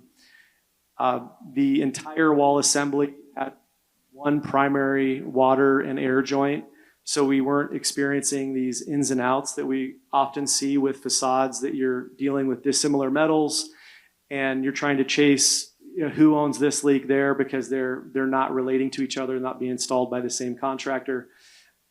With the attachment of this system, because it was fully unitized, there was some budget constraints that they had. We were able to eliminate a lot of the traditional curtain wall attachment system by beefing up and extending the pour stop and anchoring directly onto that pour stop for this system, thus allowing the budget to get to where it needed to be and a pretty rapid install on the project. So I will wrap up there and get the clicker back. Yeah. We'll probably leave it on this slide. They did tell me that since we're going last, we can take extra time. So I won't keep you from the refreshments too long, but I did want to ask some questions. So Alex, you mentioned that, I think it was a good point, that in high performance build or high intensity use buildings, the air handlers are churning so much air that the envelope isn't going to make as much of an impact. So where do you see the importance of the envelope in buildings like this? I mean, it's in that particular function of the building, right? So I think having sort of mixed mode systems is really kind of key, because the climactic environment inside that you're doing for a lab is going to be one thing, where people are going to spend their time in for office is another. I don't know if this mic is working, but I'll just keep talking. Yeah. So I can also. I can hear you. Is that better? All right. So I think having sort of the capability to have mixed mode systems is kind of key. It's not just key from an energy perspective, it's also key from a comfort perspective. So you're going to have environments where you have these high air changes, you have equipment-driven systems, but you also have places for people where displacement ventilation, low volume, low speed ventilation is key. So I think being able to mix it and hybridize it is a strategy that has to be implemented. The sort of constant air volume, if it's too hot, then just crank more air, just turn it down. It doesn't really work. I mean, buildings are more and more fine-tuned, but I think being able to sort of change and fine-tune those systems and kind of adapt them to the uses, I think is kind of key. Sounds basic, but again, forgotten more often than not. Yeah, I agree. I think it's one of those things, I think most lab buildings, all lab buildings have an office component, right? Even if they don't have those other public spaces that we are seeing in more buildings, it goes to that attraction issue, right? But even in office, you're gonna have use, someone's gonna be sitting at their desk for hours a day. That mechanical system being separate from the one that's driving the lab and having a high performance glazing or facade system on that, I think ends up being really important. The other little thing is there are often millions and millions of dollars of equipment in these spaces, and a lot of that equipment has very, very small margins for temperature, humidity control, vibration control. So facades are also protecting and making sure that those pieces of equipment can actually operate.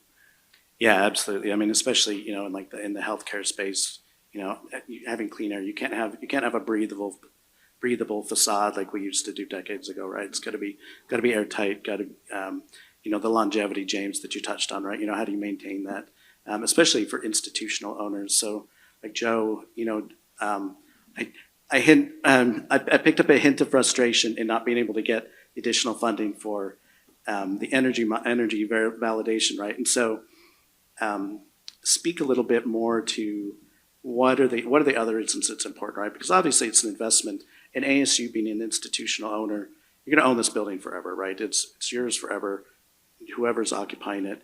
What are the other reasons to go to the efforts that you went to for the Walton Center, for example? Several reasons. It's a signature building. It's an entrance to campus. If you notice the bridge that Architekton designed as a portal from the east side of our campus, it's something that's going to be there for a long time. It announces our entry, announces our entrance. So spending those dollars, comes down to several items. Number one, it's a shade structure that helps the longevity and the operating cost of the building be reduced. That's a primary lead sustainability, innovation goal of the university on all of our projects. We design all our buildings to be 100-year buildings, so we expect it to last 100 years. Will it be a lab in 100 years? Who knows? The way we flip buildings, it could be anything next week. The other portion of this, and what we've become very smart about in the last decade, is what are we spending on facades? What is our target when we go into a project? We've had several projects, and HFC was one, where we were told to make a signature building because it was next to the Mayo Clinic, right? And we're next to that other school downtown. We got to look better than them, bigger and badder than them. Our logo should be larger. That's our directives. But we start talking about early now, what are we going to spend on a facade? And we have buildings that have spent $68 a square foot on a facade. We have buildings that have spent $168 a square foot on a facade. And the problem is with HFC, that wasn't budgeted. And we went into a very slick exterior, and the budget was way over, and it was bad budgeting up front that was hurting us on those projects. So we've become very astute and in tune with our planners and provost office to start identifying that. I mean, there may or may not have been a conversation, since it's being recorded, and I won't admit to it, about, lab should be a stucco box with no windows, because, lab guys don't need windows, and that kills their experiments. And, we kind of laughed that off, and we've been very successful at bringing the outside in, giving spaces of relief. We're doing a study now at our health building about how much exterior space can we gain, because we're behind what we typically mandate on our buildings. We like to have a place where the kids, maybe not today, but on better days, go outside and get a little relief, get a little fresh air. And on all of the buildings that I've been involved with, we do that at the ground plane. We do that with maybe terraces and so on and so forth. So it's all kind of integrated into our master planning on how we go about our buildings. And the facade's just as important as the ground plane, as the landscaping, signage, you name it. We're taking care, and our partners, Architekton, have been very mindful of that on our recent projects. Yeah, great. And I think you touched on a point there that I want to give to James, and then I'll follow up with Zand in a minute. But I think often, especially historically, and I think especially in Arizona, facade, shade elements, or even doing anything but a box, right, was looked at as an add-on. And like you mentioned, very often, because it was an add-on, it was cut from the project, right? Instead of looking at it holistically and in an integrated system. I think that's why the law school, even though not a bioscience building, is such a prime example of that, right? Can you speak more about the level of involvement that you would like to see as a fabricator? Where in design can you be the most helpful to make sure that this is a holistically viewed system? Yeah, I think the complexity of these facades just continue to grow, and the expectation, the old days, having the master builder mindset that there's one person that knows everything, there's a master architect that knows every complexity of the building. I just don't think that's realistic, right? And so the need for experts in particular spaces, even down to the vendors that are supplying products, should be happening sooner in that discussion. I see this very often where the expectation from the owner to the architect is, hey, take this through 100% CDs, we're going to competitively bid this out. And then we get brought into the job and we go, all right, let's spend the next 6 months redesigning this thing within budget and finalizing product selections and doing all these things. And that's one philosophy, but what was that time that could have been used efficiently? And I think that the comment that we get often is, well, we need to be competitive. We need to make sure that this is delivered in a competitive environment. My argument is, I think the capability to deliver the concept of what the facade is, bring in a competitive space for the facade subcontractors, let them compete, let the best ideas win, and then bring them in from maybe the DD stage to that 100% CDs, I think ultimately creates a more successful project. The expectations of granularity with the facade too sometimes gets a little unrealistic. Pricing, they want every screw, every little element broken down like it's a hardware store, right? I want one screwdriver and I want one nail, and you're like, well, that's not exactly how the facade is brought together. It's a very homogeneous element that we need to be looking at how these things interact. So if you take that screw out, the whole building falls down. So one thing I've really liked to get towards is be transparent with an overall targeted budget. Like, we want this overall facade to be X amount of square feet. Let's not target every single minute element, because you might VE something that's very critical and it hurts the rest of the building. And you can still have great products like terracotta, something that's, terracotta has been used for 10,000 years. You want a product that has longevity? Oh, 10,000 years is pretty decent. Okay, well, it's expensive and has a long lead time. How can we incorporate something that can last a long time? Maybe those high touch areas where we have pedestrians, where we have people really interacting with that building. Let's look at incorporating that there where people really see that. Maybe back at house elements, we could do something that maybe is less impactful to the budget. So timing wise, I think it's trying to get on earlier before these get to 100% CDs, avoiding the redesign that takes place, and most importantly, the safety, the quality, and the schedule that we get into, because all of that stuff gets impacted down the road when that doesn't happen. Yeah, I think it's a great point, and it goes back a little bit to Joe's, the university becoming more savvy about their envelope, their desires and their budget for that envelope, right, and having that ballpark. But I think there's a balance between getting too granular, right? Instead of having, say, we want the glazing to be $25 a square foot, that suddenly might become too limiting, right? And instead of looking at it as part of the whole system. And so Zandon, sorry, I know I haven't given you much time to speak. So why don't you take us back and bring it home on what, from the city's perspective in attracting development and what in building a walkable downtown Phoenix and walkable cities, and not just downtown Phoenix, but particularly the bio research campus. What are you looking for, and how do you influence developers and architects to get that goal?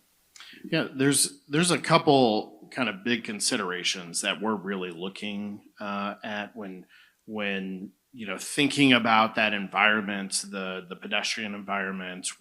What is a place that companies want to locate, that employees want to, where do they want to work? One of those critical things is from a climate standpoint, a comfortable environment, especially in Phoenix. We're a hot city, but you see that across the country. You see that everywhere, where creating a comfortable environment, and you have a lot of big buildings. You have the heat island effect, and so designing our buildings to make sure that they have some really good shade, structural shade that comes in, not just landscaping, because we can't do it all with trees. We need structural shade. We need building orientations that can assist with shade throughout the day. Those sorts of things, and then also building materials that help with with that heat element. So materials that don't necessarily hold on to the heat as well, things that may release the heat a little bit better or are not as reflective. So in the middle of the day, they're not, having this huge wall of heat coming off the side of them. I'll tell a quick aside. There's actually a building on the ASU campus. It's not on the PBC. It's on the ASU downtown campus, right next to the PBC. Was the School of Nursing, and when the School of Nursing was built, there was a lot of glass built or was installed on one of the faces on the south face, which is where all the sun is, and that glass, the reflection off that glass, actually melted the building across right across a kind of a little courtyard from it. It was melting the facade on this. It was an older building that was melting the facade on, but this new building was so impacting not just the environment in that area, but neighboring buildings that the glass had to be changed in order to actually make that continue to be able to work. But thinking about those sorts of things, how is that material going to impact surrounding buildings, but also just the environment around that? How are people going to actually use that space? And then the other real element, and the PBC is actually a great example of how we've learned over the years, is creating active spaces, creating something that is active beyond, or has at least the opportunity to be active beyond just when people are working in the building.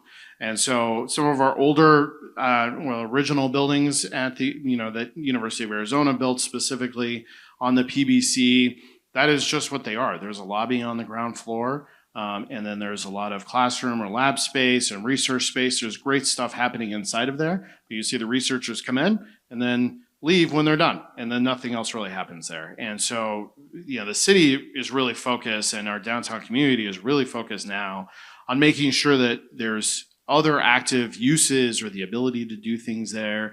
The Wexford building that we talked about earlier, for example, there's public space designed on there. There's a little coffee shop, but then there's also this great lobby that can be used for a lot of things. Every single Thursday, there's a big happy hour, and it's called Venture Cafe there, where they have different kind of programs, but they're inviting the community to come in, the professional community to come in and have discussions about kind of larger topics. And they'll usually have between 50 and probably 300 people there on any given Thursday for this event. And that's creating activity. It creates a reason for people to be there on that campus outside of that 9 to 5.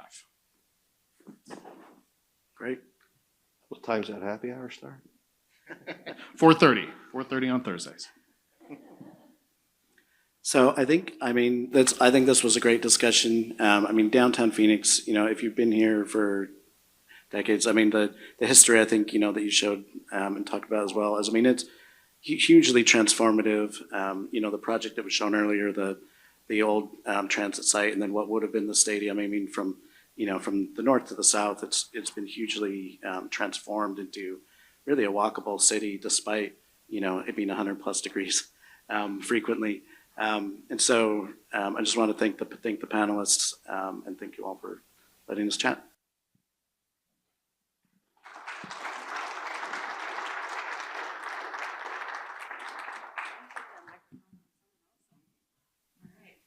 And with that, we are done for the day. So I want to thank all the panelists. The only one you were missing up here was a general contractor, but McCarthy was in most of those jobs y'all were talking about, so we're all good. There is refreshments outside as you guys exit, so we would love for anyone who wants to stay and continue talking, please continue those conversations. They're so very important as we talk about the importance of partnering and really having people you can rely on. It's incredibly important in this industry that we do that, so please enjoy refreshments, enjoy your conversations. If you need to get your AIA credits, it's on a table in the expo area. You need to sign your name, and we'll trust that that was you. So thank you so much for participating with us today. We hope to have Zach come back, not next year, but the year after. And we look forward to continuing to work together. Thanks, everybody.